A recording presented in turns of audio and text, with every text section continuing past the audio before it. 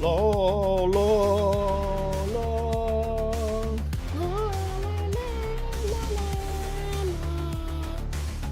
la la la. Oh my goodness. We're actually landed somewhere.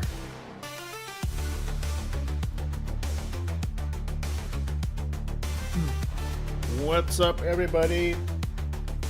Here we go, here we go. We are back in Star Citizen. This Sunday, we're going to be searching for all the vistas, all the cliffs, all the beautiful areas at the foothills. Searching for areas with the best grass, the best clouds, the best feelings of exploring new worlds, I guess. While we do that, we're going to be talking a little bit about CitizenCon, which is happening in what, a couple of weeks? Holy smokes. I'm going to check that out really quick. Like, I know that CitizenCon is happening very soon. I mean, you know, personally, I'm okay with the fact that they're doing this as sort of like a direct thing, you know, no actual physical event. Although, you know what, I had so much fun. I had so much fun when we had the event, like, locally. I went to the one in Los Angeles, and I brought my son Miles, and we had like the most amazing time, and they just dropped a whole bunch of amazing things on us in terms of like what was going on, what was you know, what they're working on. Not necessarily things that are like coming out tomorrow or whatever, but if you just like, we need to, I support that they're doing this direct, because yes, they do need to concentrate. They need to get everything like squared away with Squadron 42, and you know, not needing to like bake something bespoke just for the show is gonna help them stay on track to try and get this thing out by next year, which is like literally all of their advertising. I mean, they don't really have a lot of advertising right now, but the times that they said they talked about Squadron 42, they're always saying 2026. So it's like, okay, this is it, guys. You guys need to deliver based on those dates, because everybody now is like treating it as sort of a joke.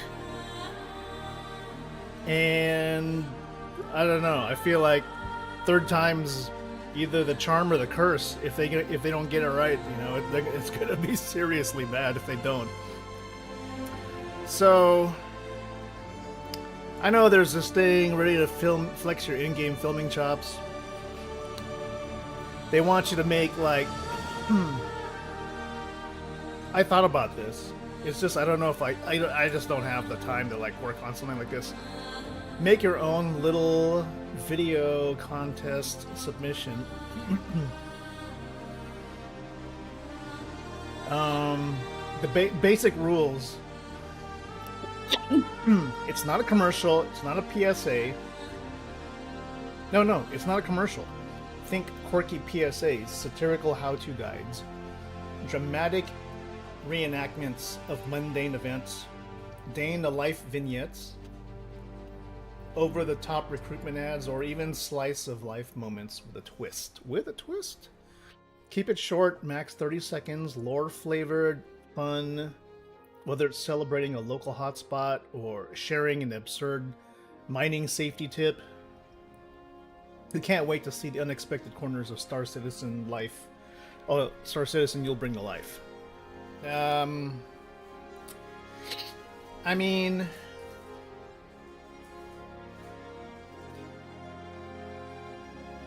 so you just have to throw on an end slate, which that's fine. God, now they're making me actually think about doing it. Please send a video link with your submission to that using Star Citizen as a subject title. Unlisted. You have to send it as a YouTube link, unlisted. Send it to, email it to them.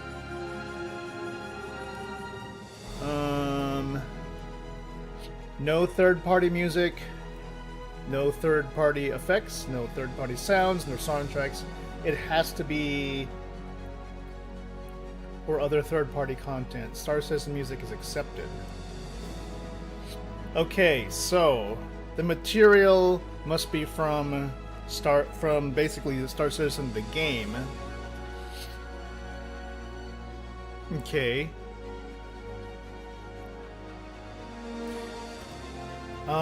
30 seconds max. Visual post-processing effects are allowed.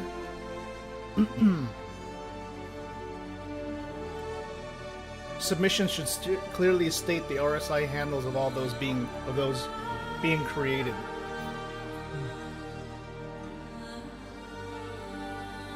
Okay, only one submission, basically.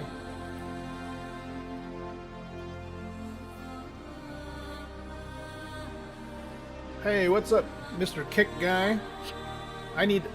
Thanks for reminding me, I need to keep a Kick dashboard up here so that I can ban all you guys who just keep coming in to spam me.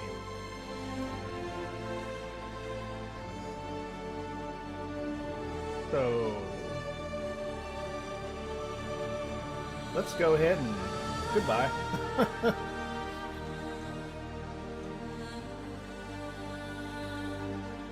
And bam, you did.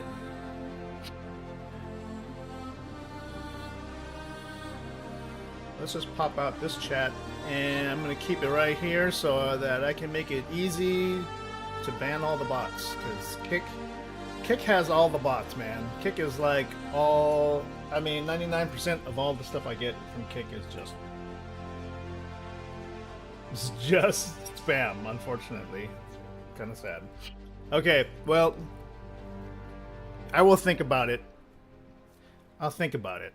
Maybe we can film some of that here. What you think? I think we can do that. You know why? Because we are recording always. And so the chances of us catching the moments needed for the actual shots are pretty good. The thing that's going to be tough, though, they didn't really talk about audio.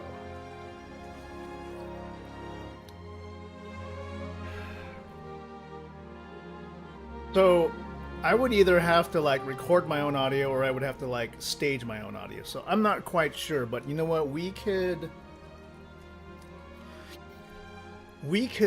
definitely make audio, and I'm not talking about. I think that's must not include any third-party music. Fine. Any third-party sounds. Star Citizen music is accepted. That kind of like worries me, because like this is basically like no talking, because me talking would be considered a third-party sound. So I'm not quite sure about that.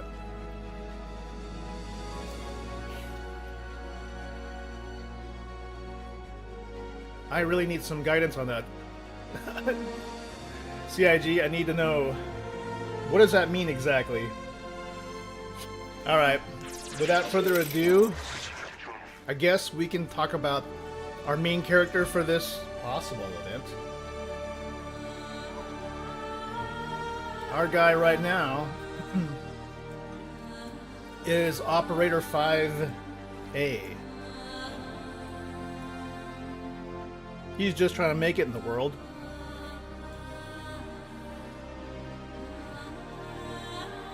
Should I give him some extra styling? Maybe I should give him some nose piercings.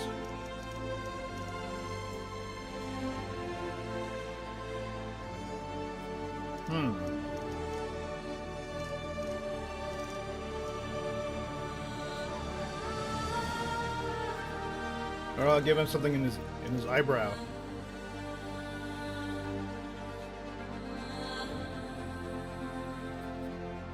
Maybe people wouldn't quite get this. Maybe in his ear?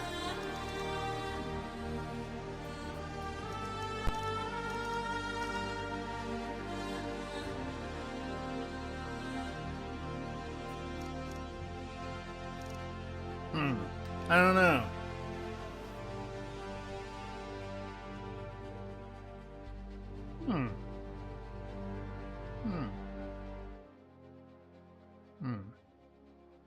No third-party sound.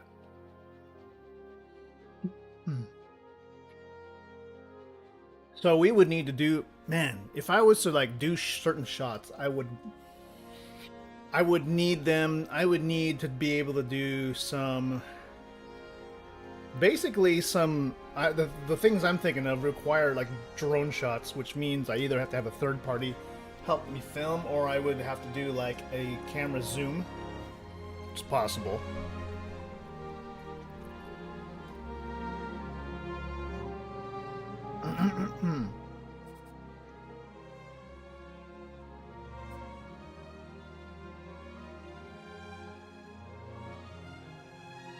I wonder if they'll be like, you know what, this would be better if they had hair because we want to show off the new hair. And I'm like,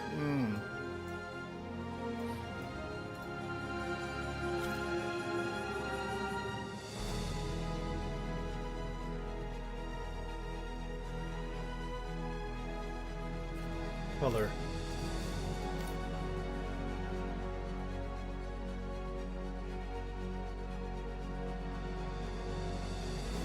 All right. For today, you have hair.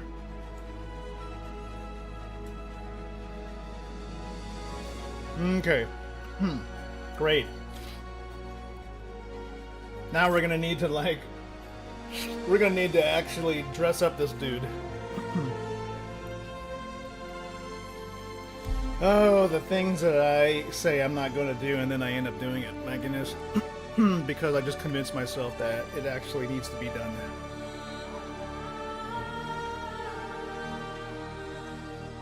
So, as part of this, I'm going to need to make I'm going to need to make a couple of outfits.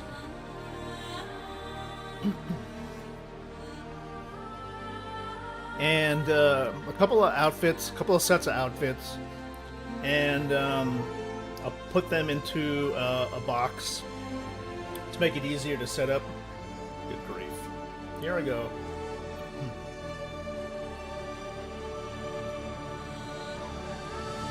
Can we do it? How much time do we have left? We have 2 weeks, don't we? 2 weeks. CitizenCon. Not even 2 weeks, 12 days. We would have 12 days to do this. Oh god, even if we did, it's due. Oh, well, you know what? We don't have 2 weeks, we have 2 days. We would have to finish this by Tuesday. We have to edit this by Tuesday. I don't know. We could probably just like act like we're gonna do it, but we don't, you know? Because there's no way we'll get it done in 2 days, man. Don't think it's possible. Because here's my dude. He's ready to rock and roll. He's on Ruin Station. Doors don't seem to have any sounds today. Now,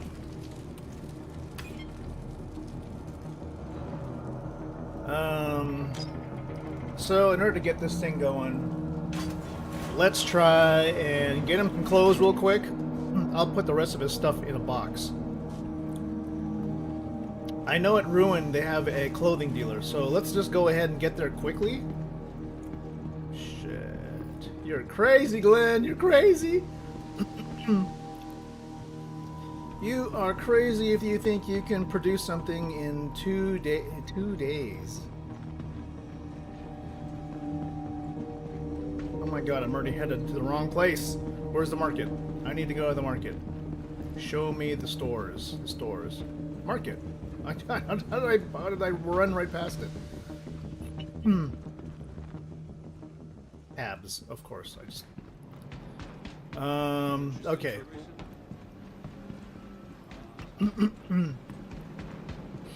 I need to have a premise. I need to have all kinds of things. I guess smolts. You have smolts light, by the way? I'm gonna get a bottle of smolts. Keep that. Couple bottles.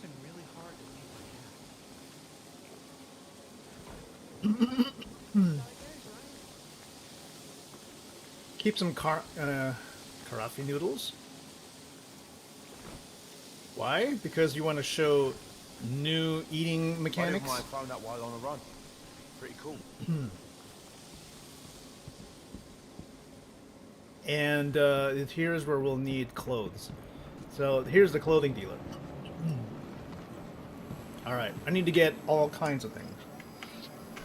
Outerwear jacket. Daredevil jacket.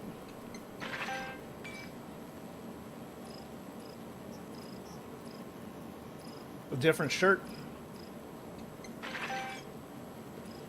Got any pants? You have no freaking pants. God. This is gonna suck. Gray boots. Wander boots. Okay. That's about as good as we can get it, man. Crap.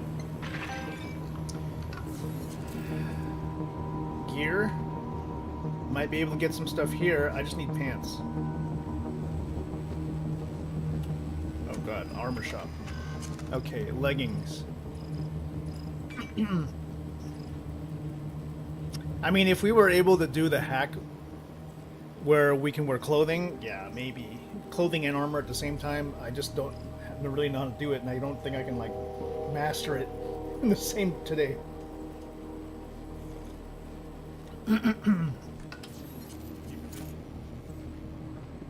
Anything close to that?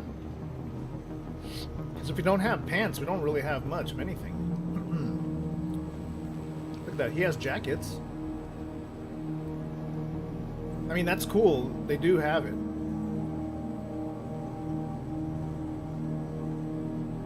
I'm gonna get... Oh, shit. Exit. Okay. Oh, glad that works.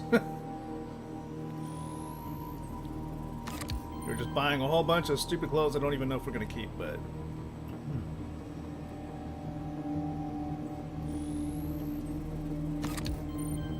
What's this one? What's this third one? Oh, the duotone duster? Yeah. That's a good one. Just, it's been out for a while. So, you know, if they do have one that's hanging, we could always use that. They've got some jackets, they got some shirts.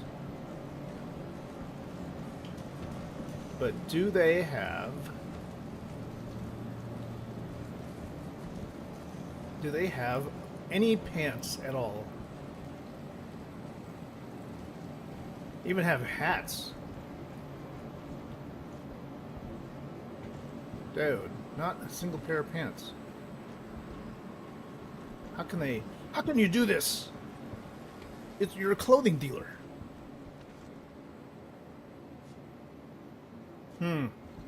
Okay, well... If not... I mean, even this dude doesn't have any pants.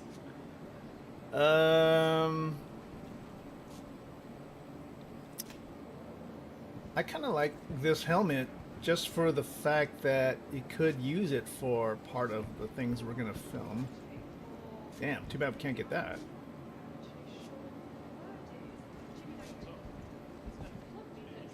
Alright, this guy here.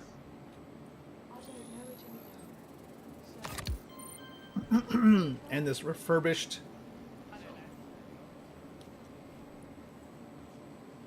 undersuit kind of looks cool.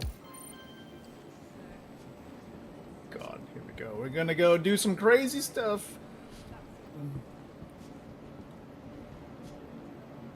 Sinkhole backpack.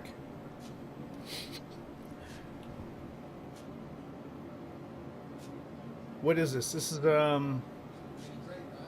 that's kind of medium, right? Okay. Part of getting stuff together for something like this really is about, it's half of it is about wardrobe. And that's the tough part. Wardrobe. For some of these, I will need like a different chest piece, possibly. Hopefully nothing large. That's about the best we could do. Yeah. Okay. So, okay, we've got wardrobe. We have the tools. We just need a box to carry everything. We might have to find our own... We might have to find our own pants. So... I might have to film part of this, like, from the neck up. From, like, chest up. So, part of the thing I'm thinking right now, holy crap, is, okay, we're gonna go to the bar. Shit, how do we get to the bar from here? You gonna buy that or look at it all day? Nice. Not Ghost Arena. Where is the bar? Okay, don't want to go too far this way. This is the PvP zone, right? What we need to do now is dump everything we got. Boom, boom, boom, boom, boom. Okay. We need, we've got a jacket. We need a shirt. So, we got two different kinds of shirts. We got charcoal, we have gray. So we're gonna wear this light top, dark jacket. Daredevil looks too formal. We'll go with the, there we go.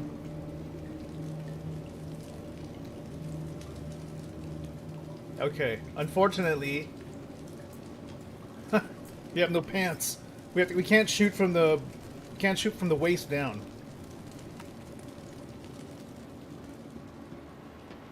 So we got to be very careful with our angles. All right, show me the bar. Hey guys, You gonna you buy guys, that or look at it all day? you guys got pants? Let me know. Or does Ruin Station not have a bar?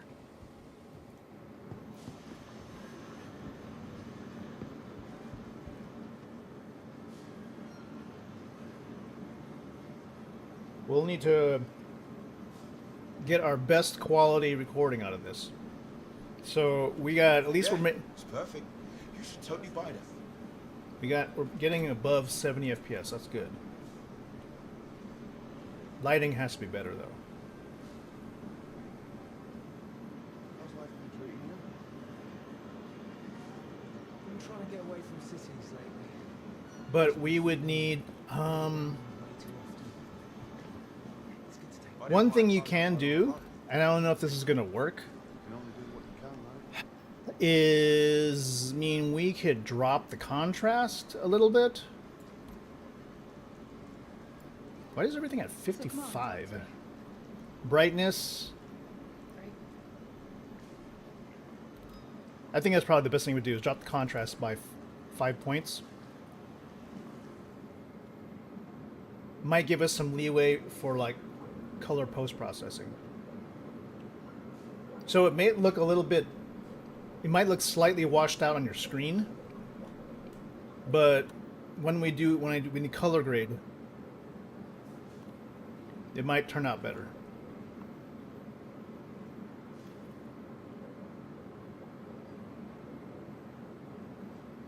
Well,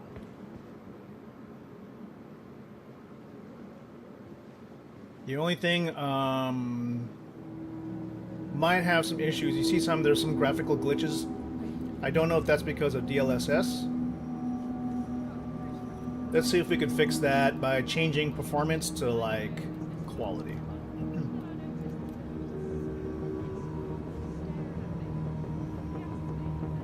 Actually, I think it did. But how did it fix? Frames aren't too bad now. Yeah, it's perfect. You should totally buy this.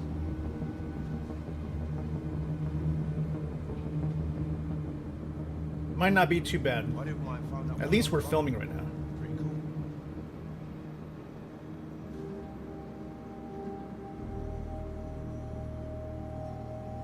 cool. Okay. I don't see a bar, so we might have to just... We might just have to film with the smolts. Can't remember where we got that from. If anybody knows like where the actual bar is in Ruin Station, let me know.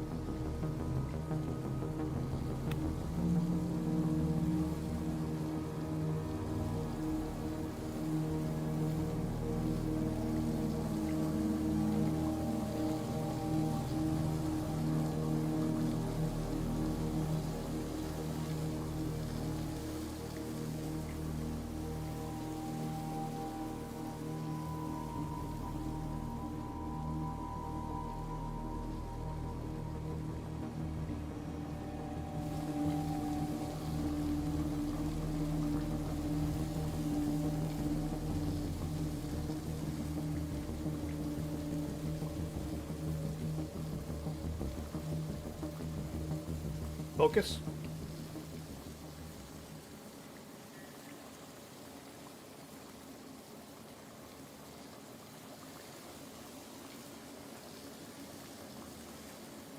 And then just eating.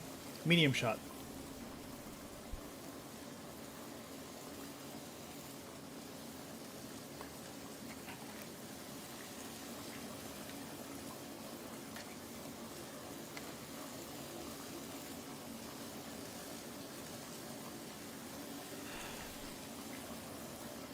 Okay, that's one take. In order to do a good film for this, you have to have multiple takes because we have to have different angles. Pretty great, right?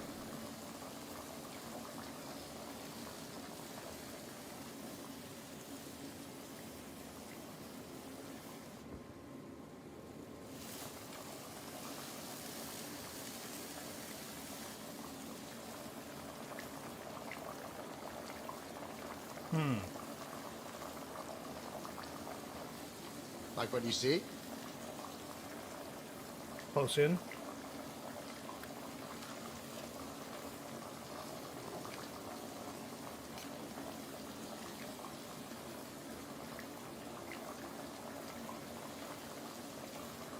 You gonna buy that or look at it all day?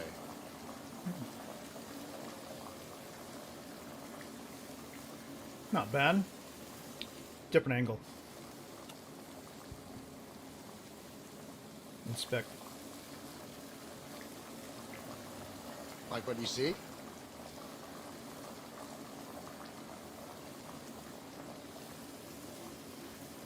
Like what you see?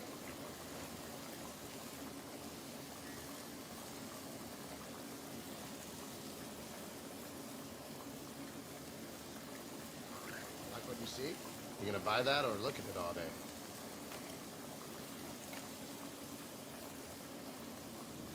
Pretty great, right?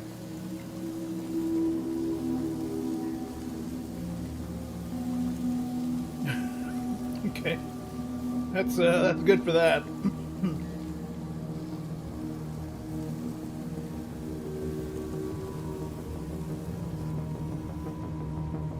I gotta come up to him.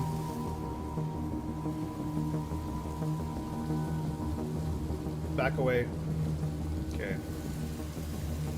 Without going too low because you can tell I'm not wearing any pants.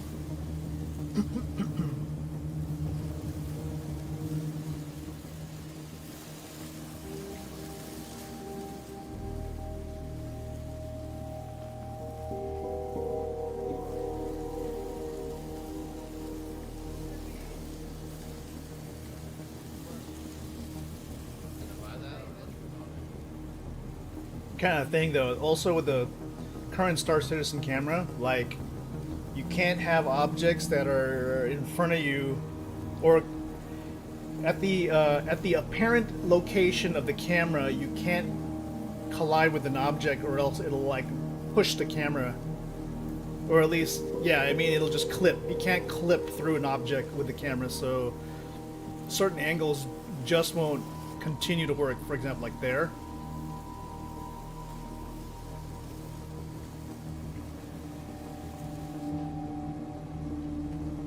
Oh, like so, like that.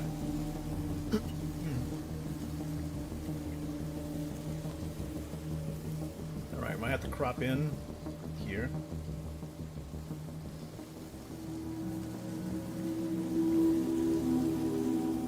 Which way is this way?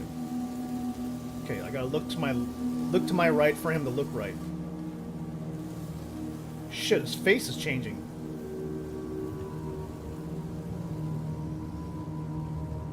That sucks.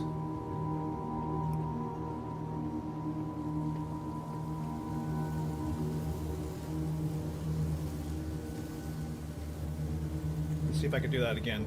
I just need a good quality walk towards where he's at. Shit, there we go again. How can you make a film when the freaking textures change? Like what you see? Nope, see? Damn it. Oh, man. You gonna buy that or look at it all day? The fuck? CIG, we can't have a contest like this. If this is how, if this is an issue, if we're gonna have consistent characters.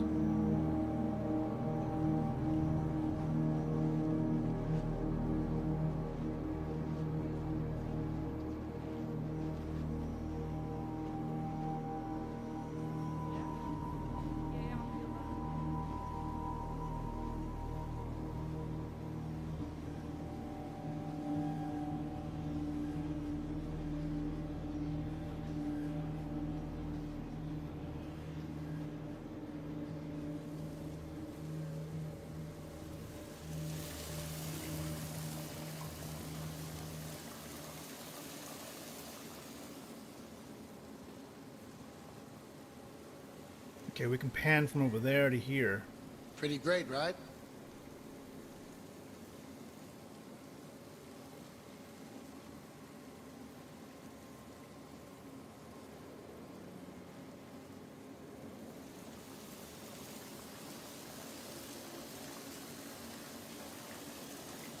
Let's see if I can pick one up.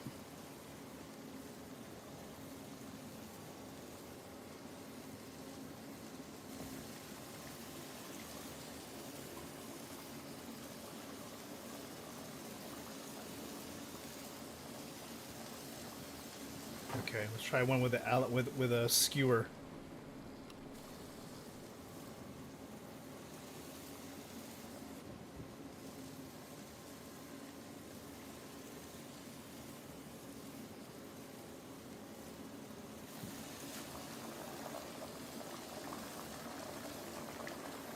I love these. I gotta keep having more.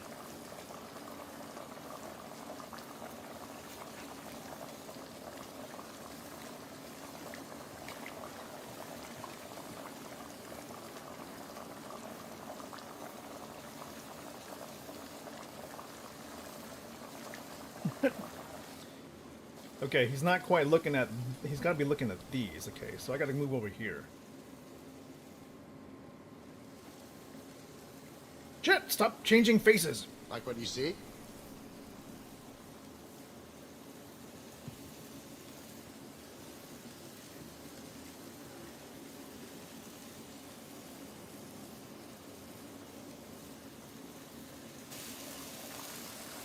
Why does he keep grabbing the karafi? You gonna buy that or look at it all day? How was the box of worms? Obviously, he keeps eating in so many of them that it must be fantastic. But he can't stop picking them up, so I'm gonna have to put it down. Ah, shit. Okay, just eat it. Well, you know what? This is a good camera angle. Like what you see? Maybe not. Yeah, so he's had like 4 of them. I'm sure he's full. But I need him to pick up the skewers. Like what you see? For purposes of filming, he has to pick these up.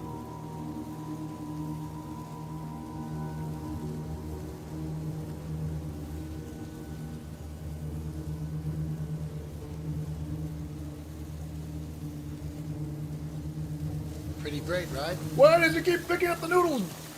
He's obviously facing the wrong. He's facing the wrong way. Okay, I want you to put down the noodles. Fresh, yeah, the fresh rat skewers. I need them. You gonna Okay, buy that or look at it all day? he's already got enough of these. I need you to put it down on the ground. There you go. Okay, we're spending money on. We're spending a lot of money on stuff, mister, so I need you to act this correctly.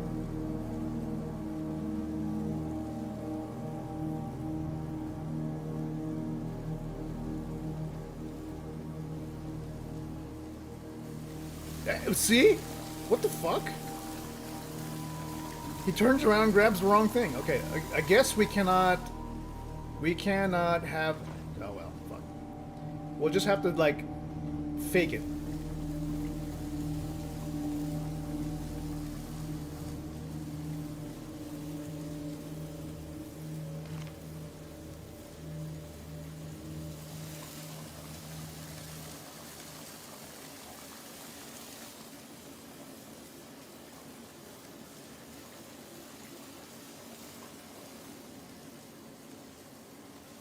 Alright, let's get a good focus on what it is. We're gonna focus on the rat.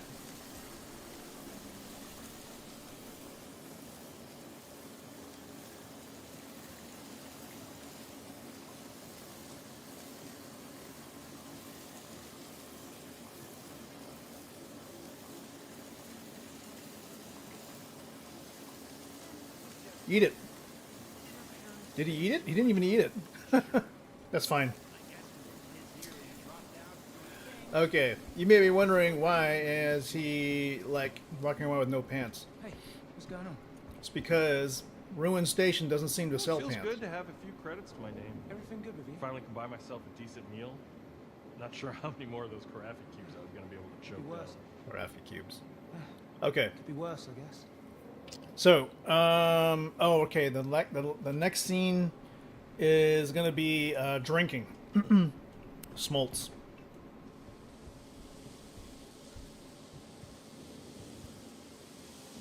Now these guys, can't wait till these guys are in business.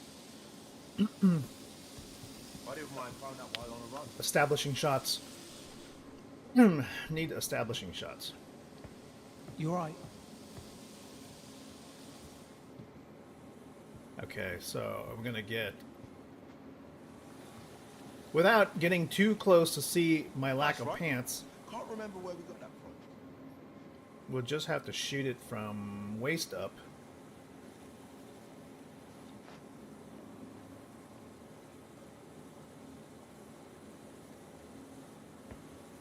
20 years ago, I swore I didn't I mind would find out remember it while on a all. run. But here I am, craving the damn things whenever I leave Pyro.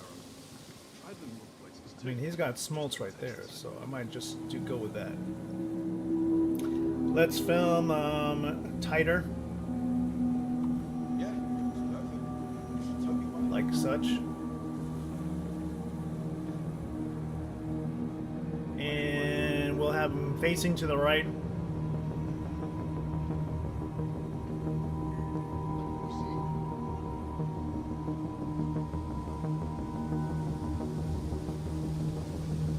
Okay.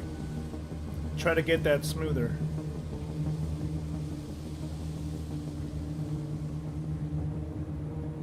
Without getting too jerky on the movement. Ready, and action.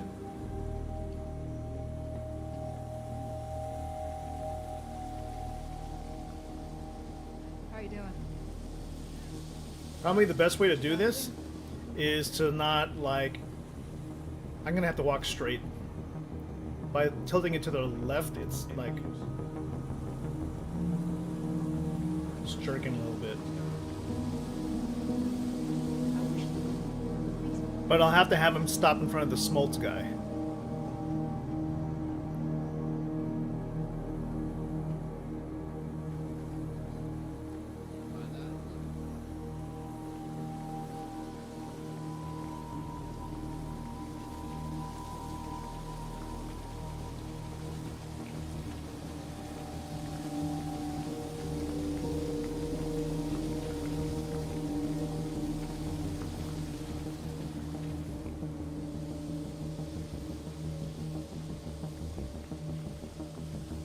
least they have plenty of alcohol. You don't remember what you ate. Yeah, exactly. Okay, let's see if I can get him to pick up the beer without picking up the noodles. In order to do so, we need to plant ourselves in the right kind of light. Shit, there's plenty of noodles for him to accidentally pick up. And lighting there's not that great. Let's still go here.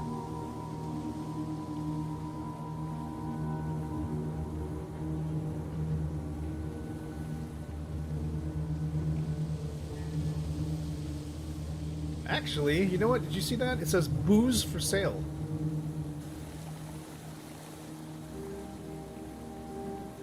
There we go. We need to push the camera to focal length over there. How do we do that? Can't really. I can't set the area of focus. I can only push the camera.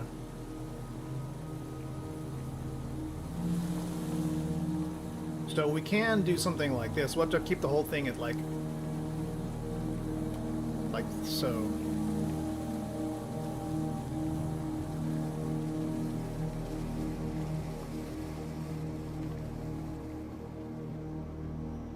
Oh god, this kind of booze? It's like the rusted can.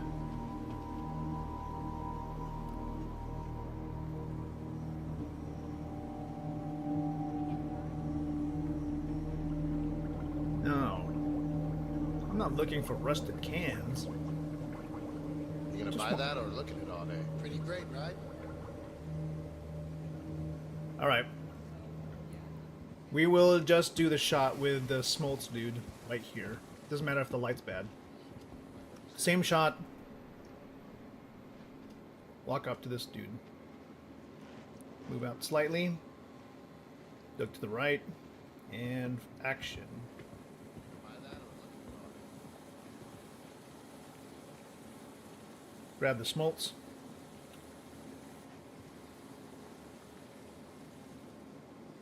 Pretty great. Dude, he keeps grabbing the noodles.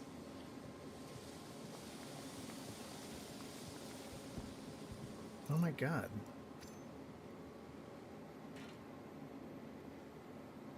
Okay, we have to like forcibly make him grab the bottle. Like what you see? Like right here. So F. You gonna buy that or look at it all day? Now get him under proper lighting.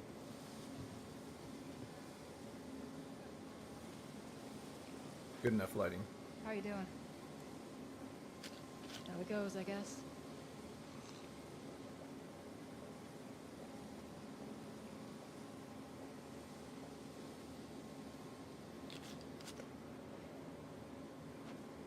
Oh my god, everybody's faces keep changing.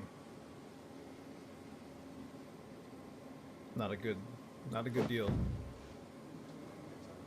I just threw down my drink. Yeah, that's how I feel. Okay, that's enough of this. You gonna buy that or look at it all day? Why stick to this? Why stick to this life when we can get away from it completely? So, okay, so we might need some kind of a transition to where a thoughtful transition.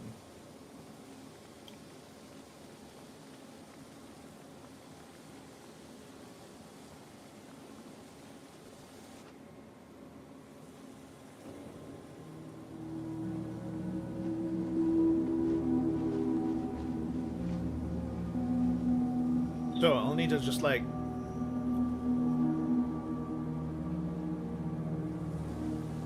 here Pretty great, right? get the focus proper.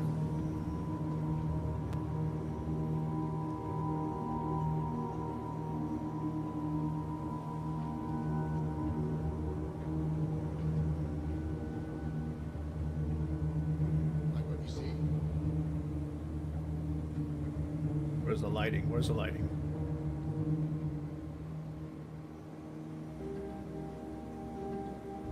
Like what you see? Good. Okay.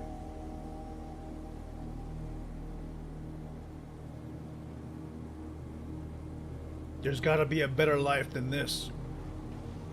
Anything new in your world?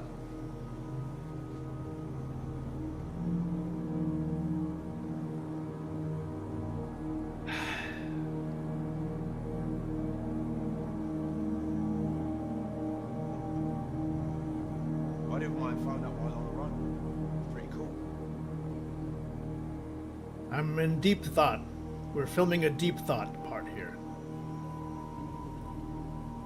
Why do I have to live like this? Why? And there's something better out there. Another deep What's thought. going on with you?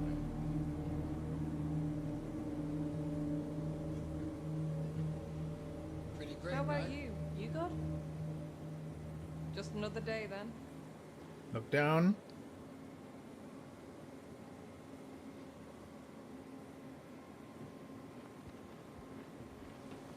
Freaking NPCs, man. I used to complain about there not being enough. Now there's too many.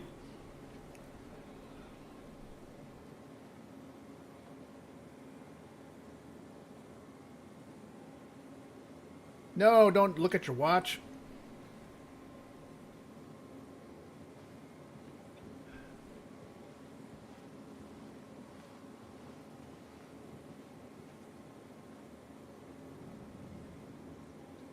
Should be enough.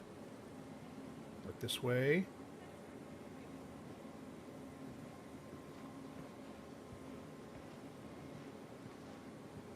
Okay.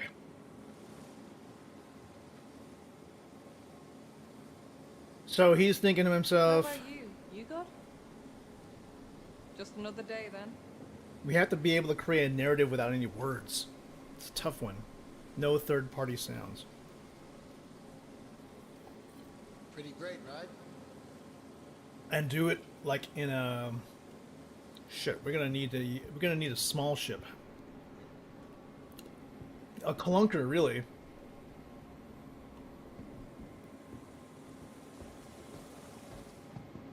Okay, maybe we could sit with this guy and get some footage.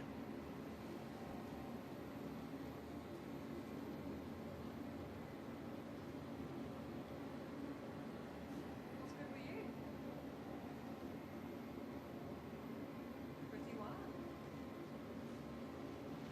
Yeah.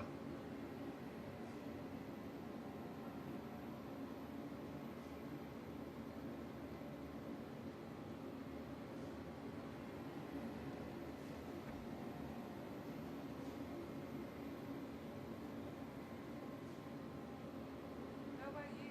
You good? Okay. All right. So now I'm thinking we might have to use something like a Drake cutter. All right, let's go get our gear. Pretty great, right? We have all the clothes we need. Let's get to our ship, and then the next part is filming. Basically, filming all the outdoor life sequences. My God, I'm stranded here. Here we go. Pretty great, right? I think Homeboy is sufficiently.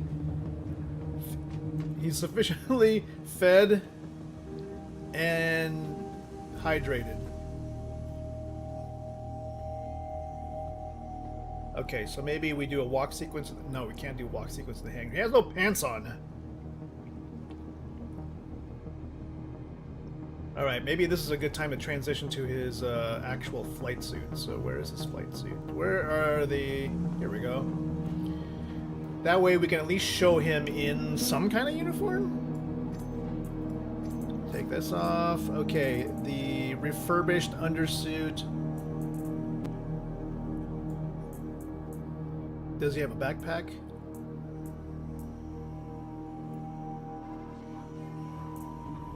He's got, okay, he's got one of these.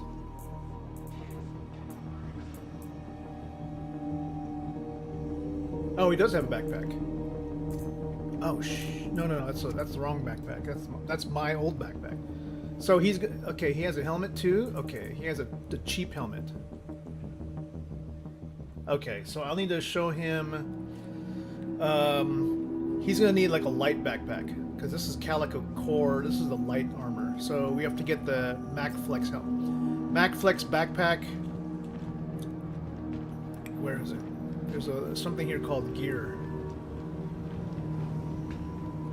Peanuts, water. Here we go. Pretty great, right? Well, let's see if they have a different backpack here. No? Okay.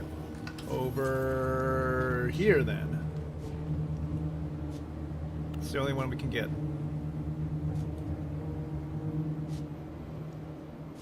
How do we buy? Crap.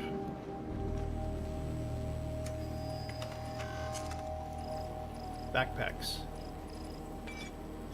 How many light ones do you got? Only one light backpack. Everything else is heavy, heavy, medium, heavy, light.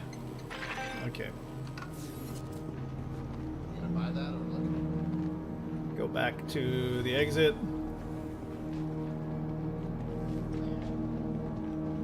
This will be how you get around. Hey, what's up, people from Kick? That's an instant. Oh no, that's no.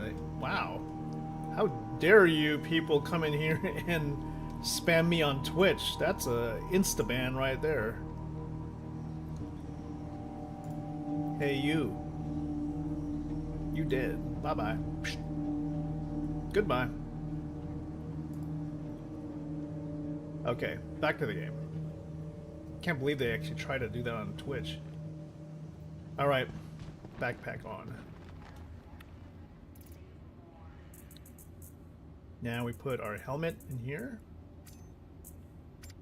And he's gonna need a multi-tool.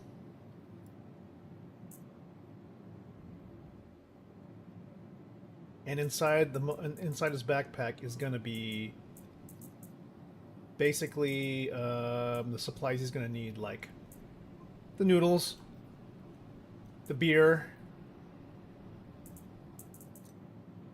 and attachments. It's gonna be from his from my pants armor. So the Campbell Light attachment, 3 of them. That should be enough. Hey, Duke Tater. What's happening? What's happening? Okay, now that we're ready to go, time to film the walkout sequence. Assuming there's no third-party audio, which means probably no voiceovers to actually tell the story. This is where we need to do... Now we can do a walkout because we can show the full body. So we have to get proper distance from the camera.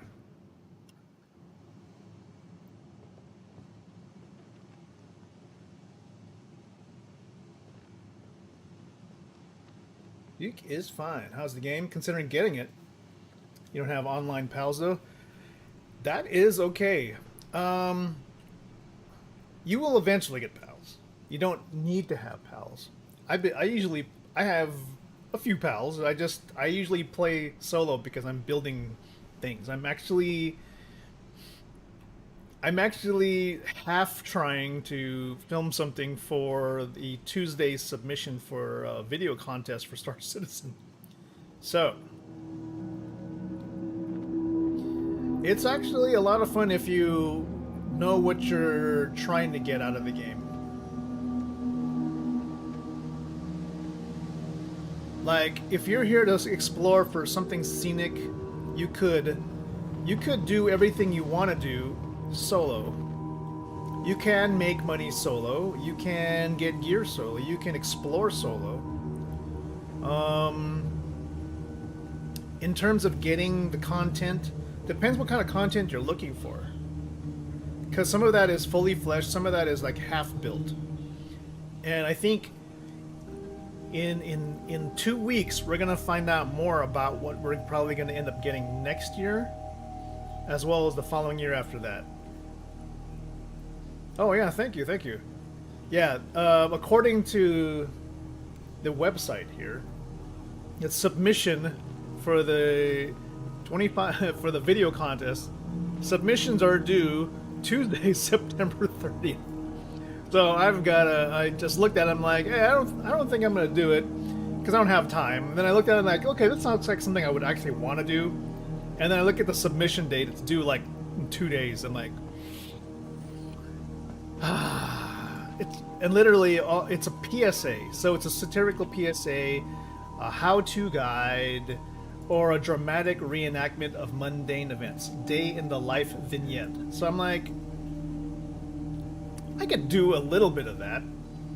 You're looking for a decent space game explorer. You played No Man's Sky. No Man's Sky, I think their update, it looks really great.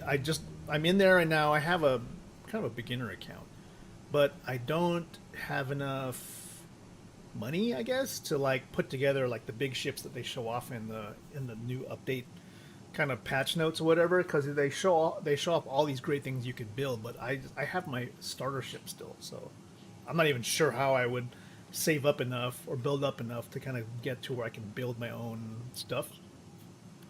Elite Dangerous is probably, to me, hold on, let me just go back to the game. Elite Dangerous to me is probably good if you want to play space trucker and, you know, kind of live out the story without getting out of the seat of your chair. So there are a lot of people who like that kind of gameplay where you're just sort of kind of riding along and learning more about the lore from the chair, you know, without actually getting out, actually talking to the aliens. You have dialogue boxes, right? That's kind of where I see it. I mean, now that they have the what's the update now? Is it Odyssey? Or whichever one where you have space legs and you kind of have something of a third person, kind of an FPS type view. It kind of feels a little bit like, a tiny bit like Star Citizen, where you have a little bit of that get out and actually walk around feel. But it has too many limitations in the sense that you really aren't exploring, you know? The exploration really happens from the ship in Elite Dangerous. When you're doing FPS, I think in Elite Dangerous, it's really for these really chance encounters. And that's kind of where those two kind of disconnect.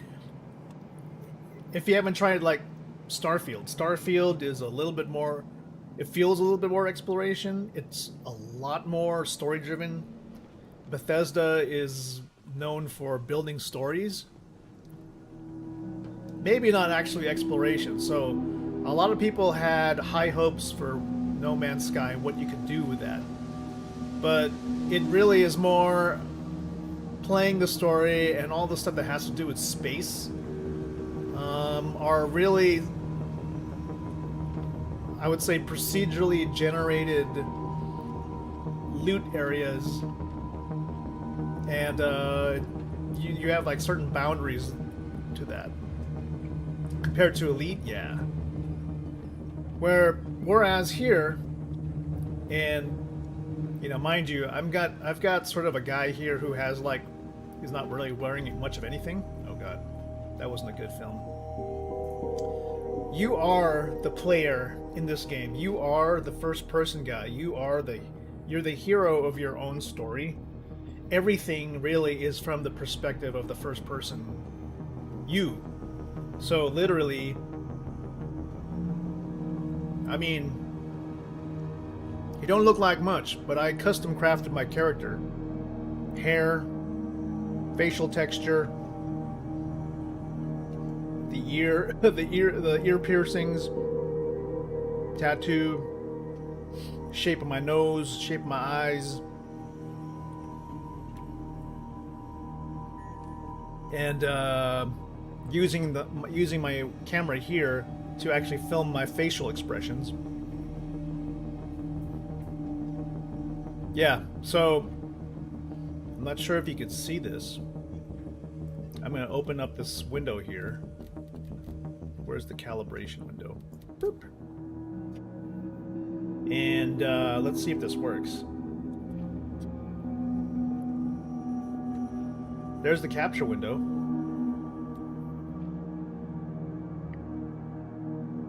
So as that's going, you can see the control points right here.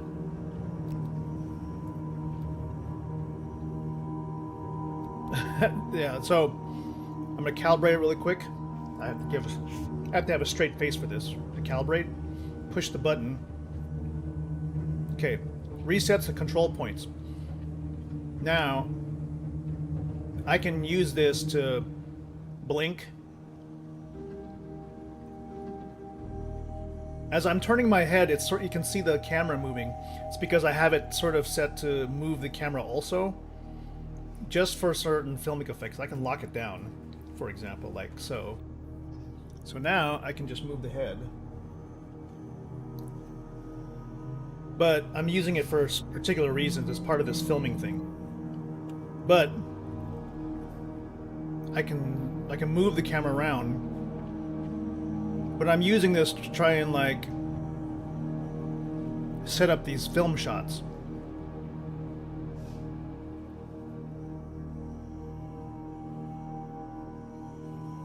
Yeah, it's well, that's just one. There's one aspect of the game is just kind of being able to, if you kind of enjoy maybe the RP aspect of it, you can be that guy. You can be literally making your own story.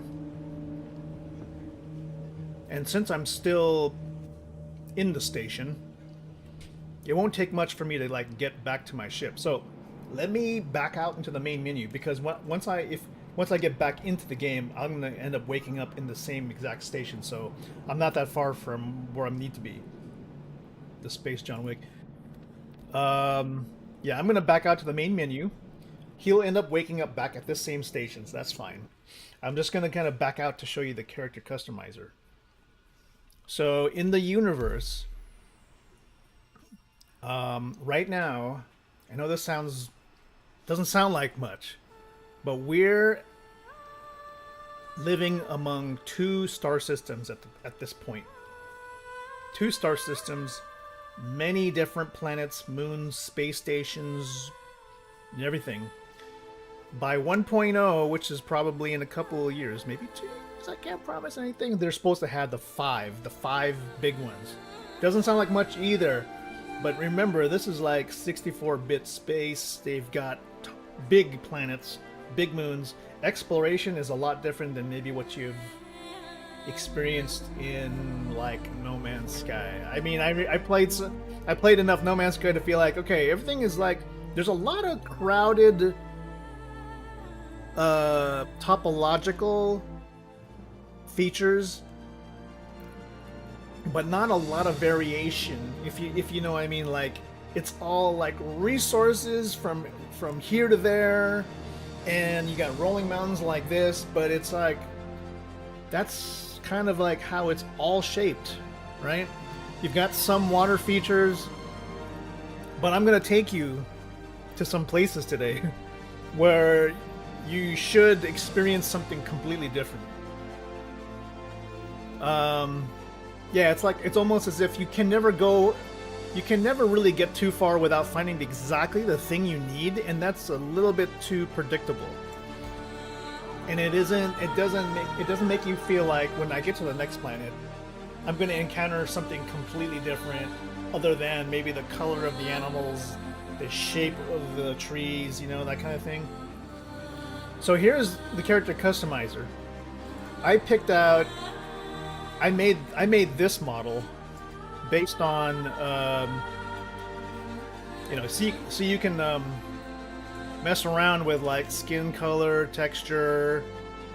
You can pick different textures.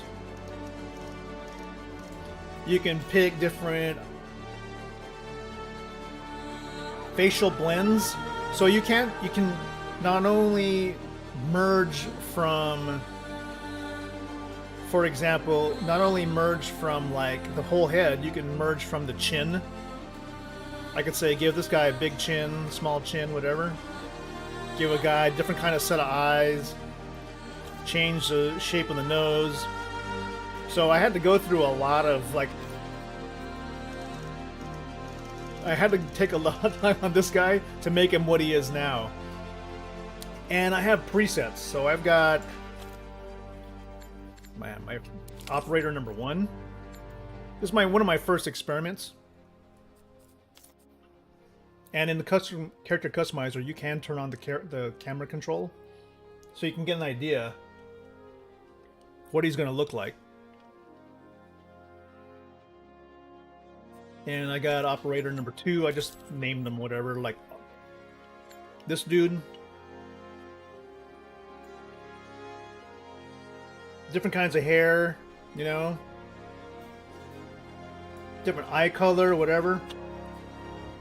Operator 3. Use this guy a lot.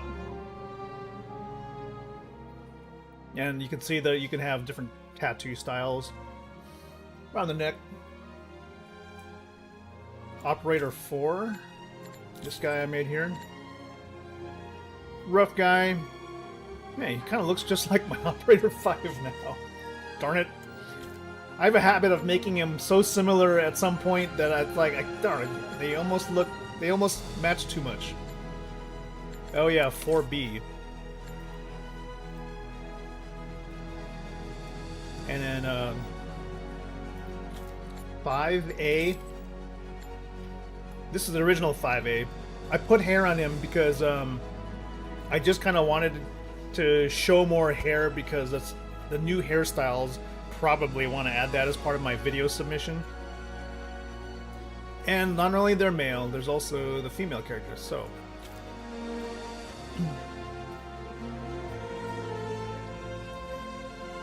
they also have different styles here.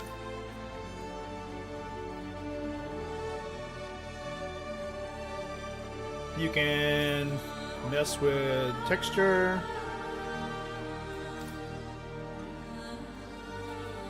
Pick different presets.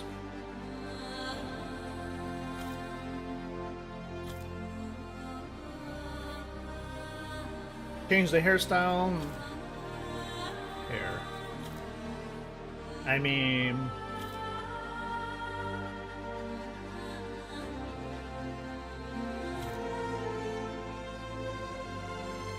You can change the hair color. Let's see, root dye. Root. Ends. Change the gradient from the roots down to there, or change the actual ends. Change the blend. Change the color of the blend at the ends.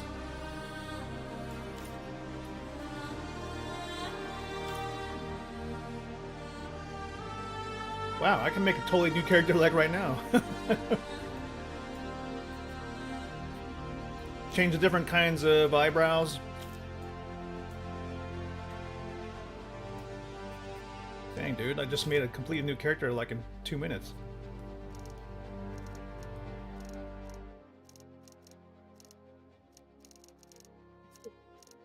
So many different variations.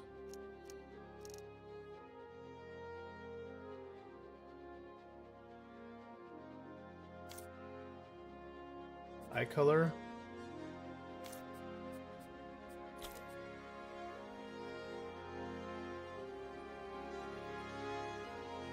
Oh my goodness, I think I made somebody that actually is different than all the other ones I made. Well, if I did so, I would need to pick a different hair, because like the hairs I pick always seem to look the same. I'll give her like this one. Well, that's a new character.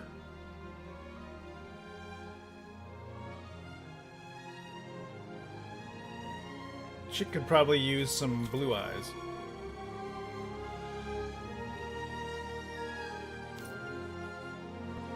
Like so. Yeah. Man, I should save this for something. That one just came out right out of the blue, but you know, I do have some presets I did save for female characters. Let's see, I'm gonna go with yeah, let's do not ABG. Let's do Jane. No, let's do Song. What did I do with Song? Song 1A. Song 1A. Yeah, so you can Customize as you wish. So, Ducator, without further ado, I'm going to go back to exploring. We're going to actually explore. So, let me just go back and pull my... Oh, wait, did I just change the guy that I just did? Okay, it was from 5A. Let me just make sure he has the right... Let me just make sure I put the hair back on him. So, he had this hair. I went and I said apply to all, and I did styling. I added ear stuff, and that was all I did. I think that's all. I think that's all I added. All right, let's get back in. What I'm saying, I'm putting this character back is because, as part of my filming, I want to make sure that they still have the consistent look for this particular 30-second spot I'm filming. But part of what I'm exploring is going to be what we're going to shoot for this video. And I may not submit. 2 days is not enough time for me to like put together like a spot. And I feel like this re-terraformation of settled worlds, I think that's the company's way of trying to hint that they're going to be rolling out their new planetary tech V5, which is supposed to bring in so many more different kinds of worlds. Let me see. CitizenCon Planetary Tech V5. I don't know if they... So if I showed you this, V5...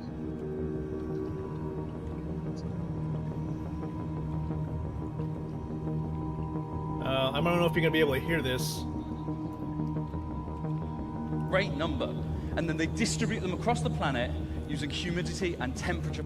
That means it's only going to get better, so be excited. Let's see and a demo. Everywhere in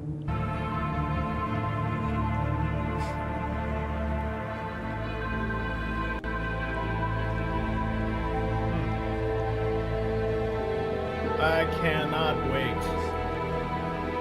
With the density of foliage, it's going to be insane. The terrain shader is based around 4 layers. We always first consider bedrock at the bottom of it all. Then it's the cohesive environment. Firm show me another demo. Remember, in the detail of the actual ground layers, you can go right up to rocks and see the actual amount of detail in them. And they have I think they added swamps or something like that. It's going to be coming.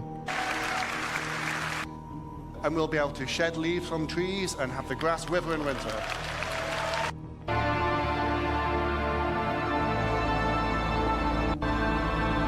Some of the stuff that's actually here is in, I'm going to say, part of Planetary Tech V4, so let's get to a place right now where we can actually see some of this stuff. All right.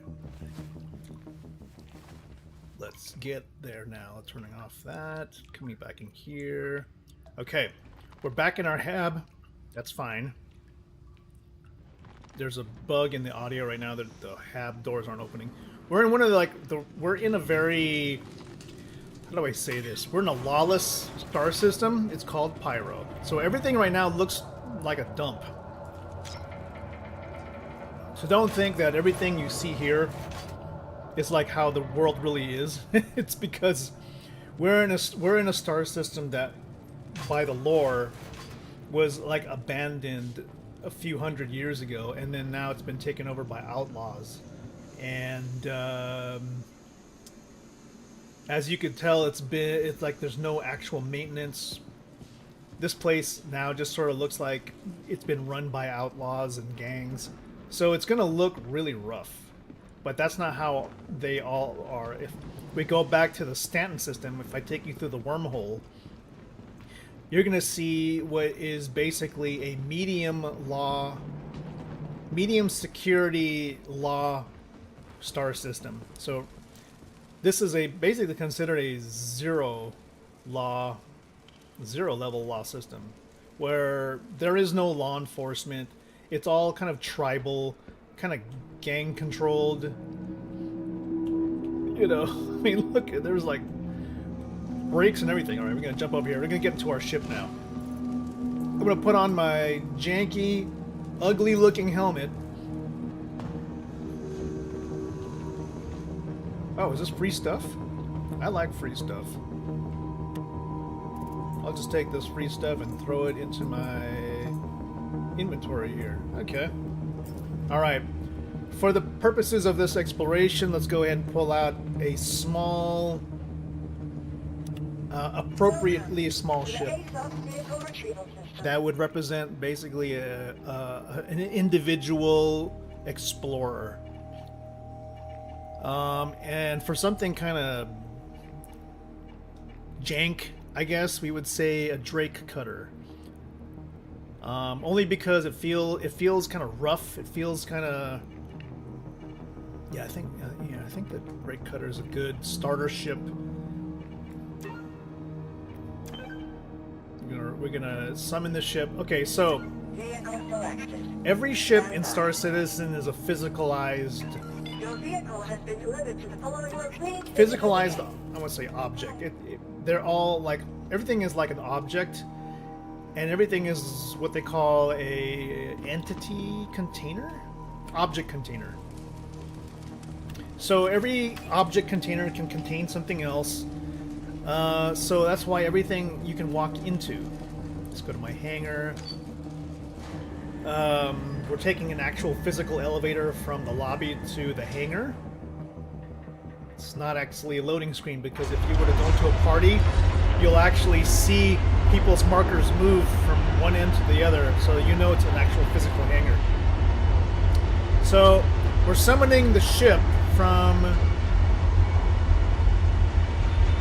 Is it here?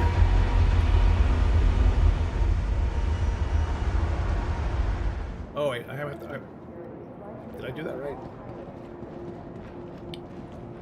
It's possible. It's possible that it could be bugged, and the ship will just pop right into view. We'll see. Oh, it says it's on a pad. Is it? I don't see it. Well, we'll do that again. Your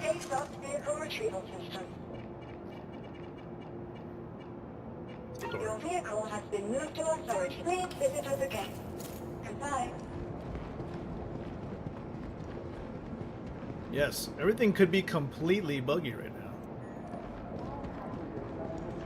Let's see if the server crashes. Welcome to the ASOS vehicle retrieval system. Drake Cutter on pad store. Your vehicle has been moved to authority authority. It could be actually. It could be bugged. Drake Mule? No, that's. Let's try pulling out a different ship and see what happens. A salvage ship.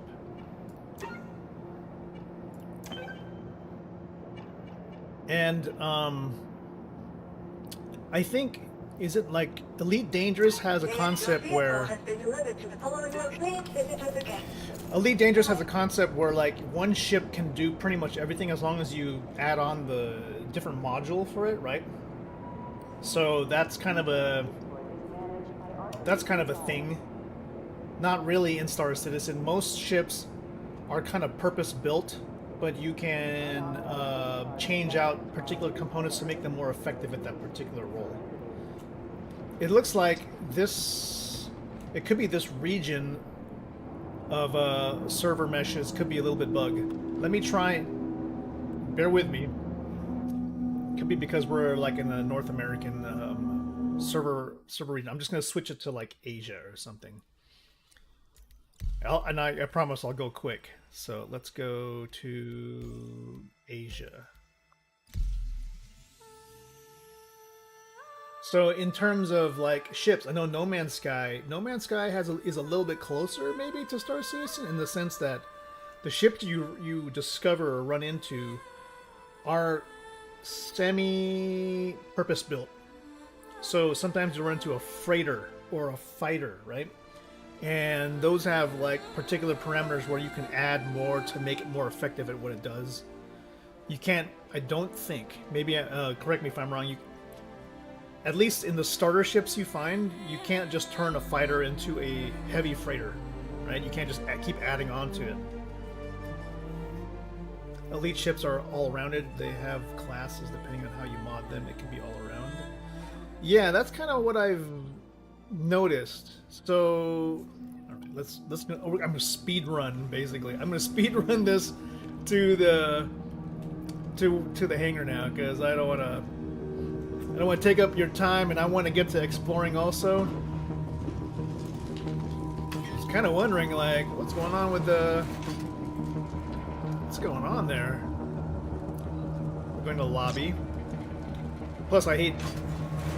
As much as the planets in Pyro are super scenic, the space stations in this system are just so dirty. I can't imagine what the smell would be like here. No one's throwing away the trash. It probably... Oh, boy. It would be completely unbreathable, I would think. Oh, really? So in No Man's Sky, you can't completely over-configure a class of ship. So they're generally probably already in a particular type, and then you can build upon that type, right? So if you find a fighter, it's probably you can probably modify how good of a fighter it gets, or if you find a freighter, you can build upon that, I guess. I think that's actually a sensible way to kind of run it. Okay, so I'm in my hangar now. Let's see if I can get the ships to spawn correctly. Drake Cutter. Alright, we're gonna call our ship.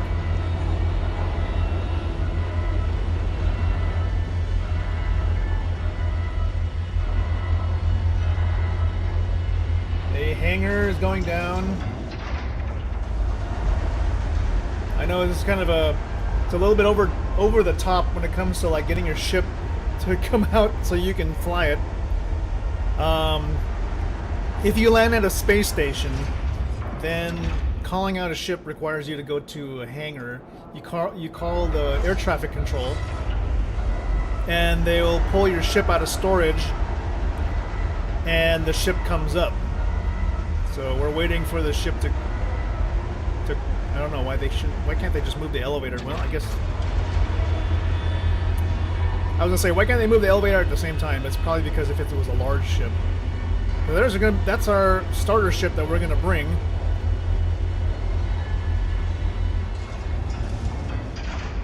All right, here we go.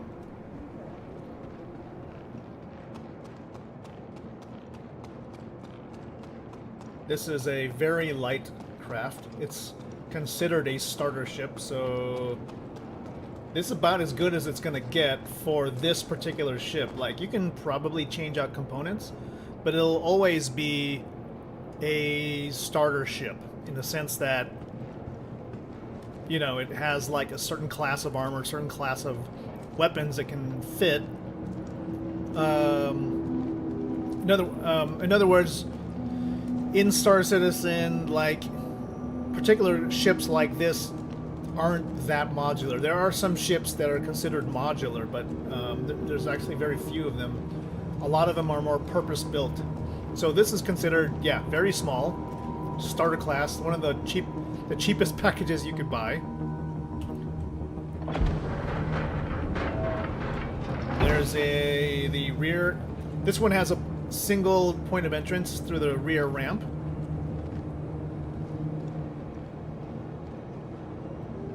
Oh, I was gonna bring a box with me, right? No, that's okay. Kinda should. Well, you know what? Let me go grab my clothes. Before we take off, I'm just gonna go throw the clothes into my backpack. It should be right here. So as you can see, yes, I was about to walk into my ship. I'm just gonna go into the inventory, grab a jacket, another jacket, pair of shoes, another sweater, another jacket, another sweater, and another sweater. And a healing pen. Can I carry more? That's about it. All right. 2 healing pens, tractor beam. Do I have? I don't have any. Do I have a weapon? Maybe I can carry a pistol. I think I can carry a pistol. Yes. I'll carry 1 pistol on me. And some. Let's see. Let's carry about 6 fuses if we want to role play like we're changing out fuses. Oh my god, I'm carrying so much junk. There we go. So, okay, I've got a weapon. Put that away. I've got a tool which I can use to tractor beam things. I've got a canister attachment, check, and I can switch this over to salvaging. Okay, good. Alright, good. Got everything we need. Yeah, like I said, physicalized ships. So you're looking at the interior of this particular one. It's a very small ship. Let's go ahead and I'm going to go first person view. I'm going to close the back door.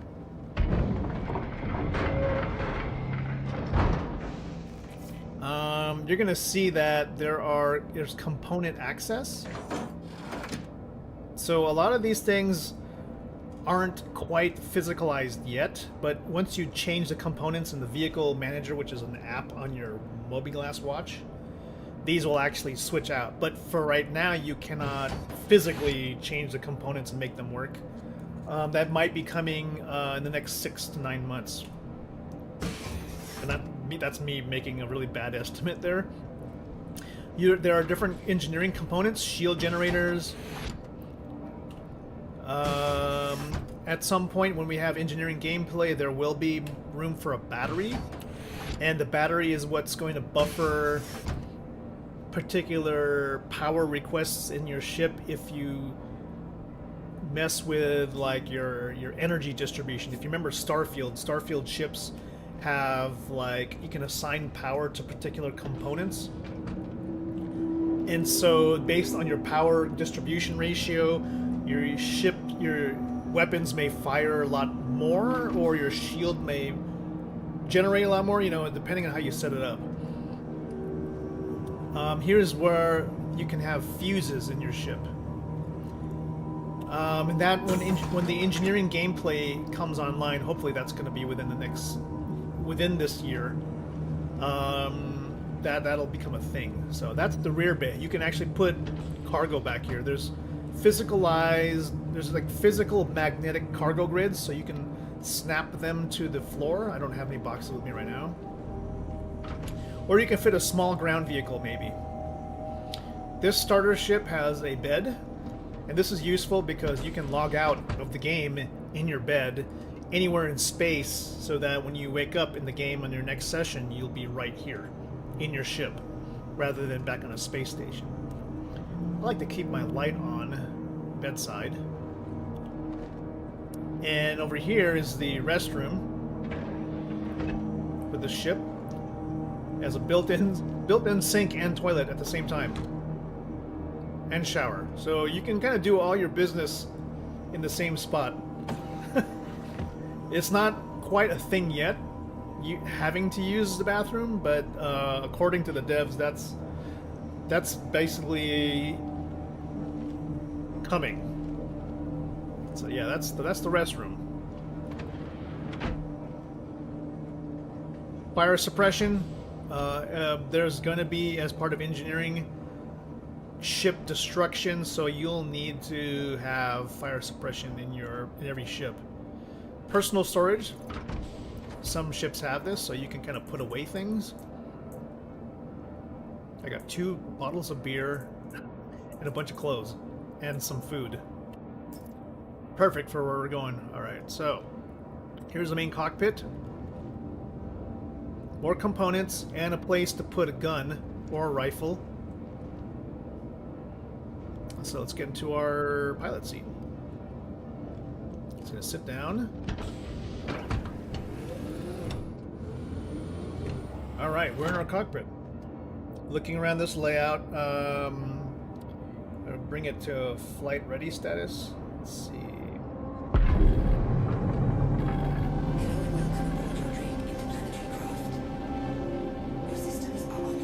All right, as I was mentioning earlier, there's a power distribution, so I'm going to look down here to this display here. I have, kind of like Starfield, here you have 6 units of available power. You can distribute those extra units as you feel fit. The UI is a little janky for power distribution. Let me just lock the camera there, so it's less jumping around. So it's sort of like a 2-pager. So I'm gonna give most of my power to shields and engines, and the rest to weapons, and the rest can be spare. Seeing as this is a small ship, it doesn't have a lot of power and doesn't have a lot of the weapon power isn't that strong. Just testing the weapons in the hangar. These are size 1 repeaters. They're not going to do that much, but you know, if you need to run, you can harass the enemy while you take off. This is the outside of the ship. That's actually me there.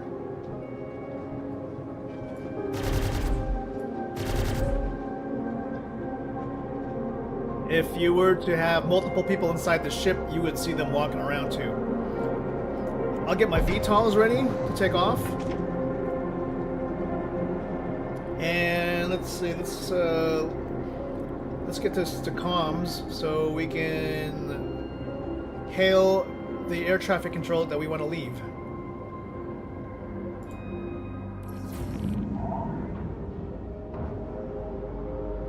Where's the... Oh, it's coming in. Okay, we're top-mounted hangar. Okay. So we just gotta look up. There it is. Hangar's opening. I'm gonna start taking off now. Launch complete.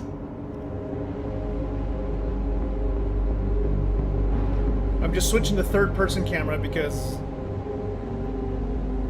it looks nice. And we're taking off from this station here. You look around. This is where we just came out of. Again, we were walking around this station, so it is a physical, actual entity in space. If you have people that are in your party, you can see them actually, their markers walking around the station. So it is real in that sense. Lifting up the landing gear. Alright, let's go. Switching back to the inside of the ship. That's a planet down there. This is, my god, what's the name of this planet again? It does, there are some scenic things on this planet. There's just not that much in terms of points of official points of interest. I don't think this planet has a lot of them, so let's see if we can get down there.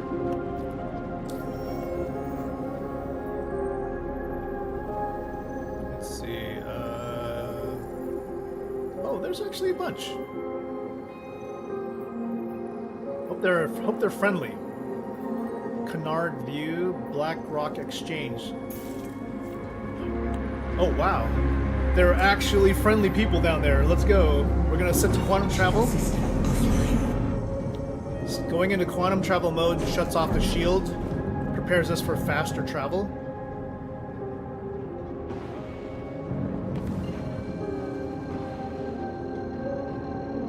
Oh, we're actually too close already? Okay.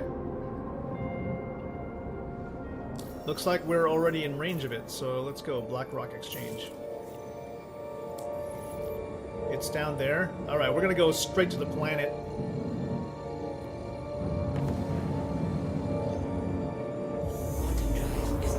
Alright.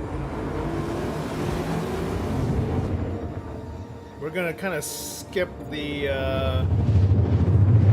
skip going through atmosphere and go straight to where we're at. Okay, there we go. So normally, if we were to go straight down at maximum speed, we would eventually hit the atmosphere and you would see the flames come off the ship. I wonder if this one actually has This one doesn't seem to have a cloud layer like some of the other planets. So, oh, there we go. There's our flame effects coming through the planet. Let me get to quantum travel so I can see where that POI was. There it is. 17 kilometers out.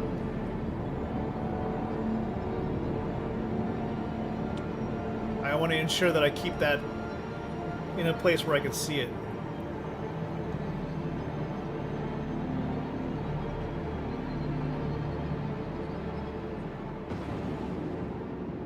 There's apparently somebody there. There's a ship there. A lot of times they're actually abandoned, which is kind of funny. I think the ship sounds on this particular model are bugged, so please excuse if it's kind of quiet. Alright, I'm gonna switch to SCM mode, but get my shields back on. Let's do a flyby of this outpost. Supposedly, this is like a market. There's some AA turrets here.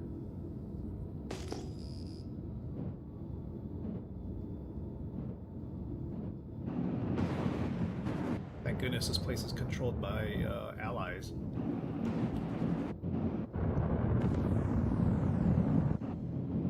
I wonder if this is an exchange, then there's probably a market here. Not the most scenic rock I've seen, but they actually might be. They might actually be selling clothes, which is kind of. I want to get a pair of pants if I'm going to be shooting anything today. Need a pair of pants.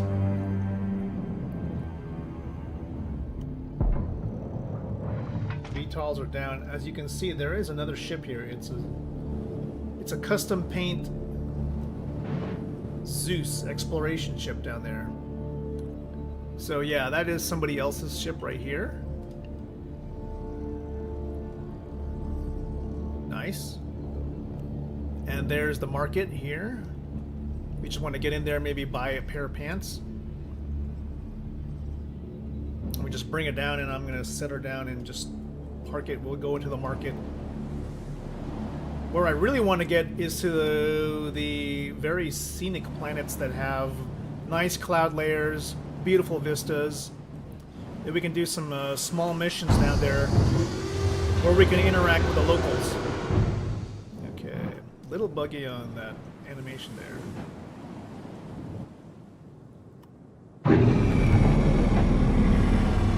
Alright, let's get out of our chair. Shut off the engines.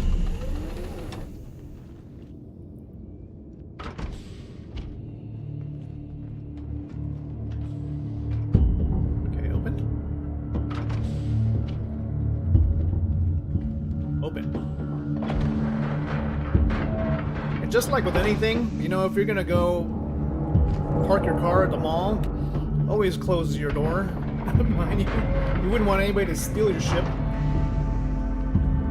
So we've landed on,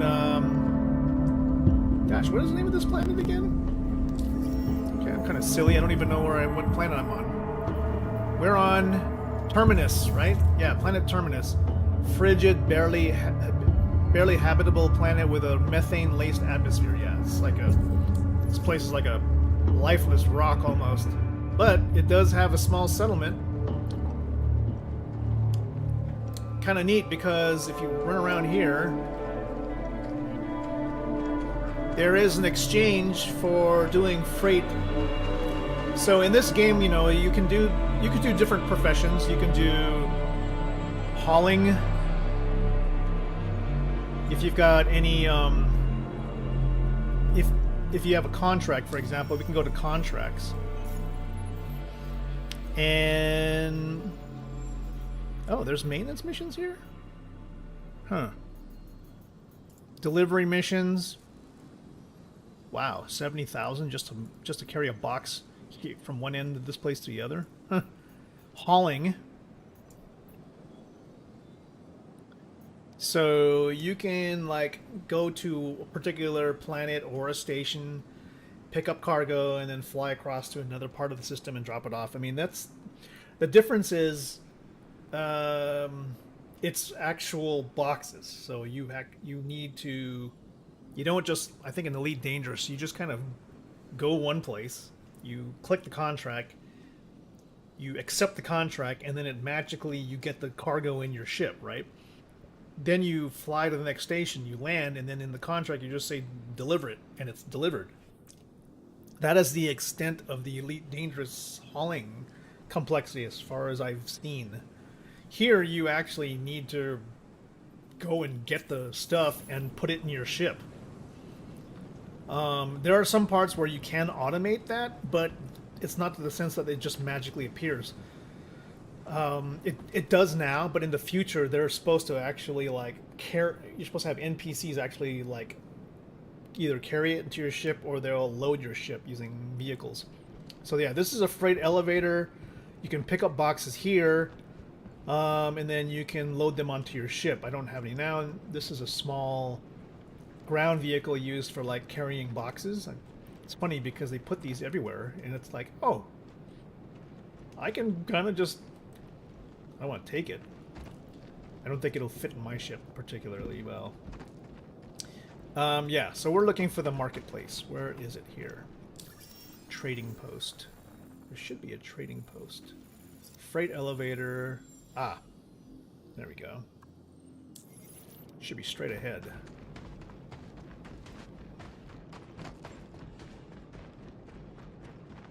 Skipping all the cinematic looks. Am I getting there? Oh. Shop.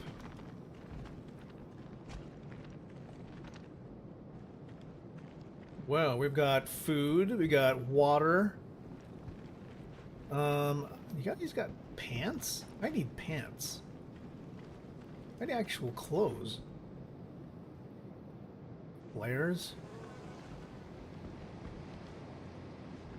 I think we can go inside the shop. Ah. Cycle air. Ah, that's right, because it is methane. Oh, nice. Perfect. Okay, I need clothes, guys. You don't mind? Oh, that's inventory. So, tell me a bit about what's going on with you. All right, here we go. One of my friends just told me about this huge deposit he spotted while at ski. Yes, Everything pants. goes according to plan. The two of us are going to go half in on an extractor. I'm gonna which put makes this it in my decent backpack. profit. You don't say. How many kinds of pants do we got? Charcoal. I'll take these. Yeah. I hope it fits. Let me look. Yes, I got a pair of pants. Nice. All right, good.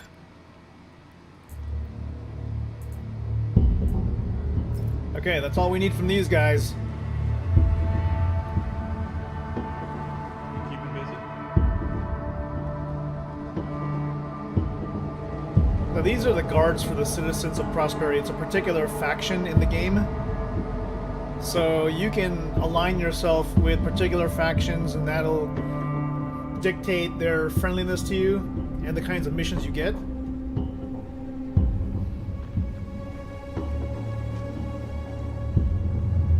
Okay, good. We've got what we came for. I think we can leave this particular planet. This planet, not a lot of sea in this planet.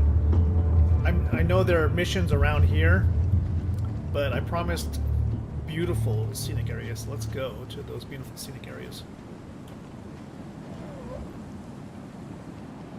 Especially ones that have more intense weather. Is it gonna rain? There's not even a cloud in the sky.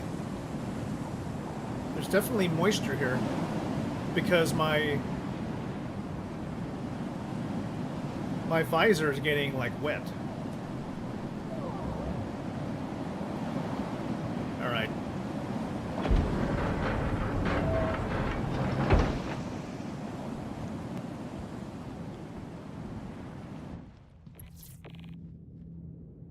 Golden Riviera. Oh, Chowdhury Beach. Yes. I will definitely go there. Thanks, Rebekara. Let's go ahead and put a lot of this stuff into the personal inventory. I don't want to carry too much of this in my backpack. I feel like it's gonna... Why do I feel like I'm gonna lose this stuff? Or we'll at least keep... There we go. Maybe we got more room now. We got one pair of pants. We got a couple of jackets, a couple sweaters, and some things there. Yeah. Hopefully we can find a spot where we can refuel along the way. And make it to Chowla's Beach. Is that on... Let me... luckily we have this... The star map now has, like, Chowla's Beach. Is that on... Oh my gosh, that is on Pyro 4. Wow, that's far. We definitely can't make that in one jump. We'll need to refuel along the way, so... It's not a bad thing. It definitely will take a bigger ship to get there. We're over here right now in the corner of Pyro, so I could probably make it to Bloom and refuel at...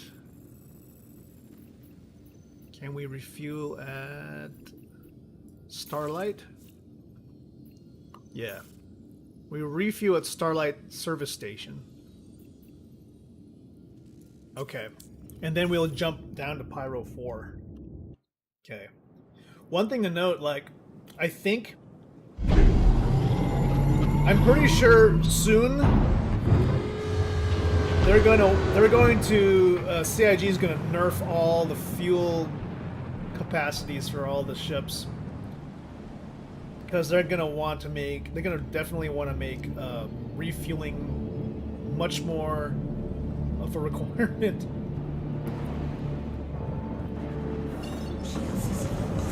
They're going to need to make, like, repair ships, refueling ships a thing. Because we do have them, no one uses them because no one really runs out of gas at this point.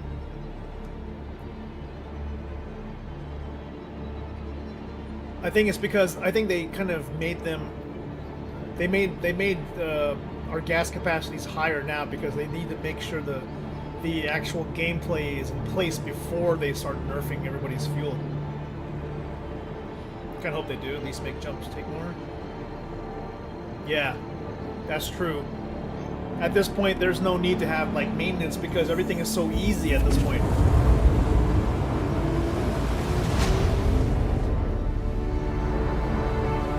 But I feel like, yeah, they shouldn't punish players right now because those gameplay mechanics aren't there yet. And it would be completely like the Hunger Games if everybody ran out of gas everywhere. I think there was a build where, like, small ships, they could not even leave the area of Terminus because they just couldn't make it anywhere nearby.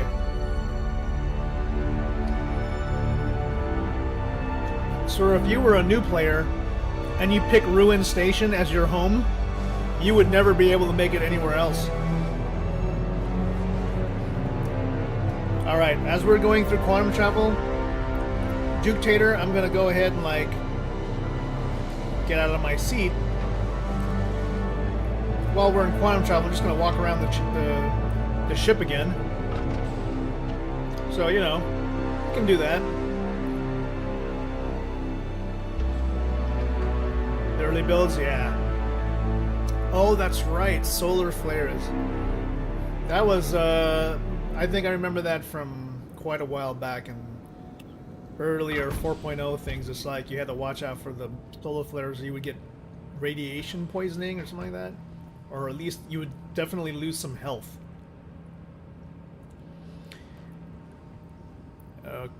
I do not want to... Oh, well, I don't want to fly out the back in the middle of quantum travel.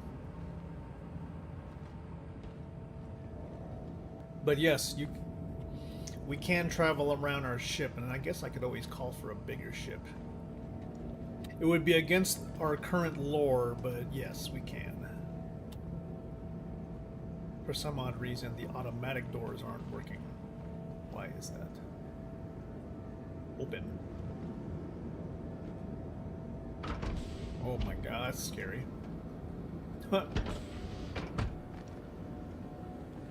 We can look on our star map to tell exactly where are we.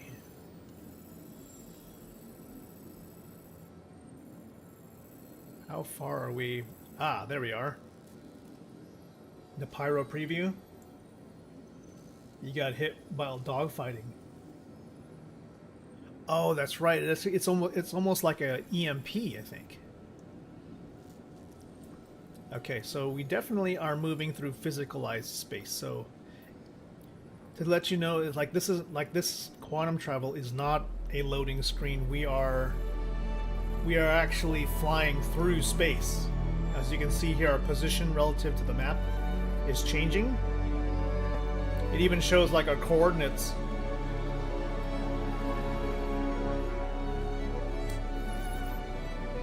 But if I was to go back into the chair, it'll actually show our routing information for how far we are.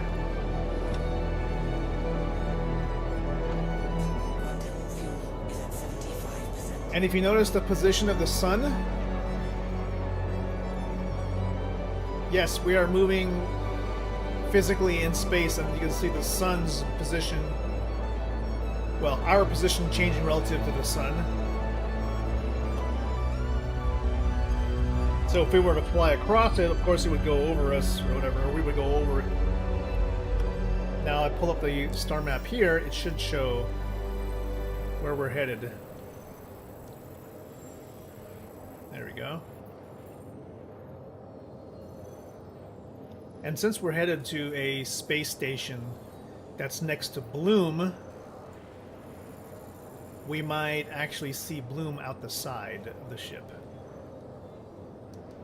I think Bloom has some scenic things, right?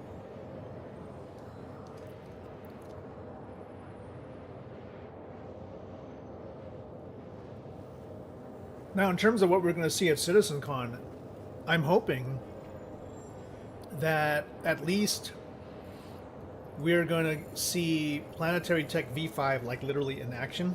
If this whole thing with the loading screen when we first get into the game is true, quantum fuel is at 50%. Then it sounds like they're going to terraform. They're going to terraform maybe Microtech. I'm thinking. All right, we should see Bloom off to the side pretty soon.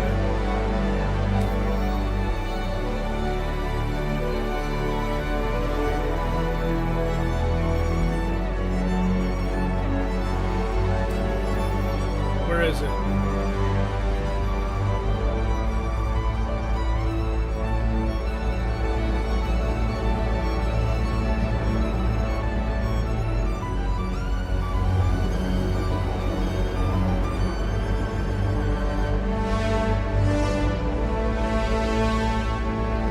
Oh, a moon? Oh, there it is. That's Bloom right there.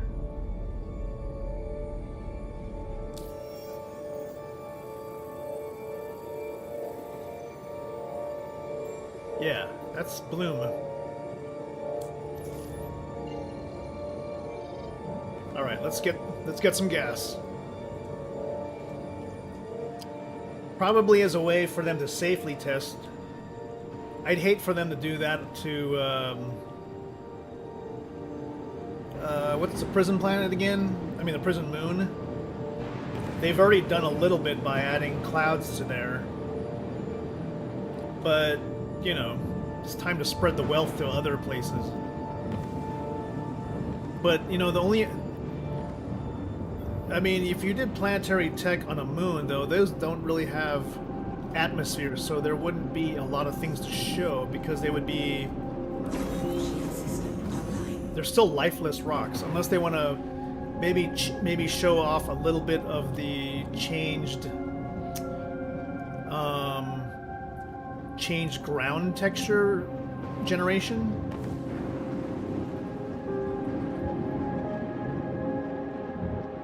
Aberdeen. Well, Aberdeen is kind of well done already. Whoa. So maybe they'll add it to all the other moons that right now, for example, none of the moons have actual volumetric clouds or anything. They have like a 1 pixel layer mist that they've been using forever. Alright, time for us to get gas. Refuel.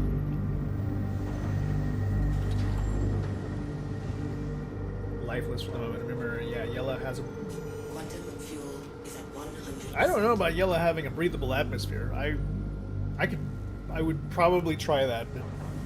I would definitely keep my helmet handy just in case.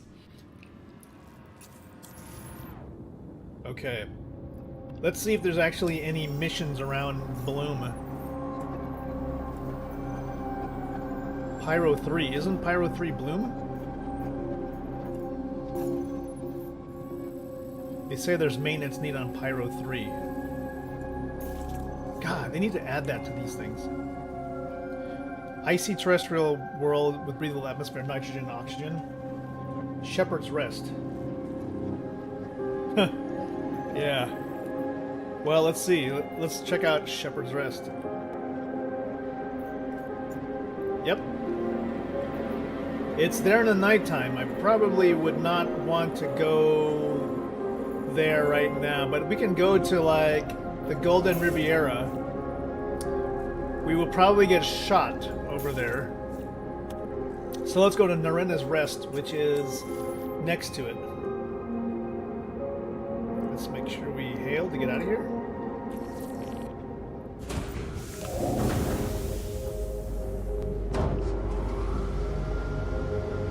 I'm gonna turn around.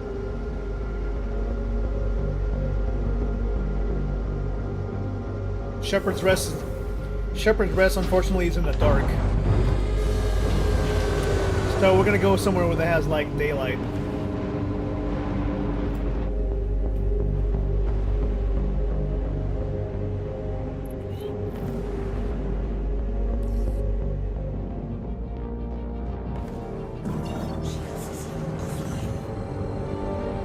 Okay, 3, 2, 1, and go. Just left that asteroid cluster and base and heading to the planet that is just nearby. My predictions for CitizenCon: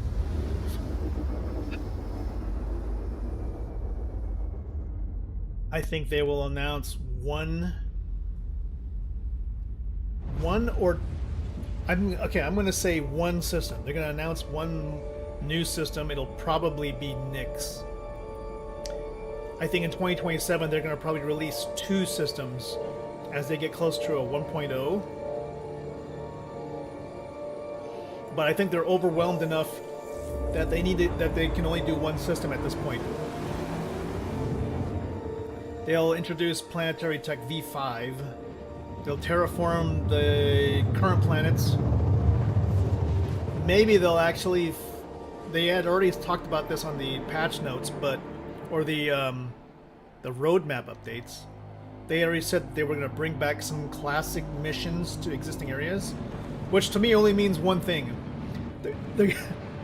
All those missing Stanton missions are going to come back, like box deliveries, which is how I originally started exploring.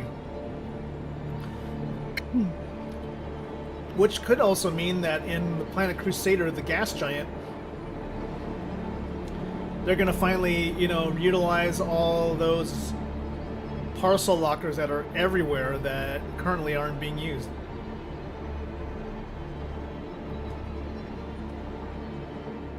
Yeah, they would have to do... It would either be one... Where is it now? Where is it? It's this one. It's either going to be... There's going to be 2 things. It's either going to be one system or it's going to be 2 systems. Because I don't think they have enough. They've gotten far enough where they can rapidly do 2 systems at the same time.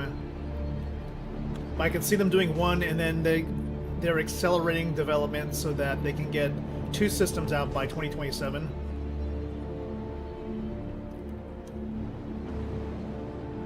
Oh boy, the clouds are dense here.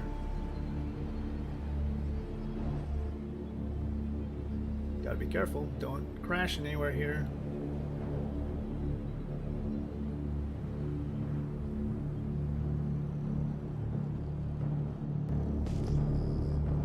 Getting close to the ground. Where are we at? Looking for... It's gotta be below us. Yep.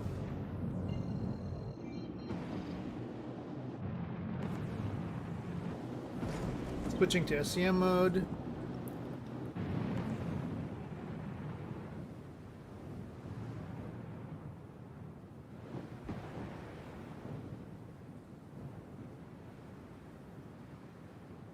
All right, hit me with that. Hit me with that music. Where are you? Where's that outpost?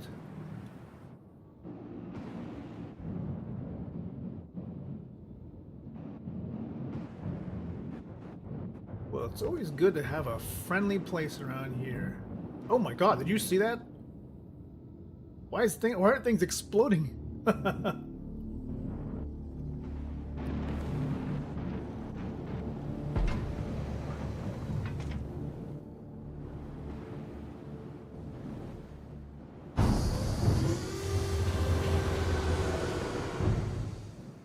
That's always weird. Whenever you have like your VTOLs down, like the landing gear comes out weird.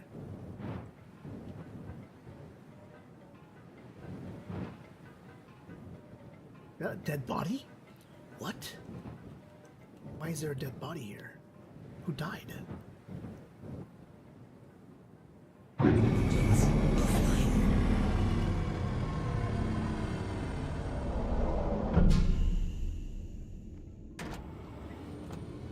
Well, whatever it is, that's some free gear. Time to pick up some free gear. Kind of strange though. This isn't that hopeful exploration music that we usually get. Maybe it's because we're on this part of the galaxy. He ain't gonna use this, right? Can I borrow that? Gemini F-55. Nice. Oh, it looks like one of those bad dudes. Wait, we are in CFP territory. Why do these guys look like they're wearing outlaw gear?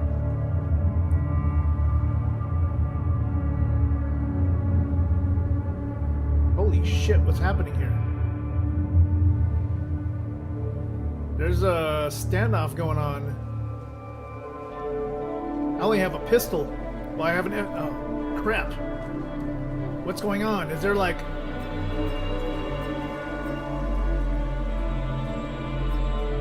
Is there a gunfight about to happen? Did we land in the middle of a war zone? Okay, closing up the ship.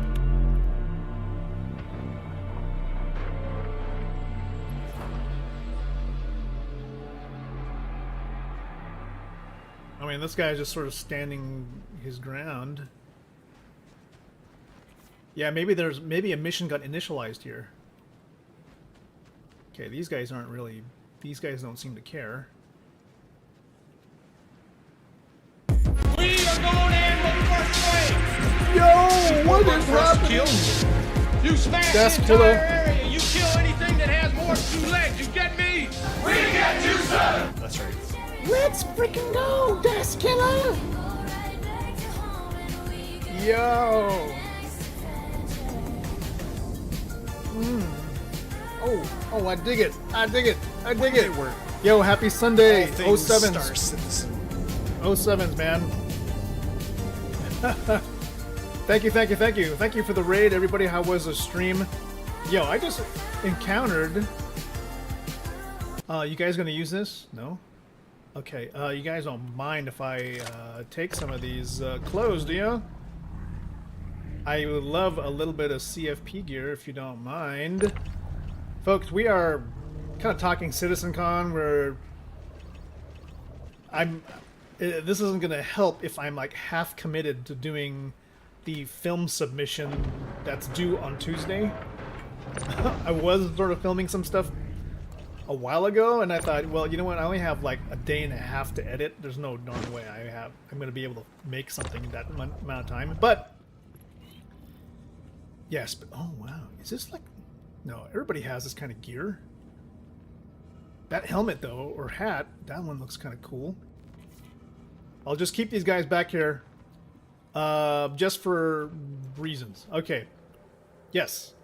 Anyways, you've heard about the CitizenCon. What's up, Danny Vega? I hear a ship. You see that?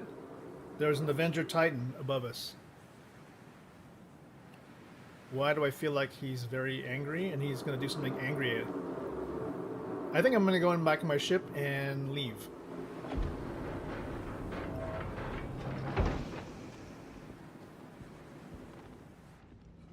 It's a lawless system, guys, so we need to be prepared for anything. You did some ASD looting. Oh, nice. Red Wind. I heard Red Wind you can actually make a ton of cash. Alright, let's get the F out of here.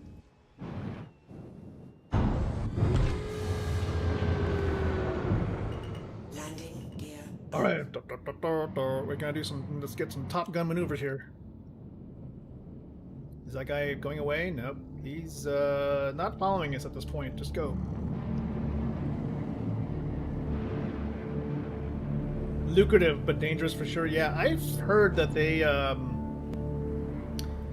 take you places that you don't really want to. You don't want to be. Okay, let's see if I can get away at least from this area where that Avenger Titan was, just so we can pack these corpses gear into our storage for use later on. We might need them for filming. ASD, you know, there's some great stuff in that dungeon. That's kind of what it is. It's a dungeon. You're doing a dungeon crawler. But it is really dangerous. So, have you gotten to that third stage? Whatever the final stage is?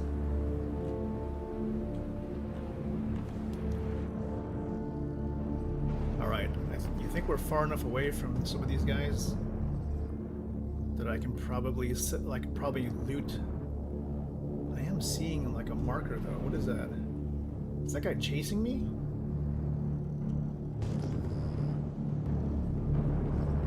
Just seeing like I'm seeing a pip. Final stage for now. Oh my god, yeah. I swear, like, they really have a thing for underground facilities, and I hope that as part of what we might be seeing at CitizenCon, you know, we're talking about Planetary Tech V5, that maybe part of Planetary Tech V5 is a return to maybe building out interiors, because they talk about building interiors a couple years ago, but for facilities and civilizations that aren't necessarily underground.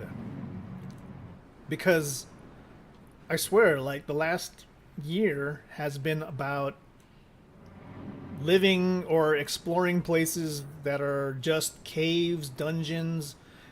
There are no actual civilizations, right? We all live in underground bunkers. Oh, there's some water. All right, let's go.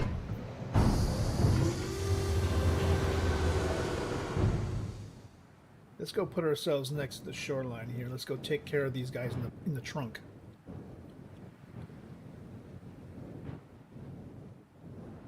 Because these guys have a tendency to, like, disappear from your ship when you, like, go to quantum travel. All right.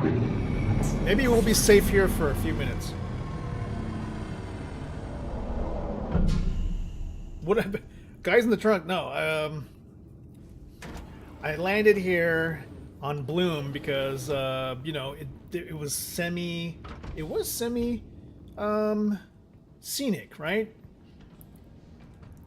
These guys right here. Okay. I landed down. It's a CFP facility. See, I got clothes here for filming. Oh, now the scenic music hits. Unfortunately, I'm not doing anything scenic at the moment, but... Well, you know what? We could go outside and be scenic. Let's do it! While the music is playing! Time to film! Yeah, there is an atmosphere here, right? Yeah, it's just cold.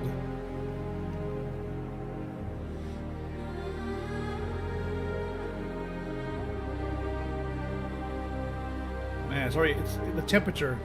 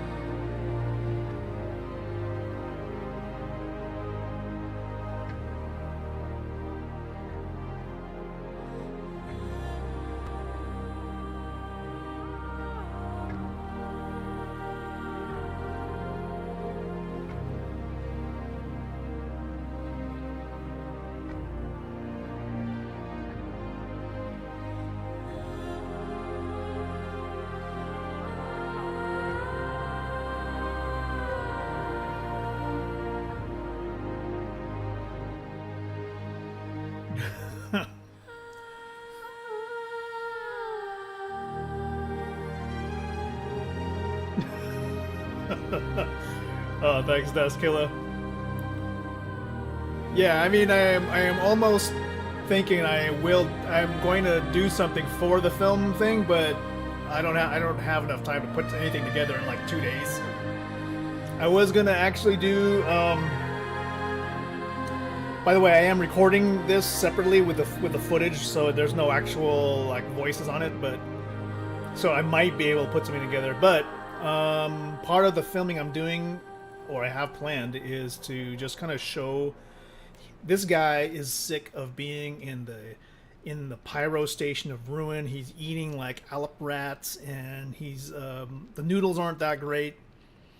So he makes the decision to come out to the frontier, and he's helping people maintain like their stuff. He's already got like his plain clothes, and he's got his multi-tool, and he's gonna like basically fix plumbing and stuff, but he's gonna see the great outdoors. So some of that is maybe what you see here.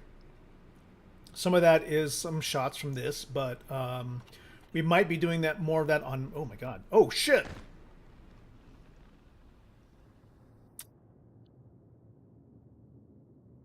Yeah, I did see something about 64% lung capacity. No, it's okay. Don't worry about it. I'm not quite sure where am. I gonna be a new Babbage? That sucks. But at least I know where I am here. Okay, that's fine. I'm thinking that what I am going to film is really gonna be in probably Monox. Damn, all the way over there. Oh yeah, my preferred ICU was the Apollo, and I put the Apollo away because this is more like a pyro kind of setup. Yes, Monox Pyro 4. If I can get the outpost with the maintenance missions with the clouds rolling in the background, I think that would be a good enough shot. This thing for CIG, what they're doing as part of their little CitizenCon Direct 2955 thing,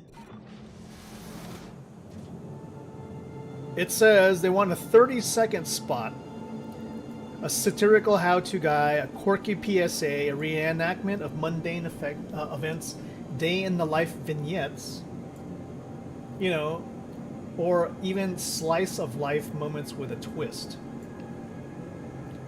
So the thing that kind of confuses me is to say, okay, video must not contain any third-party music, fine. Soundtrack, fine. Or third-party content, fine. Star Citizen music is accepted, no problem. What are my third-party effects? So, are we allowed to talk?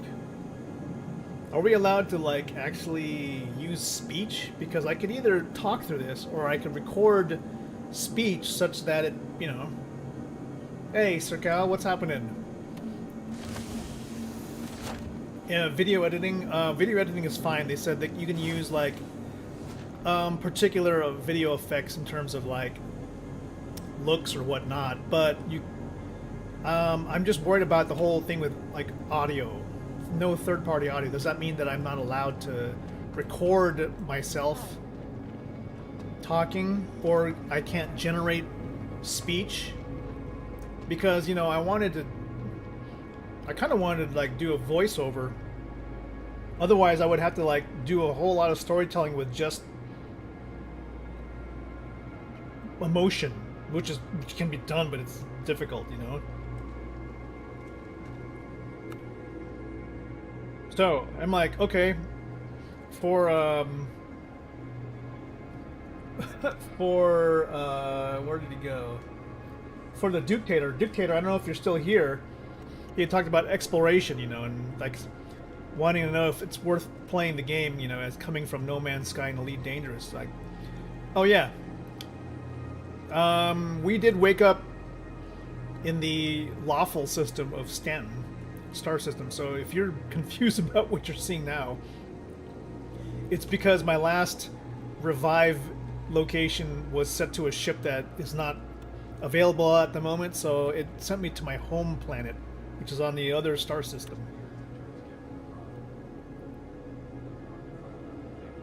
You don't always take away your helmet, but when you do, you take a deep breath of fresh air. Yeah, I should have actually checked to see if I should have known. I saw those signs that said 64% on the lung thing. He was probably like suffocating the whole time. Damn. Now to quickly get back.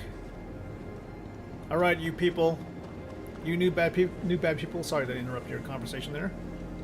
I'm gonna need to fly back quickly. I need to get some Microtech guard clothing. Give me a damn second. You thought I was singing, but I was suffocating? I actually was mouthing that, though. When he was like, ah, I was like, I just had my mouth open. Oh, but yeah, he probably was suffocating in real life, that's for sure. You're right. He's like, the actual sound coming out of his mouth was like,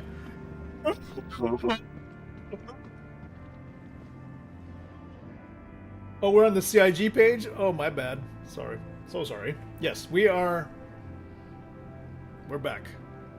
And yes, if you're confused, we are in the lawful system, New Babbage. We gotta get back to our body. On what? Bloom? Damn. Okay. Well, we have to get there expeditiously. So, while we're doing that, let's talk CitizenCon. CitizenCon is going to be all videos, so it's probably going to be a bunch of demos. Predictions are maybe we'll see Nyx. I'm thinking only one planet.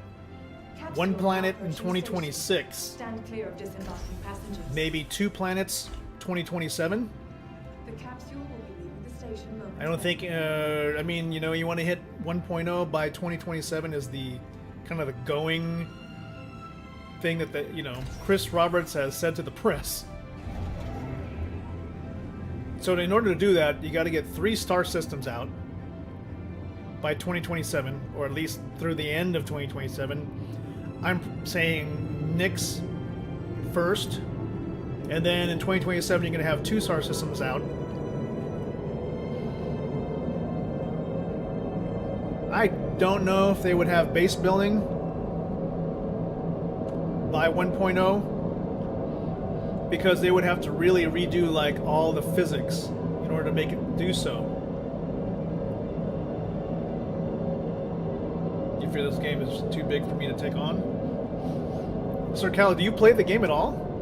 Or have you been kind of just following it to see if you want to jump in? Because, you know, there's a lot of opportunities to come in as a brand new player, and you know, you could go 0 to hero pretty quickly. I actually created an alt account that was the guy starting from scratch with a Mustang starter package. Went from having no money at all, using his little tiny ship. we made like about 2 million on the first day, enough to buy a cargo loading mech, and you know, just not even sure, just kind of sitting on that couple million, and also exploring at the same time. Yeah, it depends kind of what you're looking for. If you're looking for exploration, it's there. If what you're looking for are places to see. Now, what I'm hoping from CIG is to find for things to do while you're seeing, and a little bit of that is in Pyro, like we saw. But they need a lot more. They need more towns. They need neighborhoods. They need metropolitan areas, not just the major landing zones, right? Because we have a major landing zone on every planet on in this system, this star system, Stanton. But beyond those, every other place that's on the planet or a moon is like an outpost, a tiny outpost, or a derelict outpost, you know, or a bunker. Innovative creativity. I want to see neighborhoods, man. I want to see kind of what they've done in Pyro, where they've made small little settlements that look like established places to live, with people doing their thing. And maybe that's part of the whole terraforming thing that CIG is really teasing us hard with. Maybe we'll see Microtech with towns, maybe roads. Maybe we'll finally get the motorcycles that were sold to us a while ago. Yeah. More purpose. RPG elements, combat are important. Well, I can tell you that combat is definitely here. The CIG is really all about first person and ship combat. So I'd say the most mature things about this game are going to be combat related.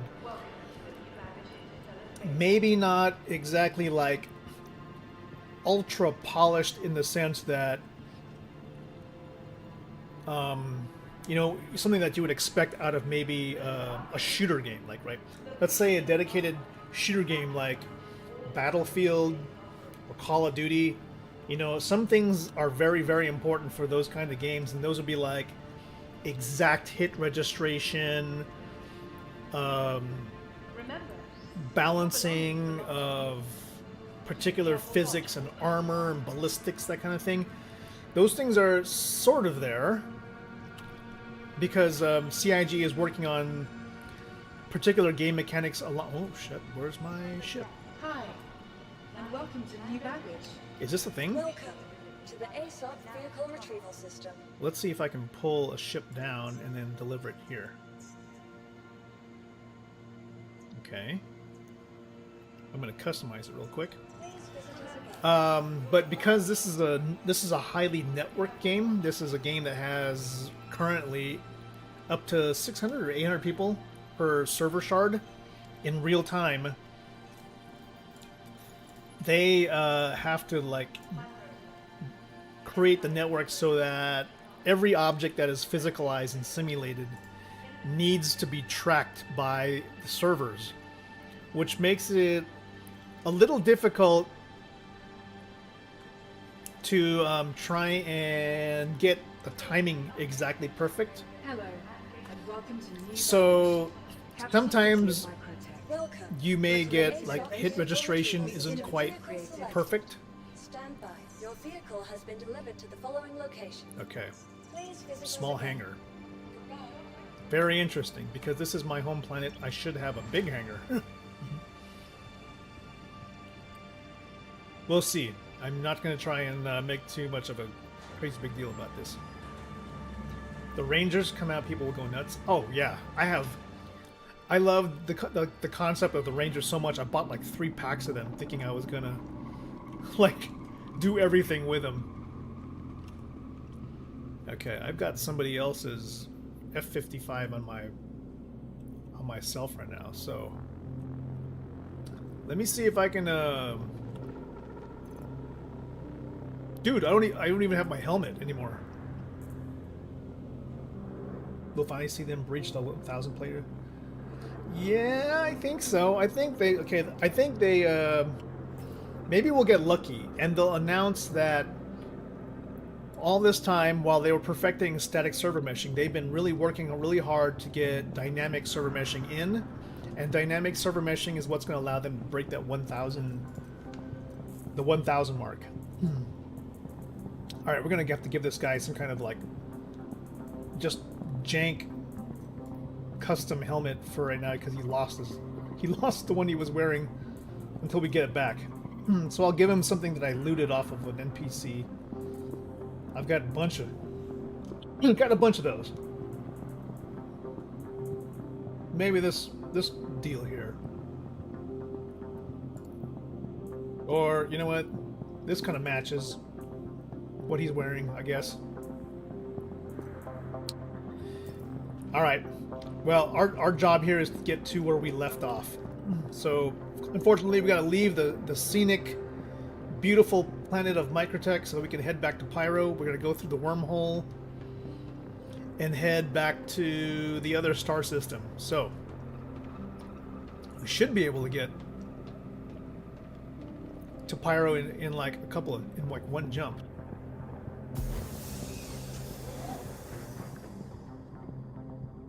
There we go. Got our ship all set. There you go. Flight ready.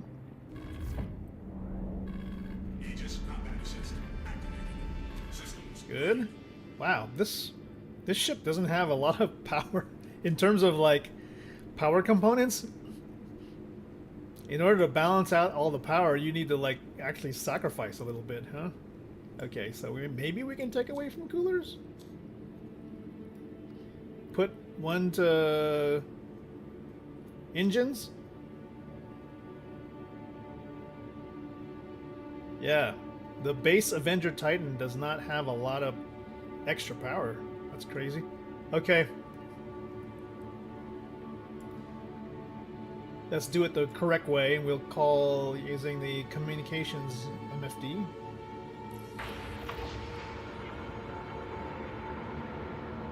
Ready to go?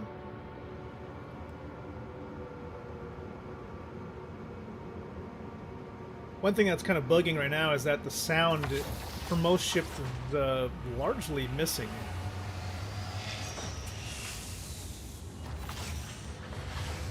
Hopefully also, as part of something that they'll announce at CitizenCon, is that because they've alluded to this, that they're working on fixing all the in-game sound, so maybe we'll see finally the revamp of the sound effect system.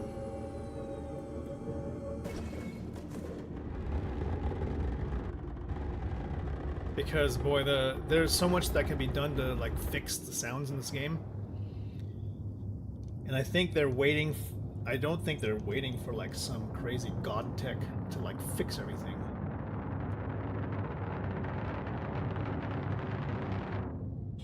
It's probably already almost there, and they just have to like build it into the next build. Okay, onto the wormhole. So, Pyro Gateway. Okay, let's go.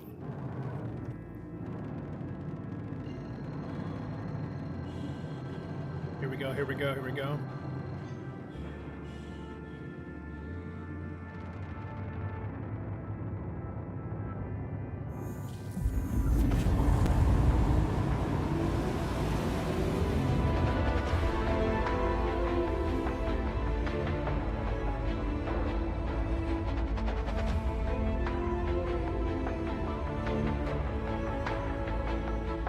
We are in our ship now.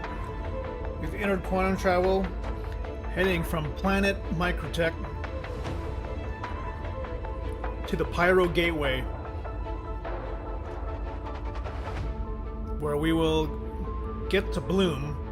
We will rescue our body and then head to Monarchs for some real scenic footage. Definitely want to get there because we want to get our fuses.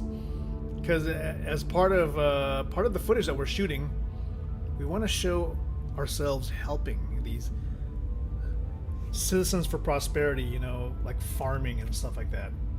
Being a good neighbor. That's kind of what we had shot. So to answer your question, Revakara, will we breach 1,000 players? I think so. I think 2026 is going to be probably 1,000 players finally per shard. Maybe per shard by 2026. Maybe not by the end of this year, 2026. I mean 2025 to 2026, but somewhere in the middle of the year, like. Maybe summer 2026 the networking will be improved to get us to 1,000 players. That's going to be a big deal. Along with the release of maybe Nyx as part of 2026's development. But I don't think we're going to have base building. I mean, in order for that to happen, they need a complete like rework of like I'm not even sure what it is exactly. The physics engine, I guess. Because as you know, like everything in this game is simulated, like in terms of physics. The server has to do that, and it's extremely punishing, I guess, to the system. Like when you do certain things, like putting a bottle on top of a box, like a typical box that you can move, right? A typical movable box. Typical movable bottle. You put the bottle on top of that box, and then they start to like really I don't know why, but they start to they can't reconcile the physics between the two, and so the server has to try and deal with it.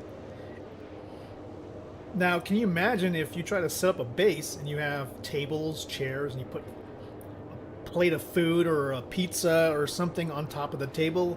Well, if they were to start jiggling around and flipping out, then of course everything's gonna be wrong. So CIG has to like really develop out a working physics system that kind of has like a resting state for objects.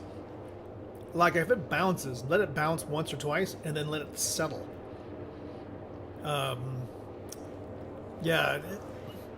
I mean, and you think about like right today, if you were to watch somebody in a constellation, watch them from afar, going up the lift in a constellation, as they go up, they crouch, right? They crouch as they go up, and if they're coming down the elevator, sometimes when they're coming down, they'll basically look like they're falling. And it's because, like, the server has to track their position in the universe in real time. So, right now, the servers are running at approximately 30 hertz tick. So, every 1/30th of a second, the server has to update the position of the player. And if the elevator is going up or down, then it loses track of the player every 1/30th of a second. It has to update that. So that's why they kind of look like they're either kind of hopping or they're crouching because their feet are physically stuck onto the lift. But the server has to update that as it moves. It's just like a whole lot of weird stuff going on. So they need to smooth all that stuff out before they can hope to have bases that you can put together and snap together and stay sealed, if that makes any sense. The interaction between objects has to be like nailed down And that, yeah, CIG needs to nail down things in terms of like, if this is what we're planning, then this is how it's going to be. Like, at some point, they can't just keep changing their mind about how they want things to work. It has to be like, there has to be like a written plan. This is where we're going to go with it. We can improve it in time, but we have to nail down exactly what it means. And they started doing that with like medical gameplay. They're like, okay, this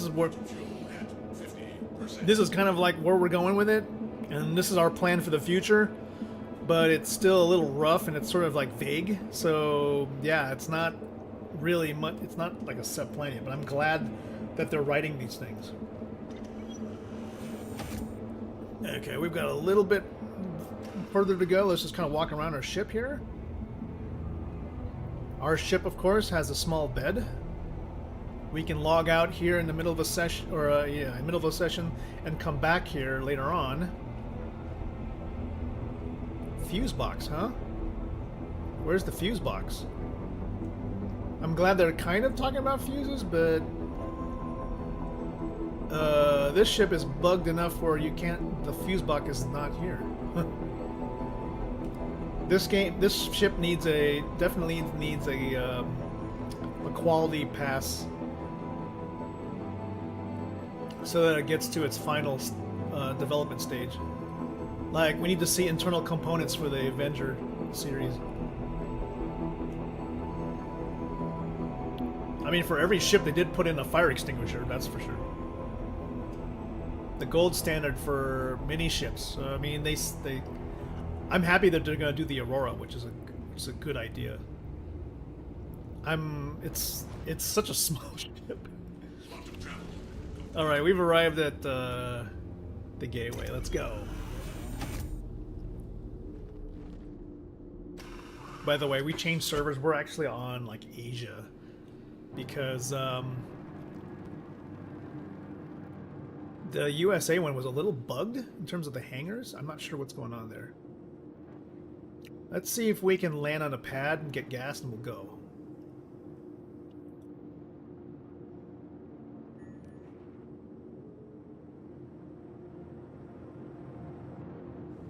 Straight up Mark II. Oh, wow.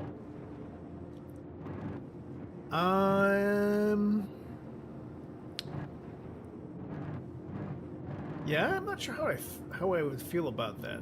I feel like, yes, it's good to have a classic. But I suppose, you know what, if they want to make some sales, they will sell a Mark II Aurora. That's for sure.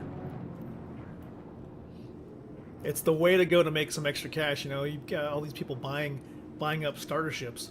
Sure, why not? Alright, I think we can land here to just get gas. We don't have to commit to a hangar.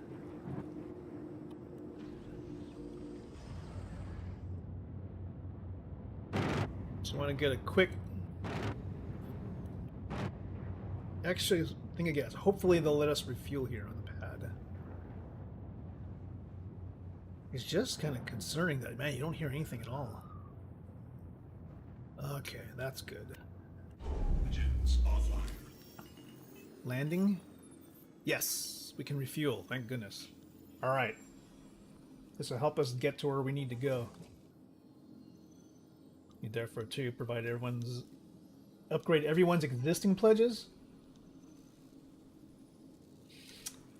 You know what? I think that's a good thing.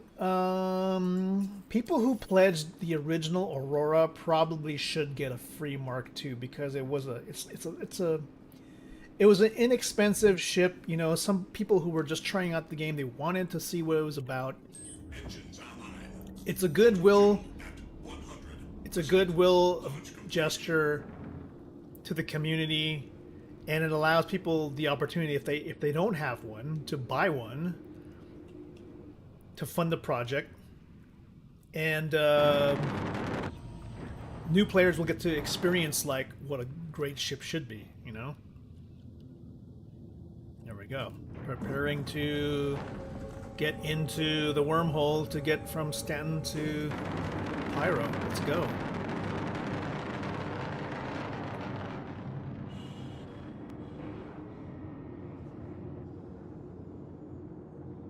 Wormhole is open right now. We're traveling there at 1100 meters per second. We're getting there really fast. Trying to crash into anything. Like that ship I see off to my 2 o'clock. Yeah, you might want to slow down a little bit.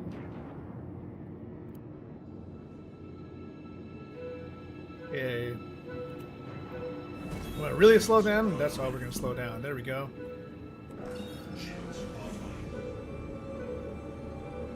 Okay, let's go ahead and line up for wormhole. Get tuned. Tuning. Looking good, looking good. Here we go.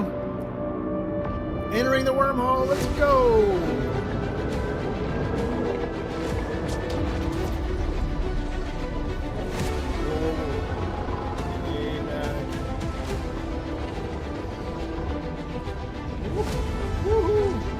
I wonder if there's another ship in here with us. There is another ship in here with us. Let's track him. In an Argo raft. He's traversing the wormhole also. I think there's two other people here with us too. Someone off to our behind us, I think. Well, good luck to everyone who's trying to get to the other side.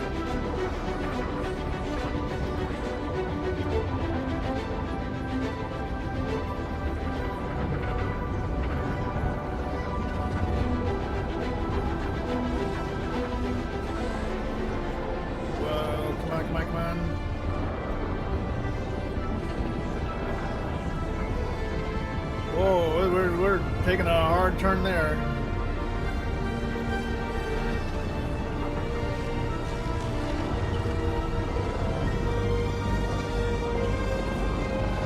No crashing allowed. Let's go. Here we go. Here we go. Let's go. Almost there. You can see it on the other side. We're there. Whoa. We've made it. We're in Pyro. Okay, alright, good. Holy smokes. We survived. I've had one where I thought I made it through perfectly, and I ended up getting kicked back out into Stanton. That was crazy. I didn't know what I did wrong.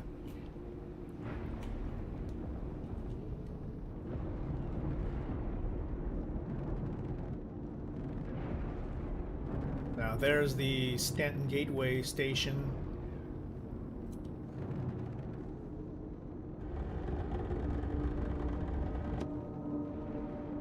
We are really drifting, though. Let's see if we can take control. I noticed that ships are really drifty now, and I'm not sure what's going on about that. Like, did they change? I know they started, implementing certain different flight mechanics, but it feels like maneuvering thrusters are really not as strong as they used to be.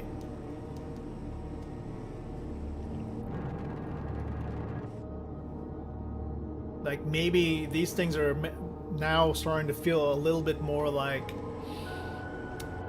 the I don't want to say the aerodynamics, especially in space, but yeah, they drift a lot more, which is probably a result of your momentum. Like, for example, here you can see where my nose is pointing is off to the side. Even though I'm pointing this way, and I do have, shit, what is it called? I forgot all the names of the controls. Anyways, let's get a, we have 90% quantum fuel. We probably could make it to some places, but I'm just going to stop by here and maybe just top off on gas.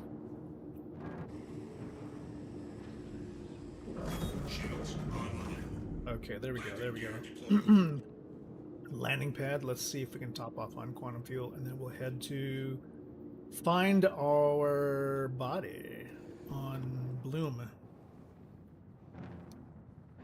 Hopefully this ship has enough gas to make it there. Good. Landing? Okay. Good.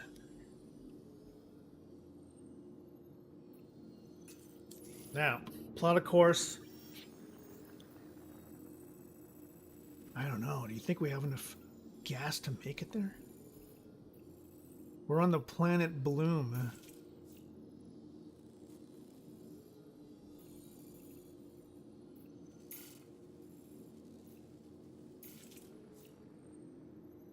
I think we can. 6 minutes. Holy crap. All right. Here goes. Launch complete. Landing gear up. Holy smokes. That was close. Landing gear retracted. Let me get into quantum travel. Let's just check that out. Drake Cutter. Did someone steal my ship? Do you see that right there? I don't know. I don't know what that means. It's possible someone took our ship.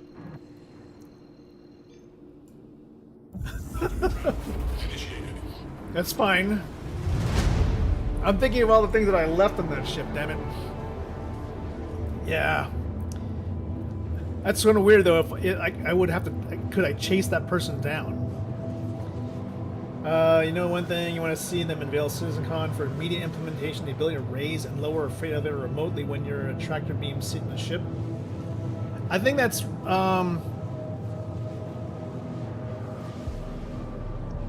I think maybe they should at least preset the freight elevators based on your preference. Like maybe that's a setting for your account.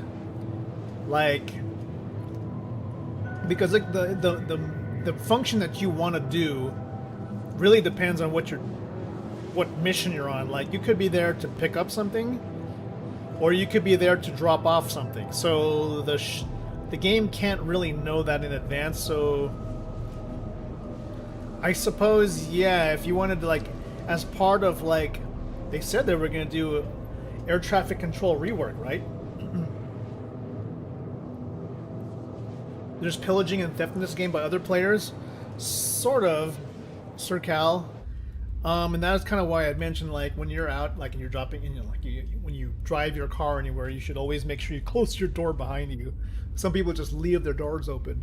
It's kind of like that same principle, you know. If you leave your door open, of course, someone can just walk on your ship and just take it.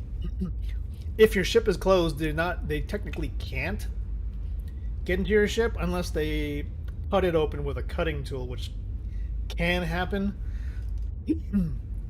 I'd say theft isn't that much of a... It is definitely a possibility, but it doesn't happen as much as people believe. You know, they fear that, like, it's rampant piracy. It kind of is in this particular system, because this is right now the system that we're in, the star system, is a lawless system as part of this lore. And you know what, if I wanted to get my ship back, all I have to do is just... They have basically something in the game that's... It's like, it's called an insurance claim. Like, you can claim your ship, and then the ship will get re-delivered to you. And I forget. I think in the that person's ship, basically they can't really keep it, so they can't really steal your ship permanently. And it's sort of mimicking real life in a sense. That is true. Ironically, Pyro is safer now than Stanton, because CIG has basically put so much new content in the other star system that everybody's like trying it out, and left the lawless system as sort of like a place for everybody just to explore without getting in trouble. I actually got attacked last night for the first time in a very, very, very long time, and I was like, someone's shooting at me? I was like just climbing off a planet, and I decided, you know what, I'm not gonna log off here, I'm gonna log off in space. So I was just climbing, and I got a missile lock on me, and then someone was shooting missiles, so I just like chaffed it. I turned around, and then someone in, I think, an Asgard was coming at me. And, you know, Asgard's a pretty formidable ship, but I was in a Star Lancer TAC. Okay, I'm in a gunship. And I had kitted it out with, like, extra stuff. So I think he was surprised that I was shooting back. And I'm actually surprised he didn't kill me, because he did, like, take out my rear shields, but then I just kind of switched it over to, like, geez, what is it called? The decoupled mode. I flipped over and I just, like, hit him because I have size 4 repeaters on the front, and I've got a bunch of firepower, and I got a larger power pool. So I eventually took him out, and then I was like, huh, that was weird, and I just kept going on my way. Strange encounter there, but I think PvP to an extent is a much rarer thing than people fear. And it depends also where you go. Like, people used to go, oh my god, I've been ganked and I've been griefed so many times, and I thought, well, what were you doing? And I was like, I was, you know, trying to sneak some cargo into Grimhex, blah blah blah. And I was like, okay, first of all, the first place these people went was to a uncontrolled gang environment that's meant for pirates. Of course you'd probably run into some pirate activity and griefers there. It's like kind of an expected thing. You had that, was showing a crew around Pyro and an Idris, and then Asgard came and tried to shoot you in an Idris? Well, that would have been a very scenic thing to do, because my goodness, they're trying to attack a capital ship in basically a ship that's meant to be sort of a small fleet carrier. In my experience, what's the populace like? Is it rare to run into people?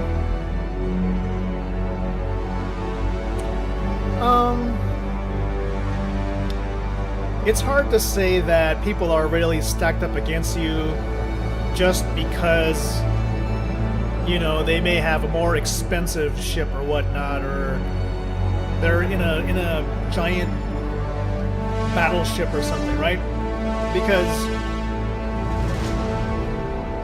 Because those ships require a crew, and unless what you ran into,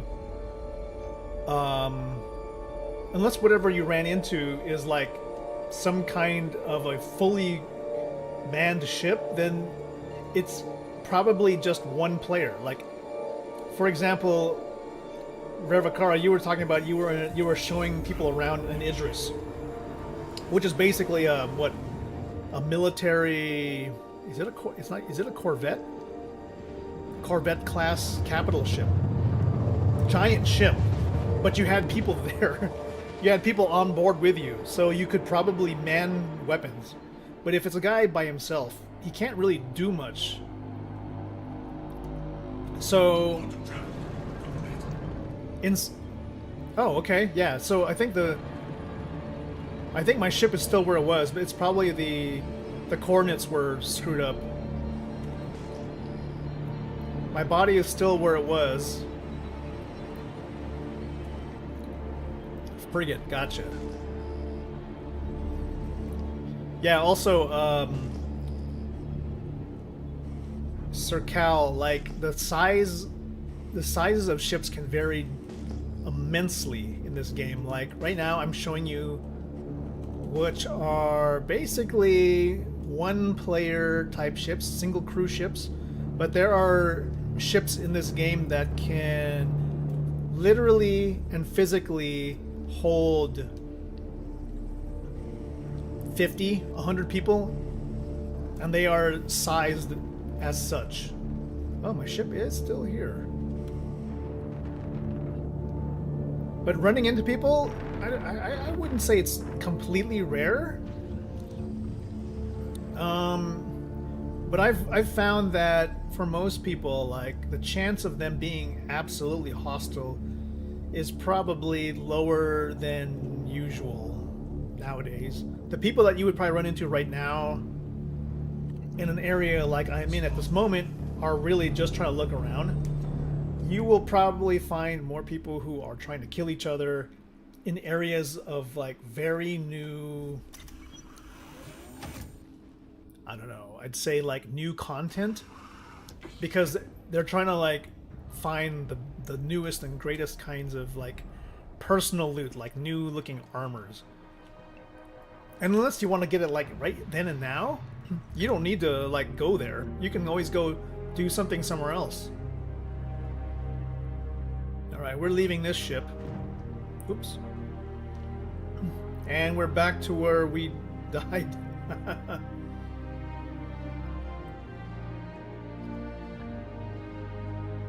Now,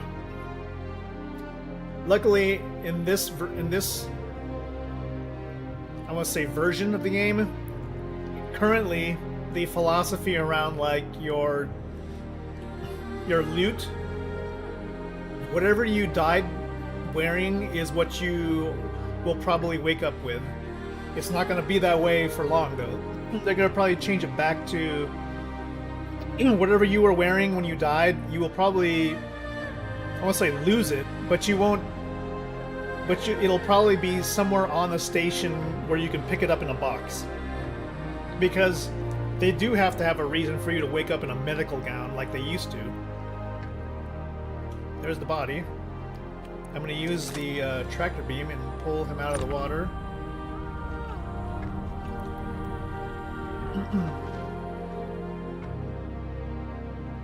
Now you can't completely loot everything from him. You can get some of the things that were in his backpack, possibly.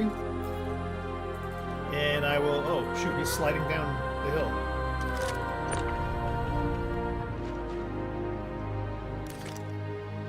And I think... How would I explain this? We're essentially clones of each other. So... We are really just...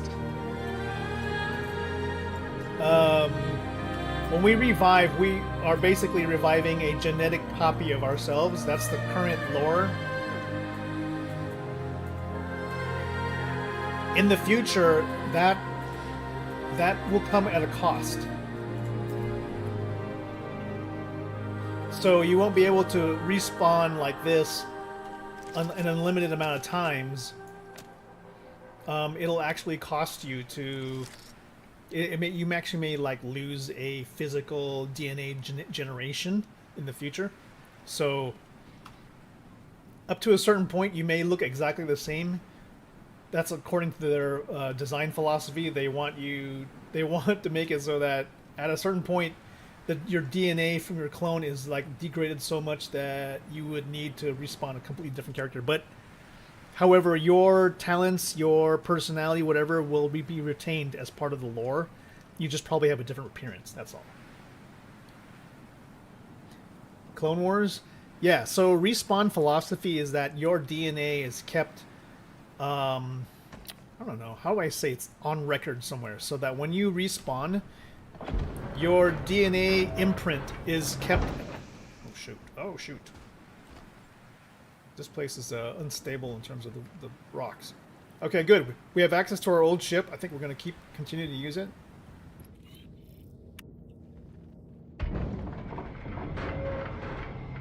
And then that means all of our stuff is still here.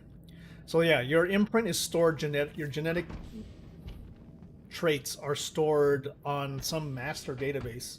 So when you respawn, they build a clone out of that particular imprint. And medical ships now respawning will cost a significant amount of, like, they call this medical gel. Oh, our stuff is still in storage here. That's good. It is. Seriously, Danny Vega. Eve's consciousness transfer tech. Yeah. Yeah. Okay. The Star Citizen implementation is evolving still. They're like, I think this is like their second stage of doing it, because there are still certain mechanics they need to get done, like actual medical gameplay. Beyond respawning has to be kind of finalized. Okay, we're gonna leave that ship here. It's open. I don't really care. People can take it. At this point, I will just claim it, you know, through an insurance claim. In the future, things won't be as easy to like do. Like if I leave that ship here, it may take a longer time to claim and recover, and they'll have to deliver it to me possibly in the future. Just to make it a little bit more realistic and to ensure that there isn't like insurance fraud in the game. In relation to the amount of years it's taken them to get this far. Am I impressed or disappointed? I think a lot of people are disappointed, but I don't think it has anything to do with like them not understanding how to do anything. I think it was more about the management of priorities and the fact that they have had to try and deliver upon the original intent of the Kickstarter, which was really the single-player game, Squadron 42, which is set, and they are really trying to emphasize that it is set to launch in 2026. So if you haven't seen the 1 hour, they have a 1 hour gameplay playthrough of like I think it's the beginning chapter. It's not even like chapter 1. It's like you trying to get into the academy, I guess. It's not called the prequel. What is it called? What is this? There's like usually like a chapter before chapter 1 in books. Oh my god, my vocabulary is so terrible at this point. It's a pre-something.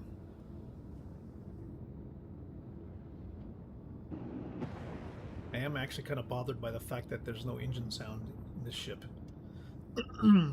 It's a bug. Okay, now we're going to try and make it to Monarchs. Prologue, yes. That's exactly what I was trying to say. It's supposed to be a prologue, and I think that was Squadron 42's... The 1 hour playthrough is basically the prologue to the single-player game. It's a very, very large prologue. But the fact that they have like all the heavy hitters of actors and actresses in it is insane. It's a Hollywood production for sure. But by going and committing and finalizing Squadron 42 to launch, they can bring back the developers to work on the other goal of the Kickstarter campaign, which was to build an MMO, which the scope has far exceeded everything that was expected. And yeah, I mean, I think they underestimated the amount of technology and development needed to build something exactly as described in the Kickstarter. But when they delivered, they really delivered. Like, they delivered ground to space, space to ground, seamless transitions, no loading screens, multiple hundreds of people playing in real time with each other. Ah, Reverend Kara, thank you. Thank you so much for the follow. I appreciate that. Yeah, they when they delivered, they actually did. It's not, and it may not be like in a fully polished state, but they definitely did their best to bring it to the vision that they're saying, that they didn't want to. Basically, they didn't want to half-ass it. All right, let's change helmets back to the one we were originally wearing. So we had this one. Let's put this one back in storage, because this is not what we were filming with originally. We'll take this off and put on this guy. This is what he was wearing in the original part of our filming. We're gonna go to Monarchs, because Monarchs is kind of where we have more of those beautiful scenic places, and we can help them with their living, doing maintenance missions. We've got our uniquely Oh my gosh! Oh, thank you for the subscribe on YouTube. Thank you, appreciate that, National. So yeah, this is a unique vibe out of Pyro. You know, the gear you see on people in a different star system should reflect the general populace, right? So in Stanton, you have people who wear much more polished, more corporate, more branded gear, whereas Pyro is like the Wild West. People are just trying to get by with scraps. And of course, everything's going to look like it's homemade, and that's kind of what we got on our character here. He's driving a starter ship. It's Drake. It's very exposed pipes type stuff. He's wearing gear that's very, I just found it, made from scrap, barely works, refurbished stuff, scratched up backpack. You know, it's definitely matches the vibe of the universe. Ravakara, yeah, he manages frustrations due to what I consider a squadron bottleneck. A lot of more people pledged for the MMO, and it just like completely different than what people kind of expected. Like, yeah, more people did pledge for the MMO, and that really the MMO was a stretch goal, right? Hold on, where are we? We're nowhere near where we were supposed to go. Oh, well that's good. We can get gas here, I guess. A large number of them just want to finish so they can work on the game they're actually after. It's prologue. Yeah, prologue, thank you. Prologue, yes, is the beginning part of the story. It's tough because they have two things and everybody wants a piece of those two things that they promised. A lot of people didn't really want an MMO. You know, there's a lot of players who don't really want... They said that we never really asked for this. I just wanted a nice story game to play. And if it delivers on its promise, then hell yeah, you know what? Based on what we've seen from the 1 hour prologue, it's something you can Google look up on YouTube. The 1 hour prologue is ridiculously amazing, and that's just the story before the story. It's gonna be one hell of a ride, that's for sure. You've got top tier actors. Hell, you've got Mark Hamill, you've got Henry Cavill, you've got Gillian Anderson, you've got Reese, what's his name? I've always wanted to find the landing pads here. Underneath. Instead of going into a hangar, where are the landing pads? I've crashed into these spiky things trying to find the landing pads in here. I don't want to like crash either. Is that it right there? Is that a landing pad? I think this is one. I just want gas, guys.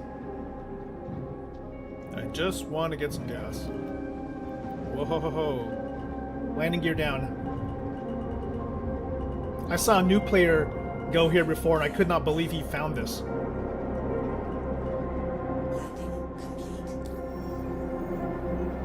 Hard to think that everything we're playing is a stretch goal. Yeah, everything that you see right now in this PU was sort of like, yeah, we're just gonna have an MMO as an extra thing. Sure, okay guys, we're gonna make something as part of the stretch goal on top of the single player campaign that everybody else was promised, not knowing that this is the biggest technology investment. This is the technology investment that people probably have been looking for. This is the game that people pledged for. I don't know how people don't crash into stuff in this part. Oh god. Okay, well we're away from it now. Let's get to Monox. We ended up at checkmate for some reason. Okay. Monox is over here. Not that far. We'll be there in about 60 seconds. Let's just get away from all this hunk of junk safely. And then we'll just quantum travel there. Go.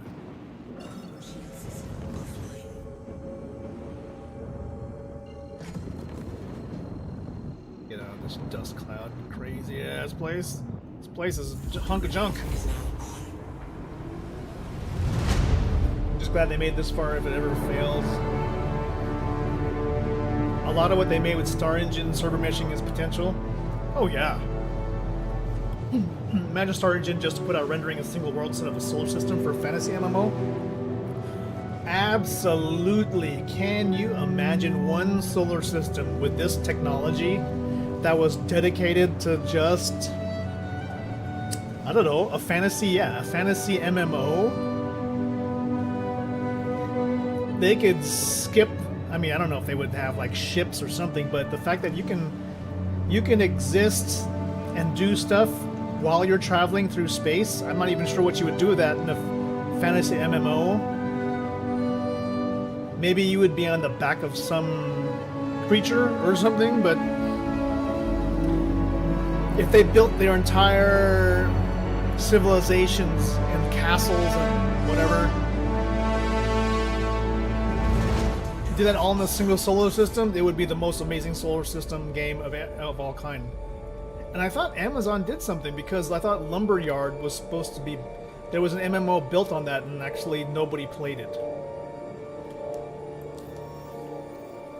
Light no fire. Alright, there are contracts here. Let's go. Yang's place. That should be here, right? Yes. Alright. We're headed to do some maintenance. Let's hope hopefully this is still in the sunlight. I think it is. We're gonna try and make this cinematic, and we should have a breathable atmosphere here.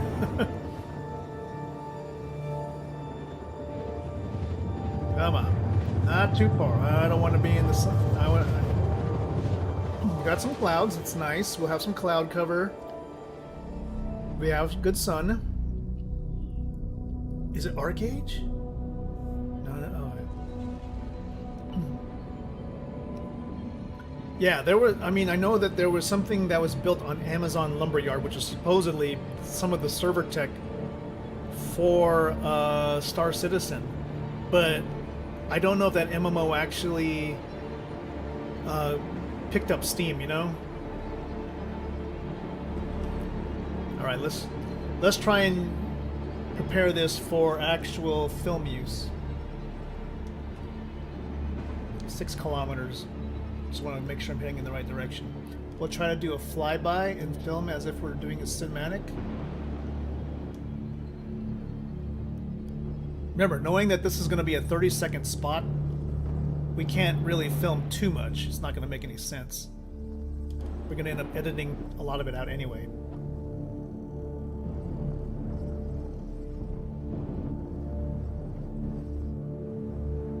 Okay.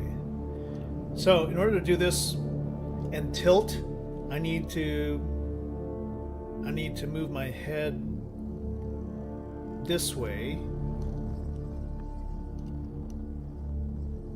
and then tilt this way. No, wait, opposite direction. No, it is the correct direction. Am I doing this right? Oh my god, I'm doing it wrong. Why? What? Okay, there we go. Now, if I tilt my head, there we go. Now I can get a proper level on the film. I need to get low so we can film us doing an approach. Slow down the engine a little bit.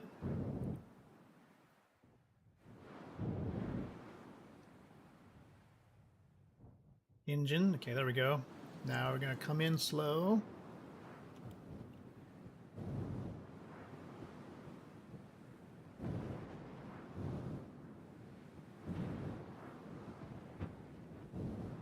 I should have my landing gear out though. Okay, I know the landing gear is buggy with the cutter. It doesn't show up correctly, but now we're going to do a flyby one. Okay, we're going to do a slow flyby.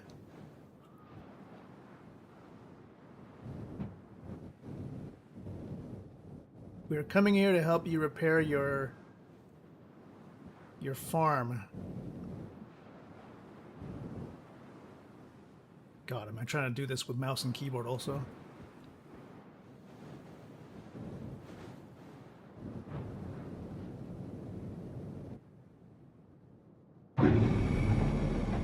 Ugh, terrible. Okay. We should test the air. We should test the air to make sure it's breathable. Okay, we got fuses and relays, so we know what to do there.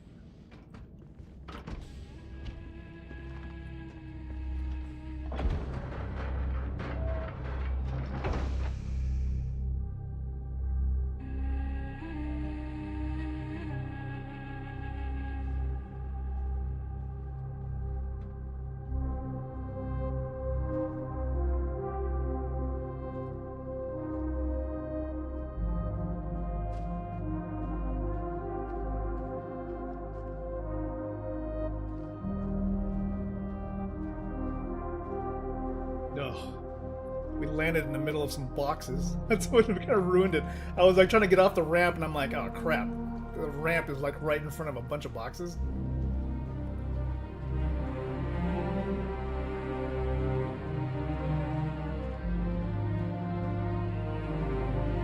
Alright, so we should try to...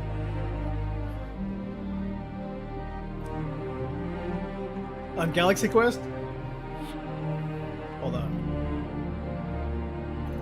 Take off my helmet. 695 pascals. No lung thing, so I think we're good. Alright, I'm gonna go back in the ramp and come back out. Maybe we should land this a little bit farther away. That was a... It's kind of good, but it's not good. We're landing in the middle of their junk. So I'm gonna move it forward a little bit. In fact, I'm gonna film from underneath.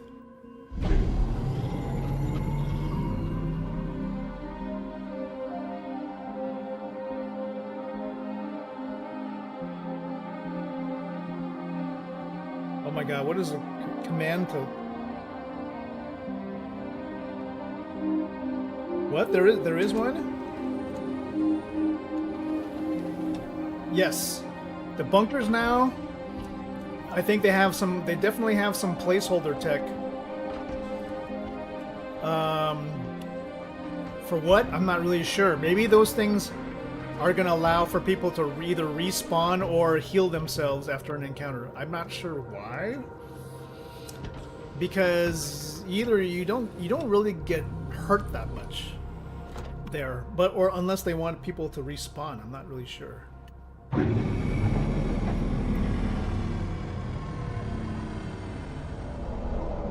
Okay, we'll do that approach again, but we're just going to do a simple landing. Oh crap. Oh god, just crashed into that thing.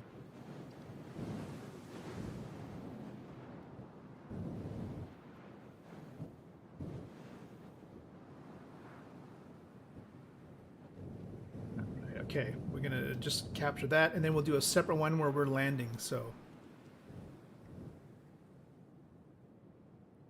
Separate one here, and we'll come down slowly. So, no, maybe that... Its vertical thrust is just kind of yuck.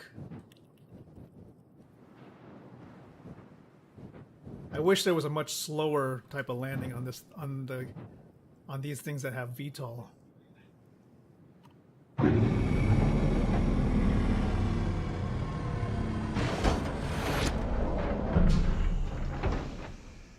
There, okay. There's a good shot. Now we're going to do the walk out. I'm going to place the camera facing me out here.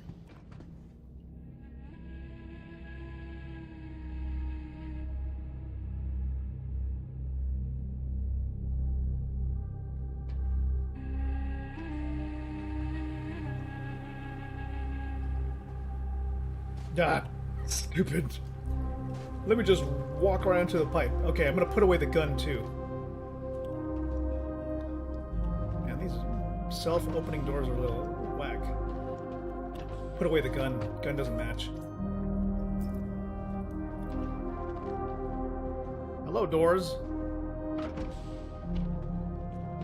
Yeah, it is a brick sprinkler. At least we know that's working.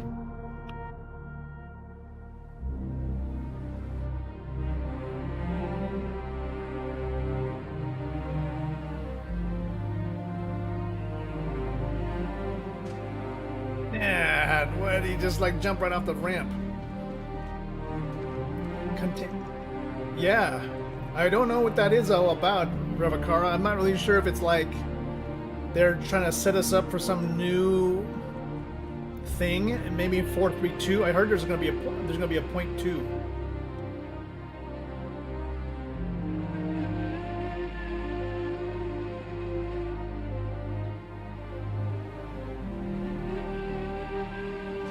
Why is that not, okay, let's just start from, we'll go straight ahead and we'll stop at the bottom of the ramp. We'll go straight ahead.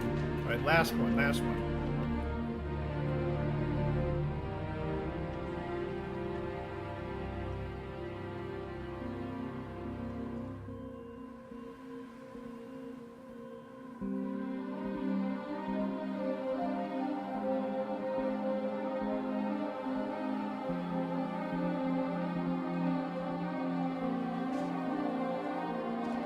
Ugh. Okay, we'll film some B-roll right here.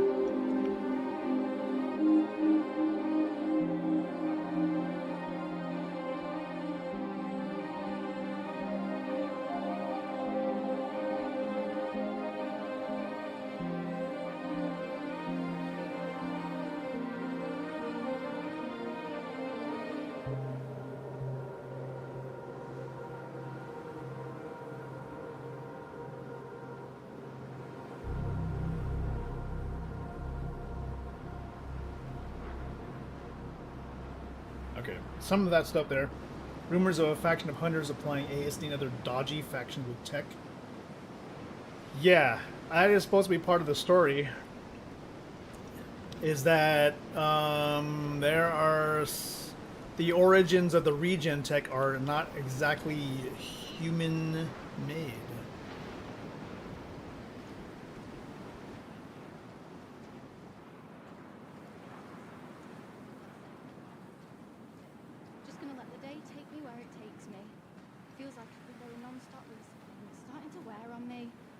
Let's get some interactions with NPCs.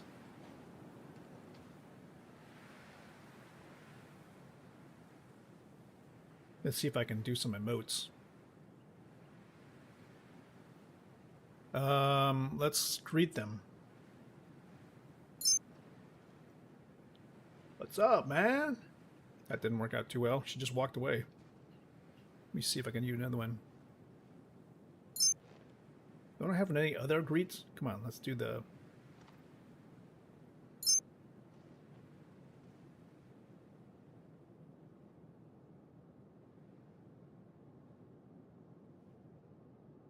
Well, we have to get close.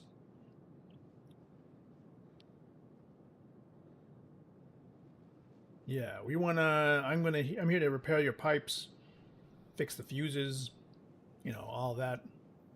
How's life? Oh, okay. Damn. Not very talkative type, are they? Okay. Seems like the pipes are out. Maybe on the side? Relays probably inside.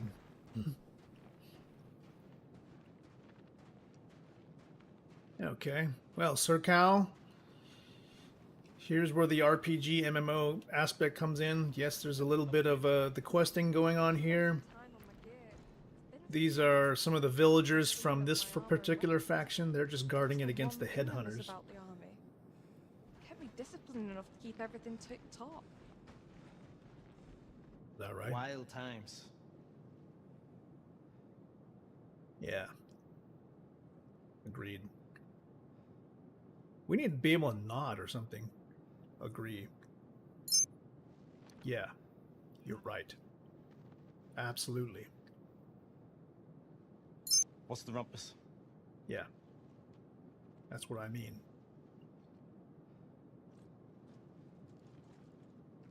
Okay. That's one scene. Okay, pipes that need to be repaired look like they're on the inside. Okay, so looks like all the repairs here are indoors. Let's go inside and help these guys out.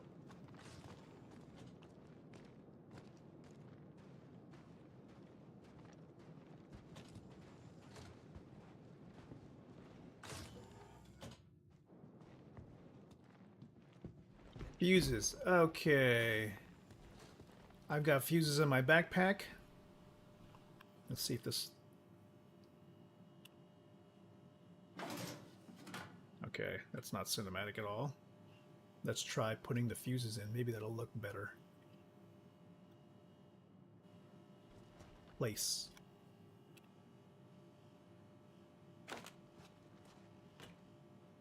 Okay. It works.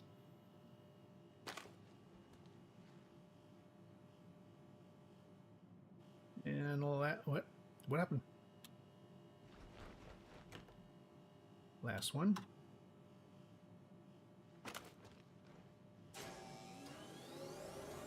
All right, we've got that done. Let's close the door.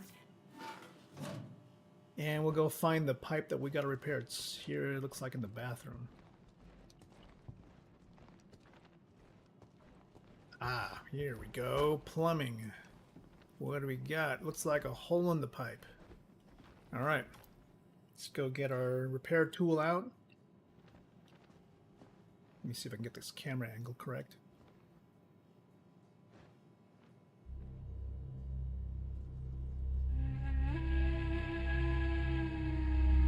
Height camera angle.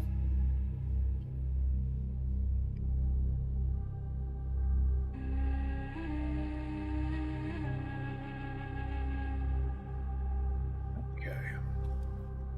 Let me get my repair tool out.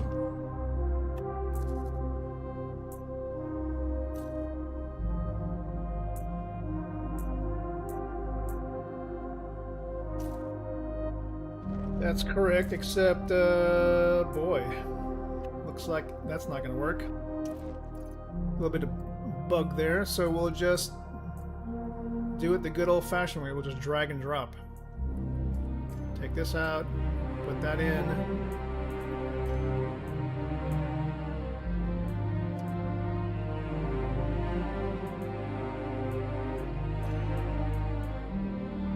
Oh my goodness. Okay, put it down.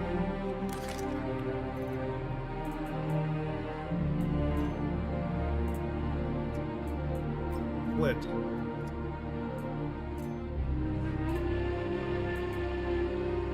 Okay, that should work. What? The canister has no... There.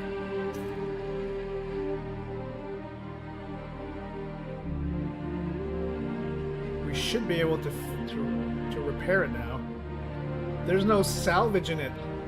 Oh shit. Okay, hold on. Our canister's empty. So I need to salvage something. This lady has no clothes. Alright. Little bit of a... Let's see, where's my ship? You guys got any scrap here? No scrap. I'm gonna need to use my ship for scrap. In order to do that, I need to turn off the shields.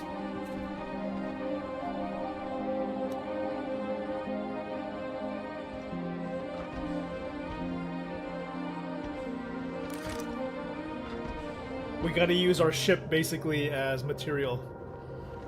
So I'm gonna turn off the shield and I'm gonna scrape the hull slightly. Should help with the aesthetic, actually. Okay, now we're gonna go outside and scrape the hull for construction material.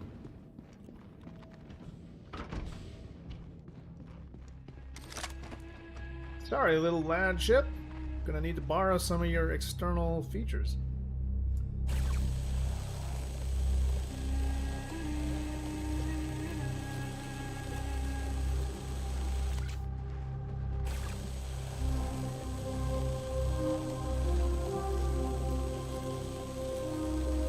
enough material to fill up at least a half the container.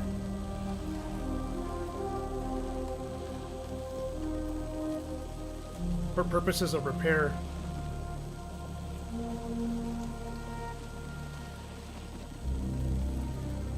Like vandalizing my own ship for purposes of repair.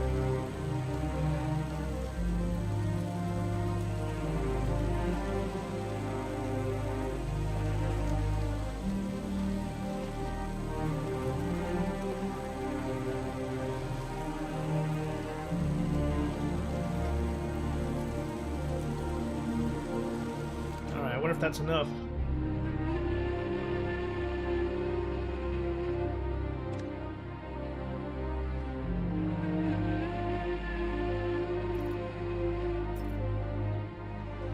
Kind of terrible that I have to do this to my own ship, but oh shit. Why would you do that?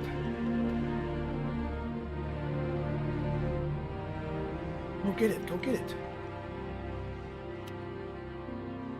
What? I can't equip it anymore?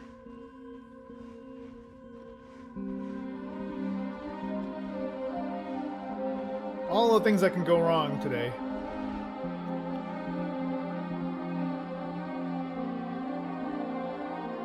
I dropped.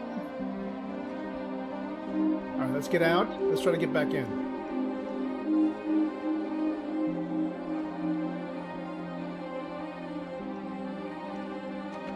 Oh, that was insane. Okay. A little bit more. Just a little bit more material. Sacrificing the paint job on my ship for the greater good.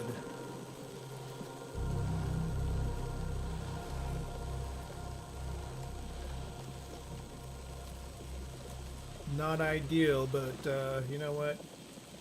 These farmers trying to make a living out here, they're totally worth it.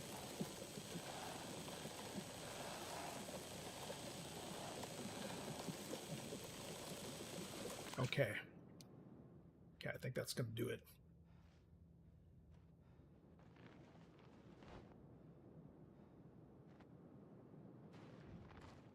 Okay, let's get back in there, finish the job.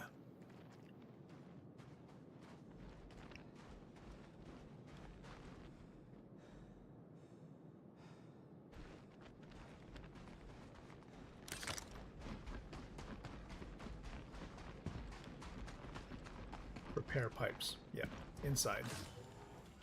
We're back.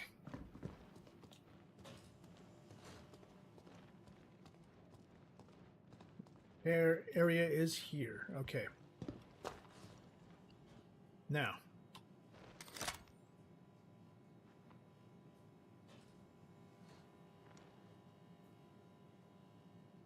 The thing that we're trying to repair is up above us.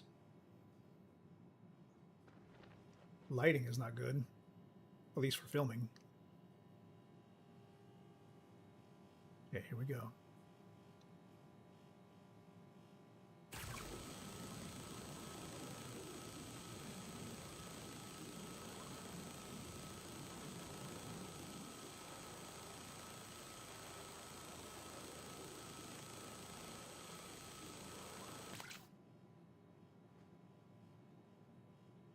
I think we did it.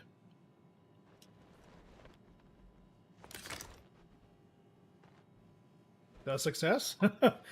I did it so long that the contract probably completed itself. Maintenance. Complete.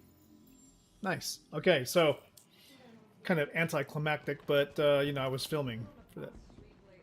But my luck's due to turn any day now. Seems like it's finally coughed up, which will help me clear out my debt. And keep me with a little left over. So, yeah, I feel like things are looking up.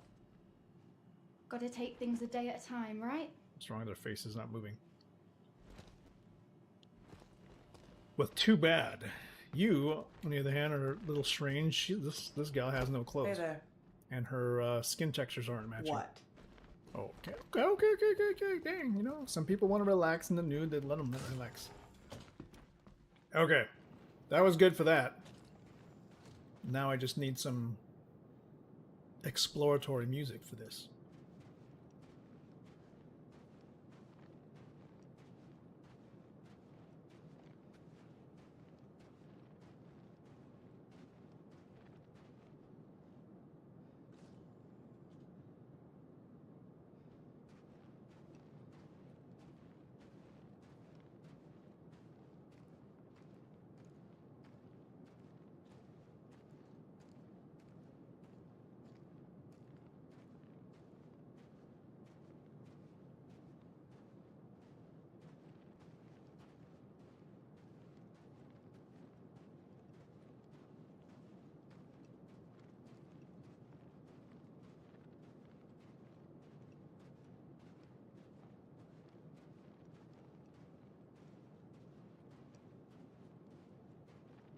Alright, that's good for that. Any other missions around here we could probably do to do the same exact thing? Mercenary, hauling, salvage, hauling. Maybe a small haul. They're all Redwind though. Little worried about those. I'm going to see if there's a small Citizens for Prosperity mission right around here. Protection against Maxfield.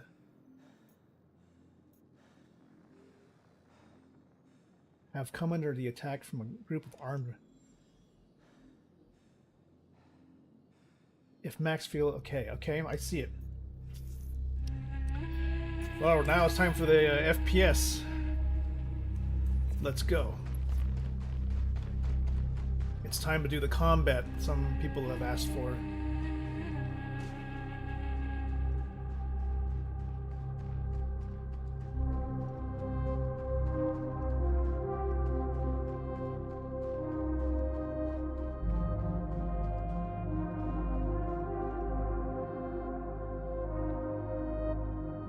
Helmets on.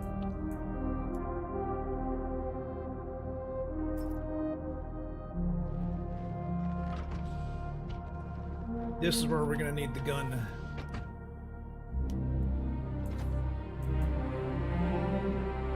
Hopefully this will work. We've got no leg armor. We got no arm armor. We have med pens. We're gonna do our best to fight.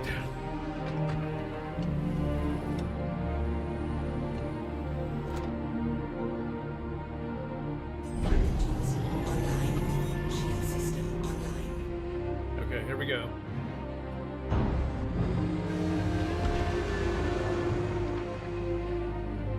Oh my god, what is the toggle for doors? Key bindings. Cockpit. Cockpit. Close all doors. Right control, left bracket. Jeez. Right control, left bracket.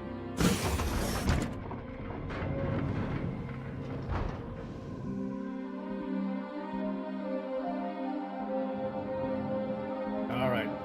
144 kilometers that way. That's fine. Let's go.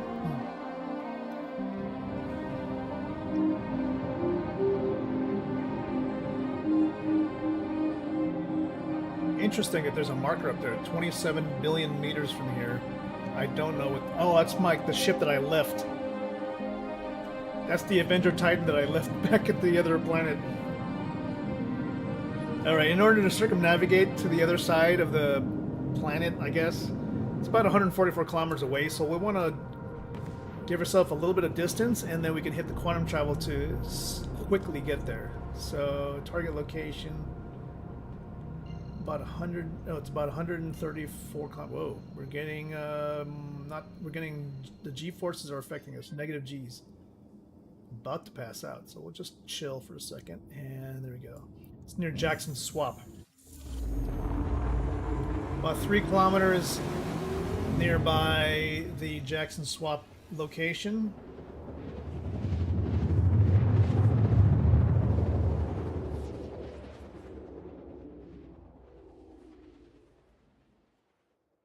There's a group. Supposedly a group of outlaws have taken over an outpost and we need to go take out their leader. We're going to be doing this with very little armor, so we might need to pick up some. What happened to those bodies we had in the back of the ship? They're gone, huh? Damn. When we revived and we came back to the ship, they disappeared, I guess. Okay, so it's no big deal. There's our target location. We could get lucky. We'll pick up what those guys are wearing and we'll put it on. That we won't have to buy anything. Switching to SCM mode. We'll see if we can take some of these guys out without having to engage them directly. We're going to use the ship's cannons. Yeah. The god of Pyro has claimed the bodies.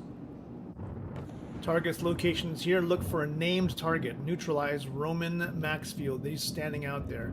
Now we could kill him now. He's just walking outside. Well, where is the fun in that, huh?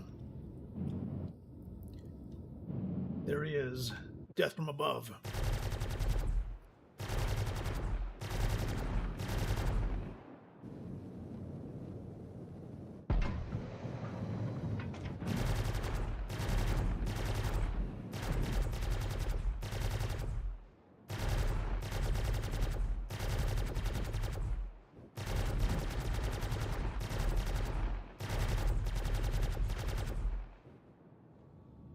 Yeah, we don't want to make this too easy. We can get out there and fight.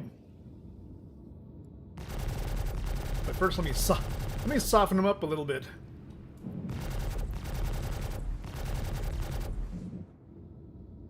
Okay, this is what we're gonna do. Oh my God, some of these guys are... I forget, these are size 1 weapons. They don't... Somehow, they don't really shred these bad guys that much. I think we took out 2 of them. Enough for us to get down there and actually fight. Putting our landing gear down. And then we'll just go ahead and see if we can take these guys on in actual hand-to-hand combat. Now the AI is supposedly a little bit better, so we might be in for the life fight of our lives. I will basically want to scavenge the equipment off the dead guards here and make our way to the named NPC. We do have an F-55 machine gun on us. Oh shoot. They're attacking. Oh shit, they're opening up on us.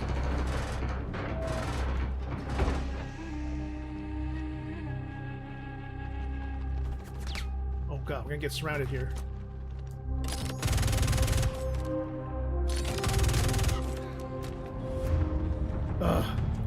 We're wounded already. Med pen. Okay, we're not gonna make it very long like this. We can use a pulse laser pistol, maybe get by, but you know these guys are gonna surround us pretty quickly. Oh shoot! You've already been hit.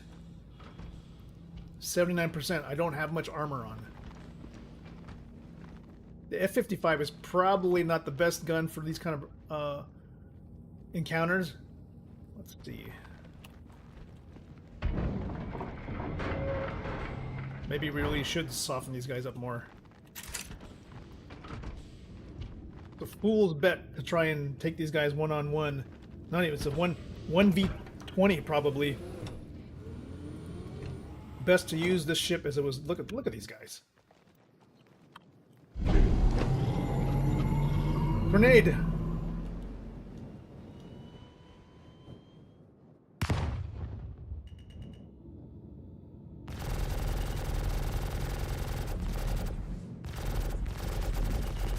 You really think I was gonna go out there and try to take you guys on one?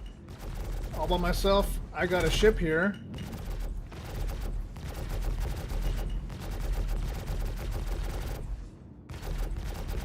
I at least took out one of you guys.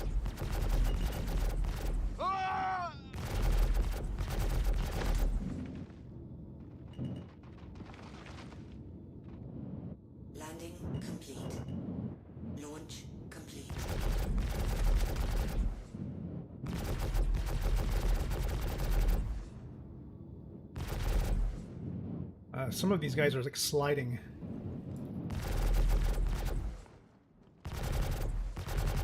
Yeah, some of the UI displays are really bugging right now. I'm not sure what that is exactly.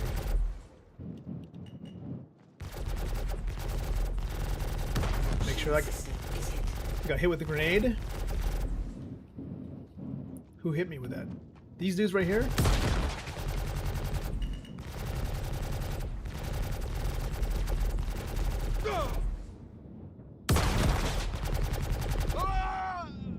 I wonder how much, if the ship is getting damaged at all. I'm gonna at least take out all the guys except for the named target, that's for sure.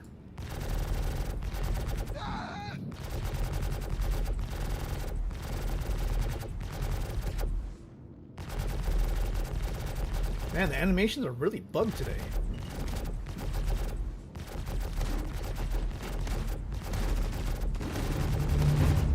Alright, who's left?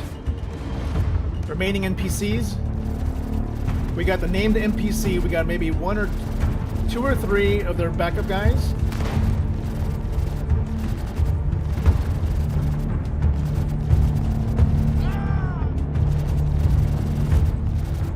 Okay, let's see, we got 1 guy on the ground there, in the rear. Maybe we can keep we'll keep the boss guy alive for ourselves.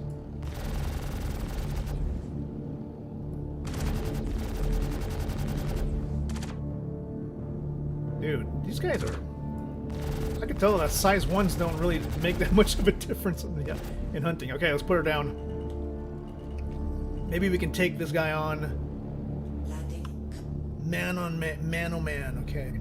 Alright, you want to fight? We'll fight like a man. We'll fight like a man.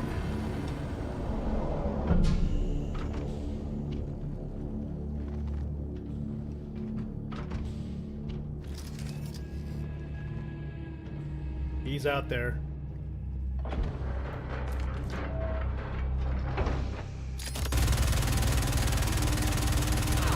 Got you. Shit, there's another one. Got you. Alright, take the bodies in. Oh shit, wrong attachment. Shit. Stupid. Bugged out. Oh god. Close the door. The dumb attachments are bugged out again. Put in the tractor beam. Oh god. They sent me after Xenothreat. Great. The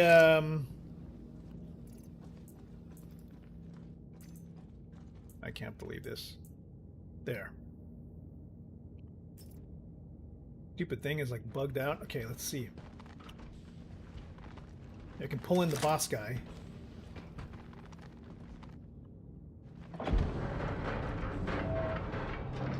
Oh, oh, bad guy right here.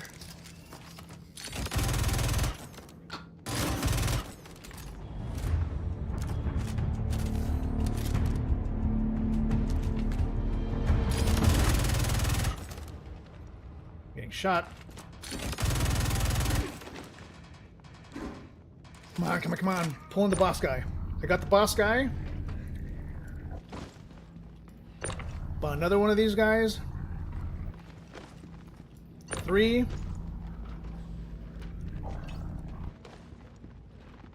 Take your weapon.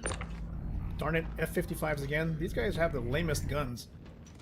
They're powerful, but for not the kind of stuff I would use on a typical engagement.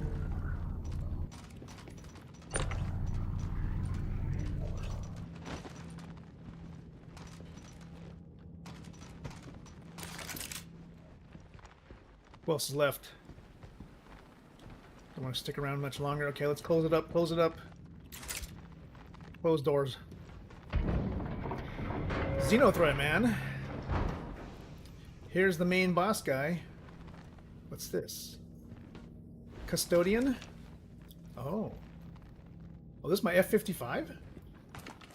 Oh, it's somebody else's F-55. This one's actually better, has better scope. Let's put this away.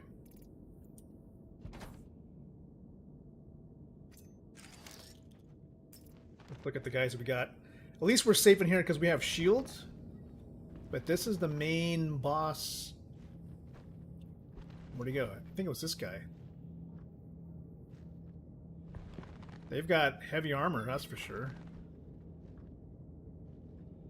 I could use your legs. Got magazines. Good. Now, in terms of armor, I could always use some heavier armor here. Sure, why not?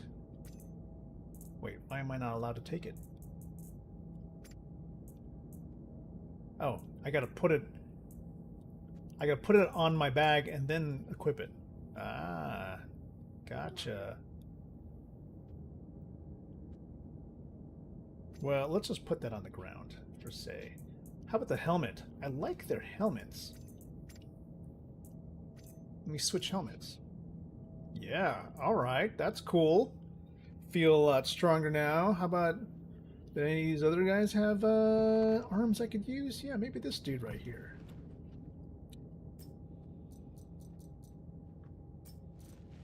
Let's see, inventory. Let's take this guy's arms. Kind of neat.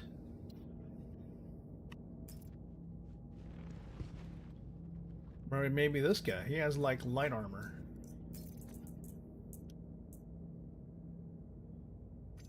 I'm just like doing. I literally look like I'm just like shopping. Okay, this kind of works. How do I look now? I hate to say I look like them, but that's basically what's going on now.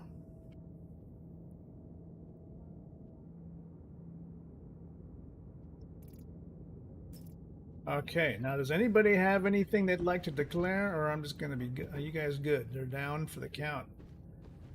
Huh. Alright. Well, we are here serving the Citizens for Prosperity.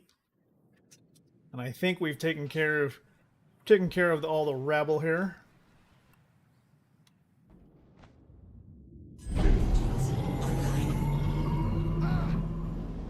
God, I think I must have hit somebody down there.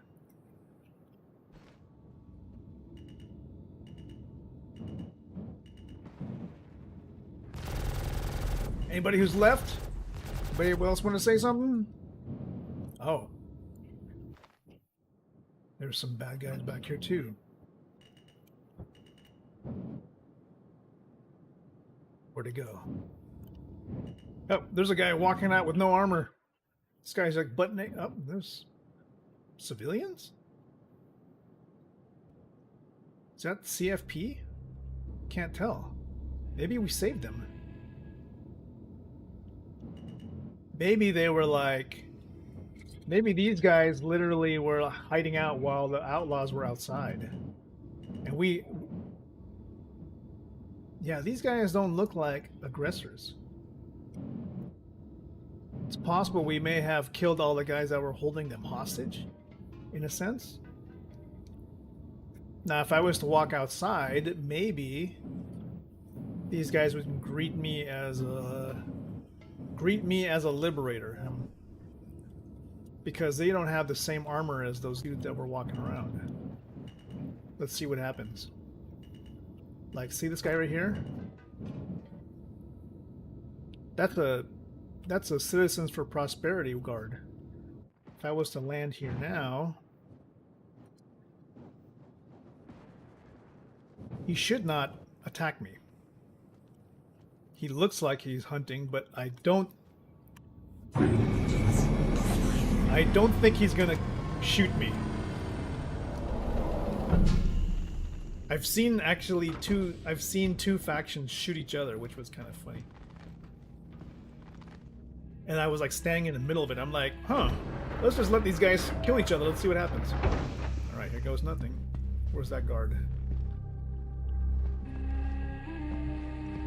If he starts attacking, then I'll know.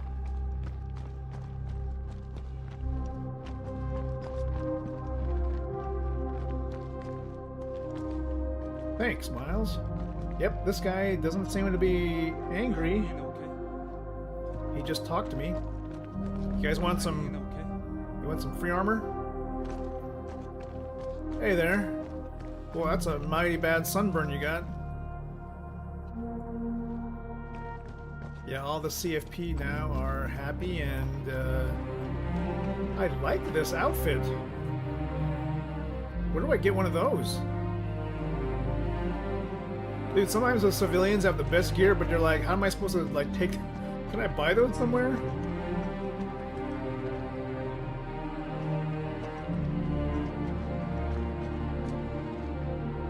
Sometimes they have gear you can loot in boxes. Nice.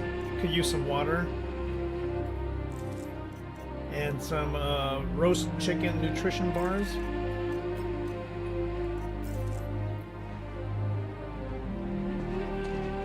Best thing about exploring is you get to pick up some free stuff that's laying around.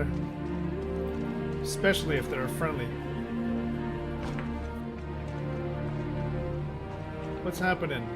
I come in peace. I have saved you from those crazy was it Xenothreat? I think it was Xenothreat. Don't be fooled. I may be wearing their armor, but I am not Xenothreat. I just wish I could find some of the weapons they were carrying because I don't like this F-55, to be honest. But if we got them all, I should be able to find some of the bodies like littered around here.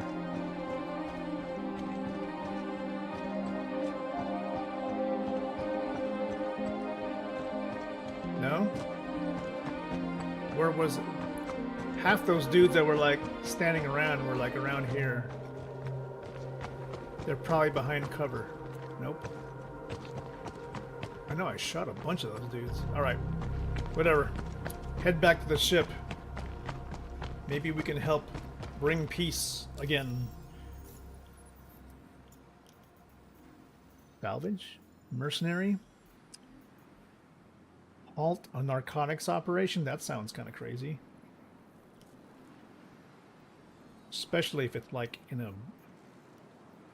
Not around here. Gas cloud? Nah. We want to stay in this beautiful spot. Outlaw data servers. Last ditch.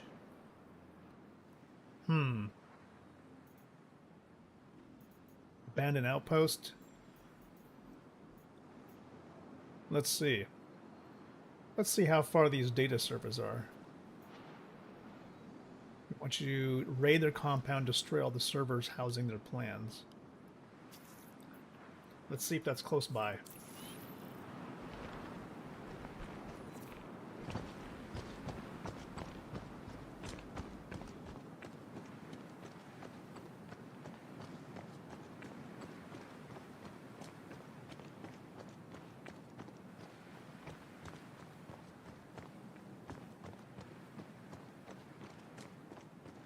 Gotcha. Here we go. Okay, you crazy guys. Who's got ammo for me? You do. I'll keep this in my bag. Need some extra med pens. Good. Pistol rounds. Anybody else? Med pens. I'll keep some in the bag. That's just shotgun rounds. Okay, everybody else, it's good. Let's find out where this mission is.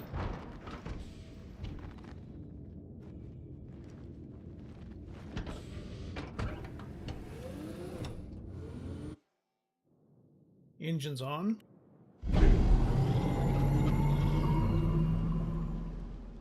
That dude's trying hard to hunt.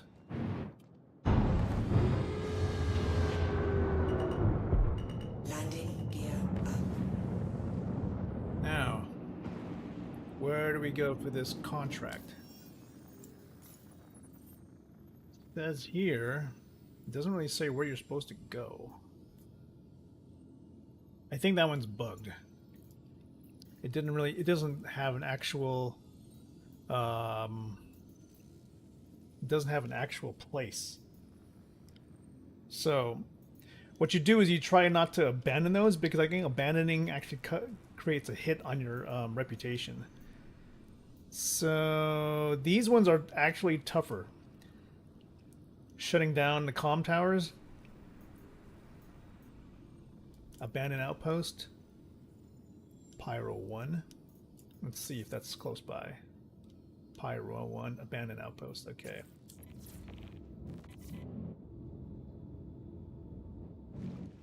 You want to track. No accepted contracts. Contracts. Track this. Maps. Okay, Pyro 1. Oh, here we go. Pyro 1. Here we go.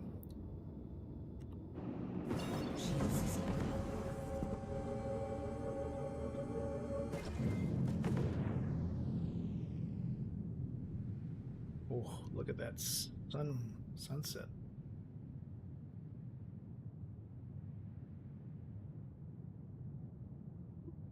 Give me my music.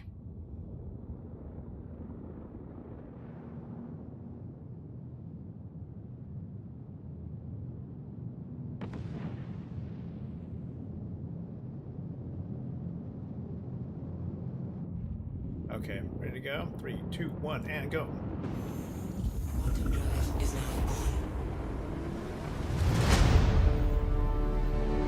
That's right.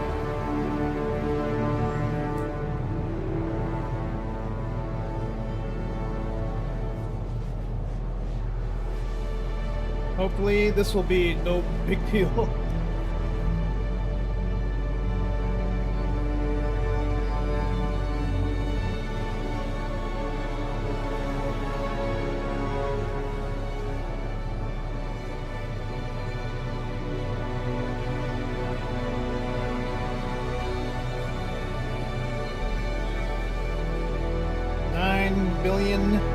Nine billion meters. How many kilometers is that?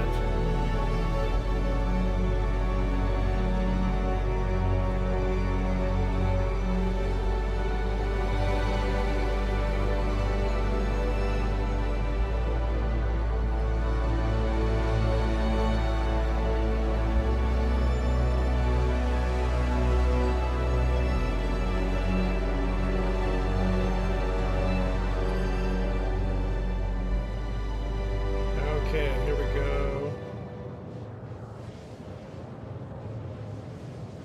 Yo.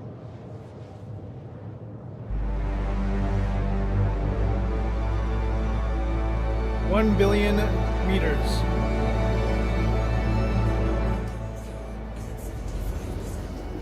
Which one is Pyro 1 again? Holy smokes.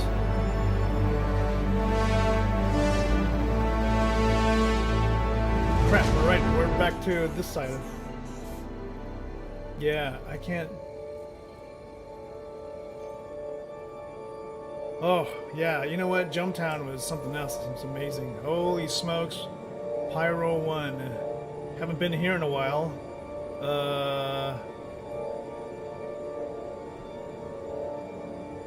It looks... dangerous. And blue.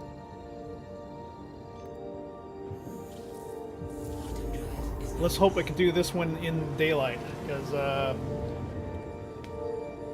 always difficult when it's at night. You're not really sure where you're headed.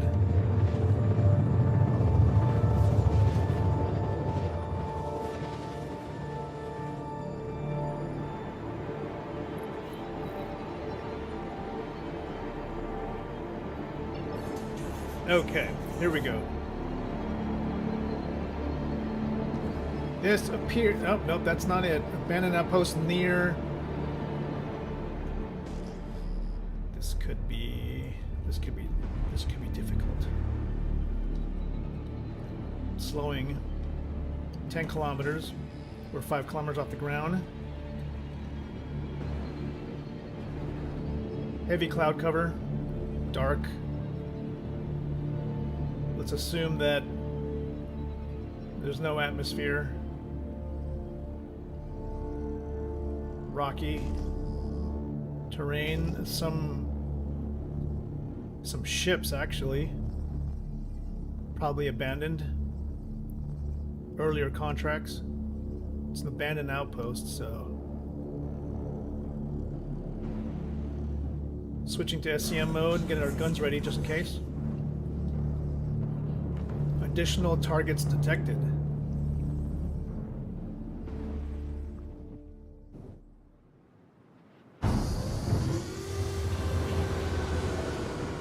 They have some strange rock formations here.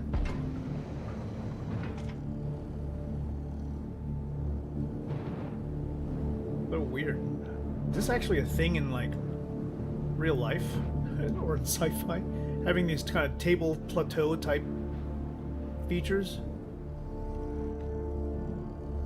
Lights turning on. Go to abandoned outposts. 57% hostiles remaining. Why only 57?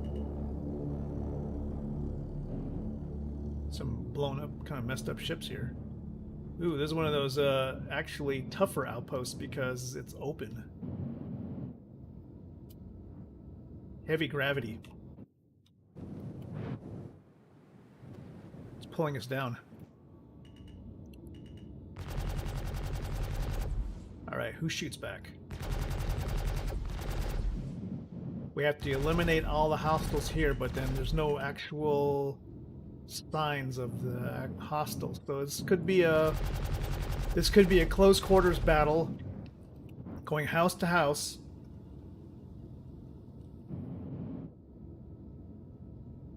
A second. Done. Continue. All right, we're gonna put it down, and we will attempt. What is this? Is this a floating texture? This could be something wrong here. Yeah, there's heavy amount of gravity here. Don't like these floating ships here. Could cause an issue. Friendly fire. Friendly fire? What am I supposed to do? Friendly fire. Ain't no police in this star system, so what? Friendly fire. Trust me, I'm just trying to get it out of the way.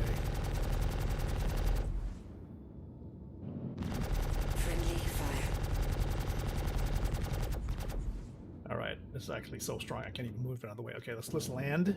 We're gonna land and we're just gonna need to take this building by building. 57% hostiles remaining in this area. We'll need to move slowly and with care. Offline.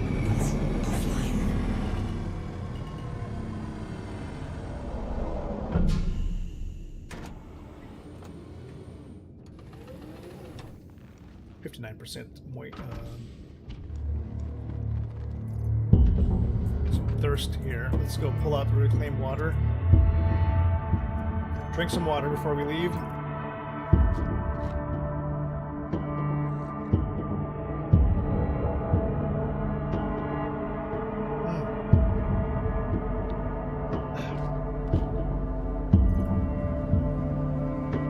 Helmet on. Okay. Might need to heal.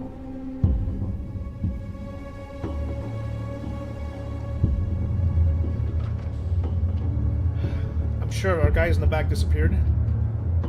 Come on. Door open.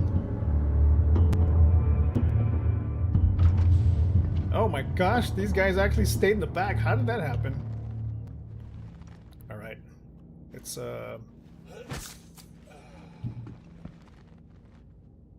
let's loot all the med pans we can, just in case we need to heal extra.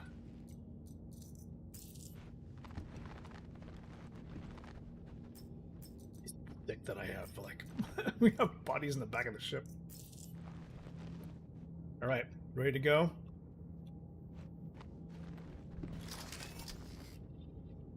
Okay, what do we got? Let's go.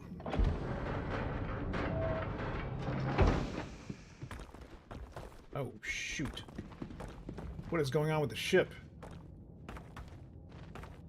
What the hell? We're upside down. What? Everything that could go wrong is happening right now. Get back into the cockpit and make the ship correct. We're upside down.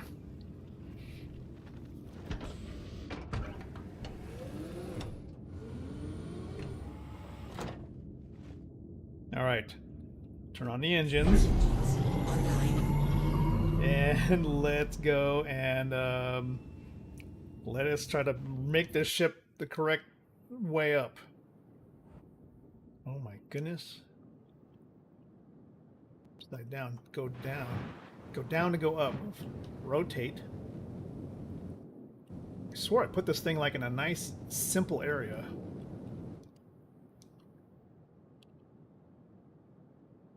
There. Nothing to get in the way, right? Yeah. Rocks. Nothing. Oh, I'm getting shot. Shield system is hit. Okay, okay, all right, all right. We got some opposition. Where's it coming from? Who's shooting?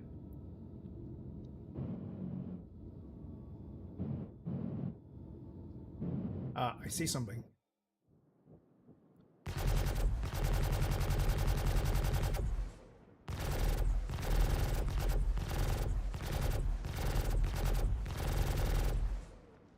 That guy there.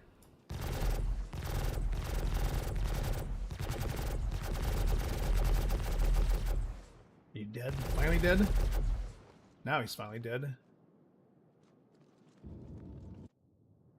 Oh, we got a guy below us.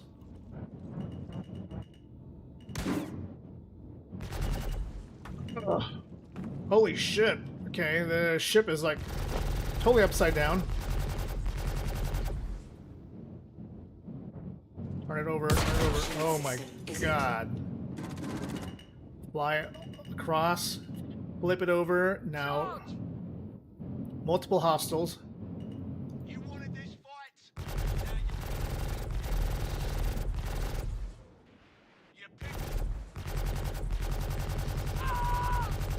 Okay, that's one down. Had another one down here. I like your armor. Don't go anywhere. Might use that one for medical gameplay.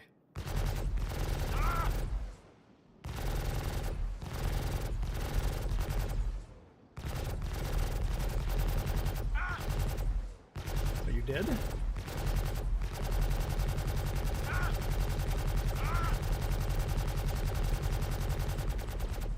I think he's dead.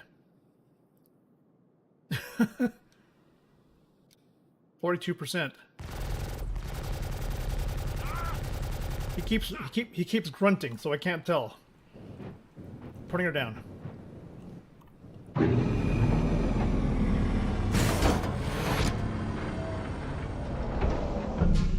All right. Hopefully we don't get any weird physics this time.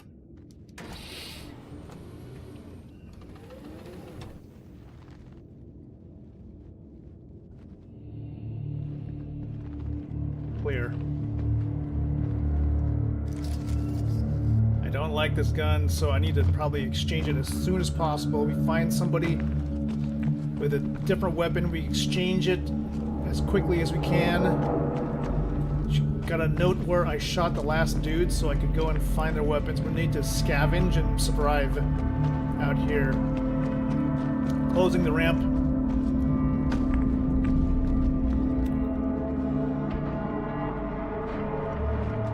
Last dude with the white armor. I think I should be okay. I can see a guy down there. Oh shoot! That guy's got a beat on me.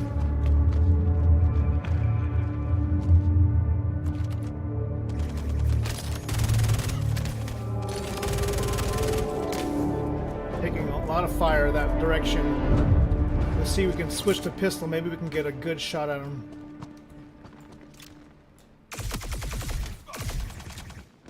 Shoot. I only got 49 rounds on this pistol. He's dead.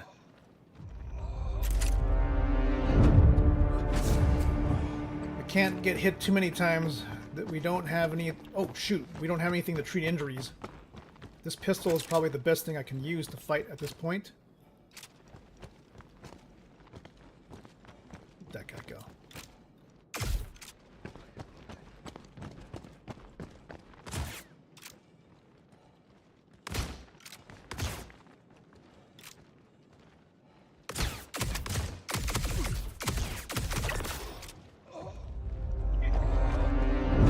that other guy go? Dang it. Shoot. Ugh.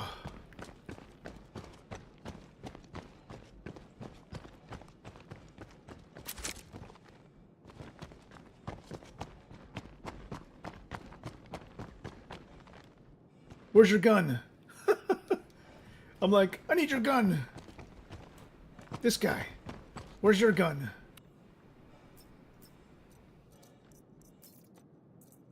Crap.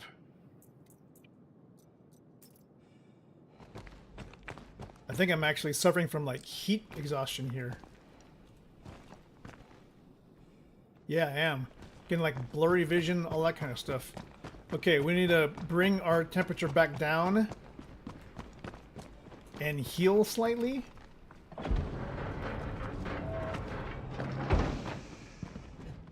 Okay. Calm down. All right, take something for your blood toxicity.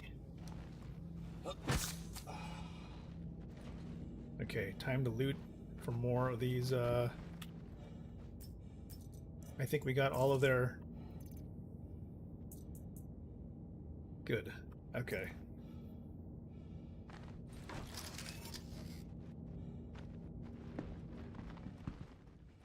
There's like literally like one guy left, I think, because it says 15% hostiles remaining, and that means there's probably one dude around here somewhere.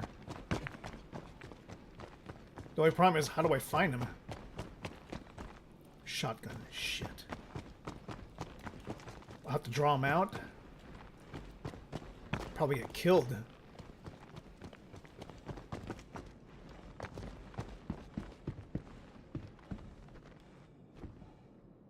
Yes. He's just standing there. Seriously?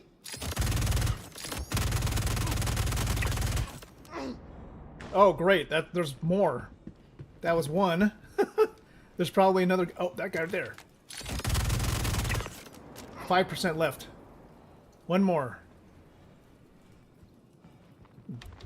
Oh, shit.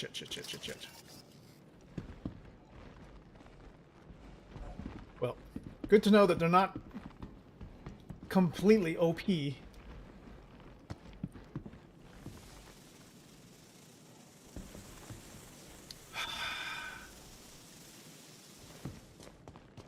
Still overheating though. This is not good. Not good. What do you got? God dang. F-55. You got any rounds on you? What?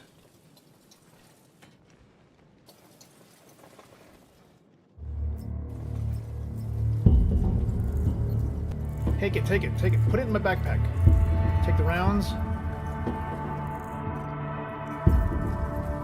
Put it in my backpack. Take this. Take this.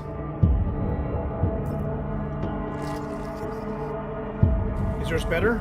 I like yours better. Yours has a better scope. Yes. Who let them get away? Oh, there he is. Somebody's here. That's a guy. Woo! What's up?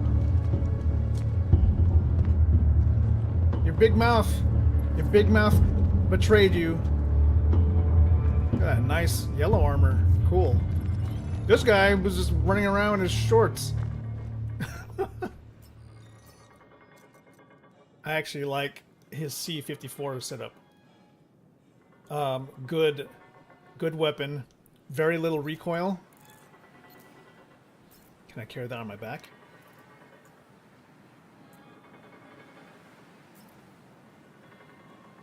Let's see.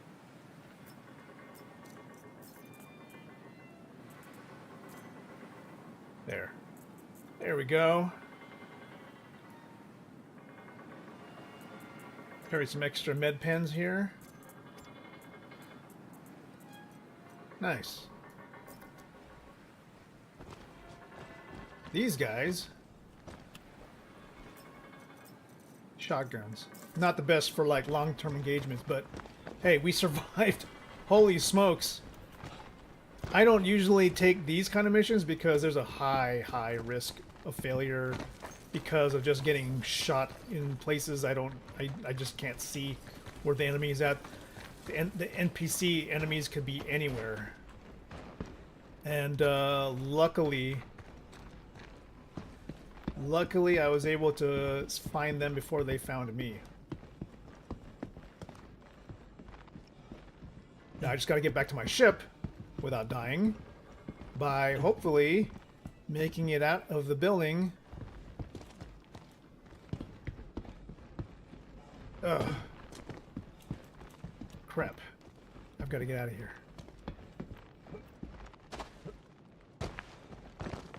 Okay, there's my ship. It's hot. 228 degrees Celsius.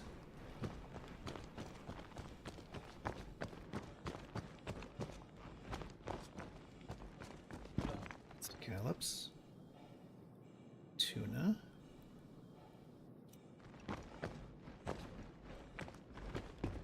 Woo! All right, we're here. Let's go. Put away. What is this? I have 2 F-55s? Okay, that's good. Not bad. Not a bad result.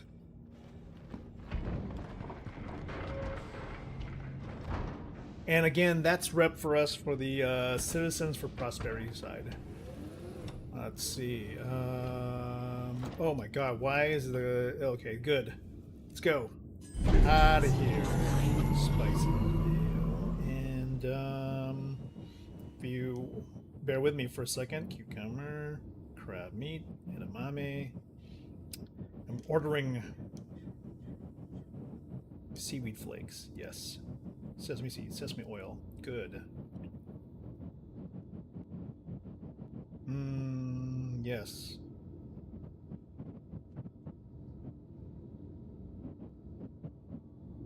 We need more? 3 scoops of fish.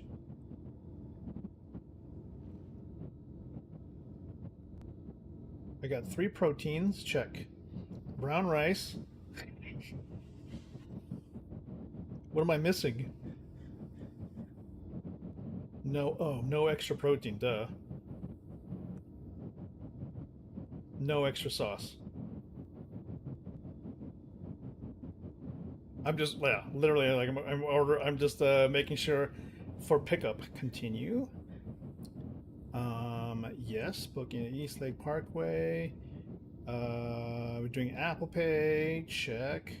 Looks good. And bye.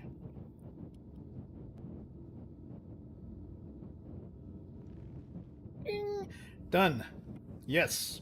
Okay. Telling my pickup. Ordered. Thank you. All right. Let's get out of here.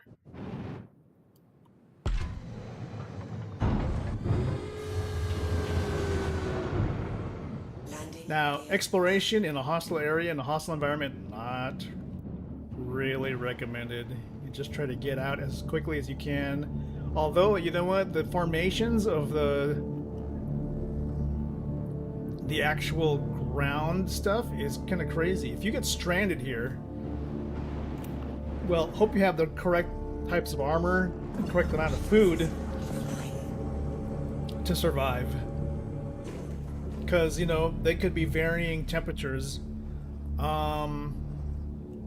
Shoot, which is the one that has the giant worm? That's the one that has, like, the electrical storms that'll knock your ship out of the atmosphere, right?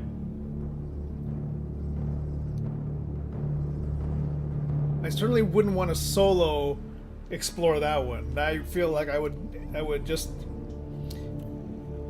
probably die there. But you know what? And since everybody's like doing all the Stanton ASD stuff, I bet you people could actually go and explore there now without any repercussions. Not a lot of PvP now.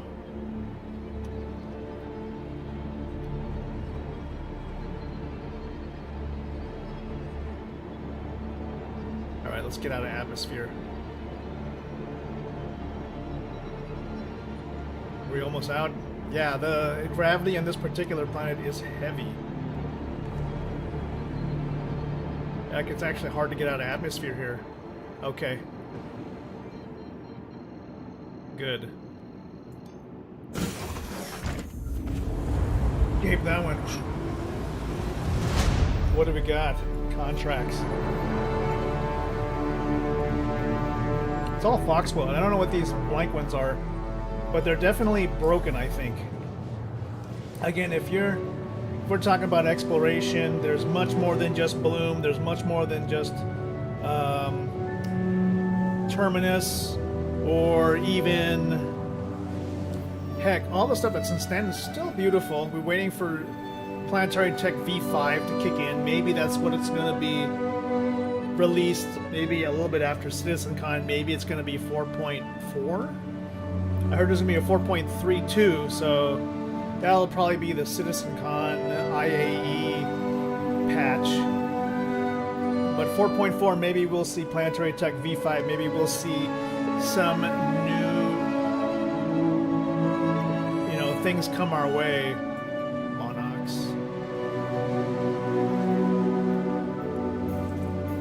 The Monarchs? Monarchs. Oh, it's this stuff over here. Pyro 5. Pyro 5 and Pyro 4 actually are some beautiful places to explore. However, we won't unfortunately have actually have the time for those today, unfortunately. So what I'm going to say is we're going to take you to the Soul Citizens. Alright, the Soul Citizens, the podcasters, a great show that talks about Star Citizen. They're going to talk about how much medical gameplay is going to evolve over the next few quarters, and I'm hoping myself that it's going to be a lot more than just med bends and med pens like you saw me. We're going to need to deal with like actual triage and surgery, stuff that actually makes us feel like we're playing actual medics, not just ambulance drivers. So folks, I'm going to have lunch. I hope you guys had a good time today. Let's get ready to visit and say hello to those guys over at the Soul Citizens channel. So, feel free. 07, thanks for joining us, everybody. Peace.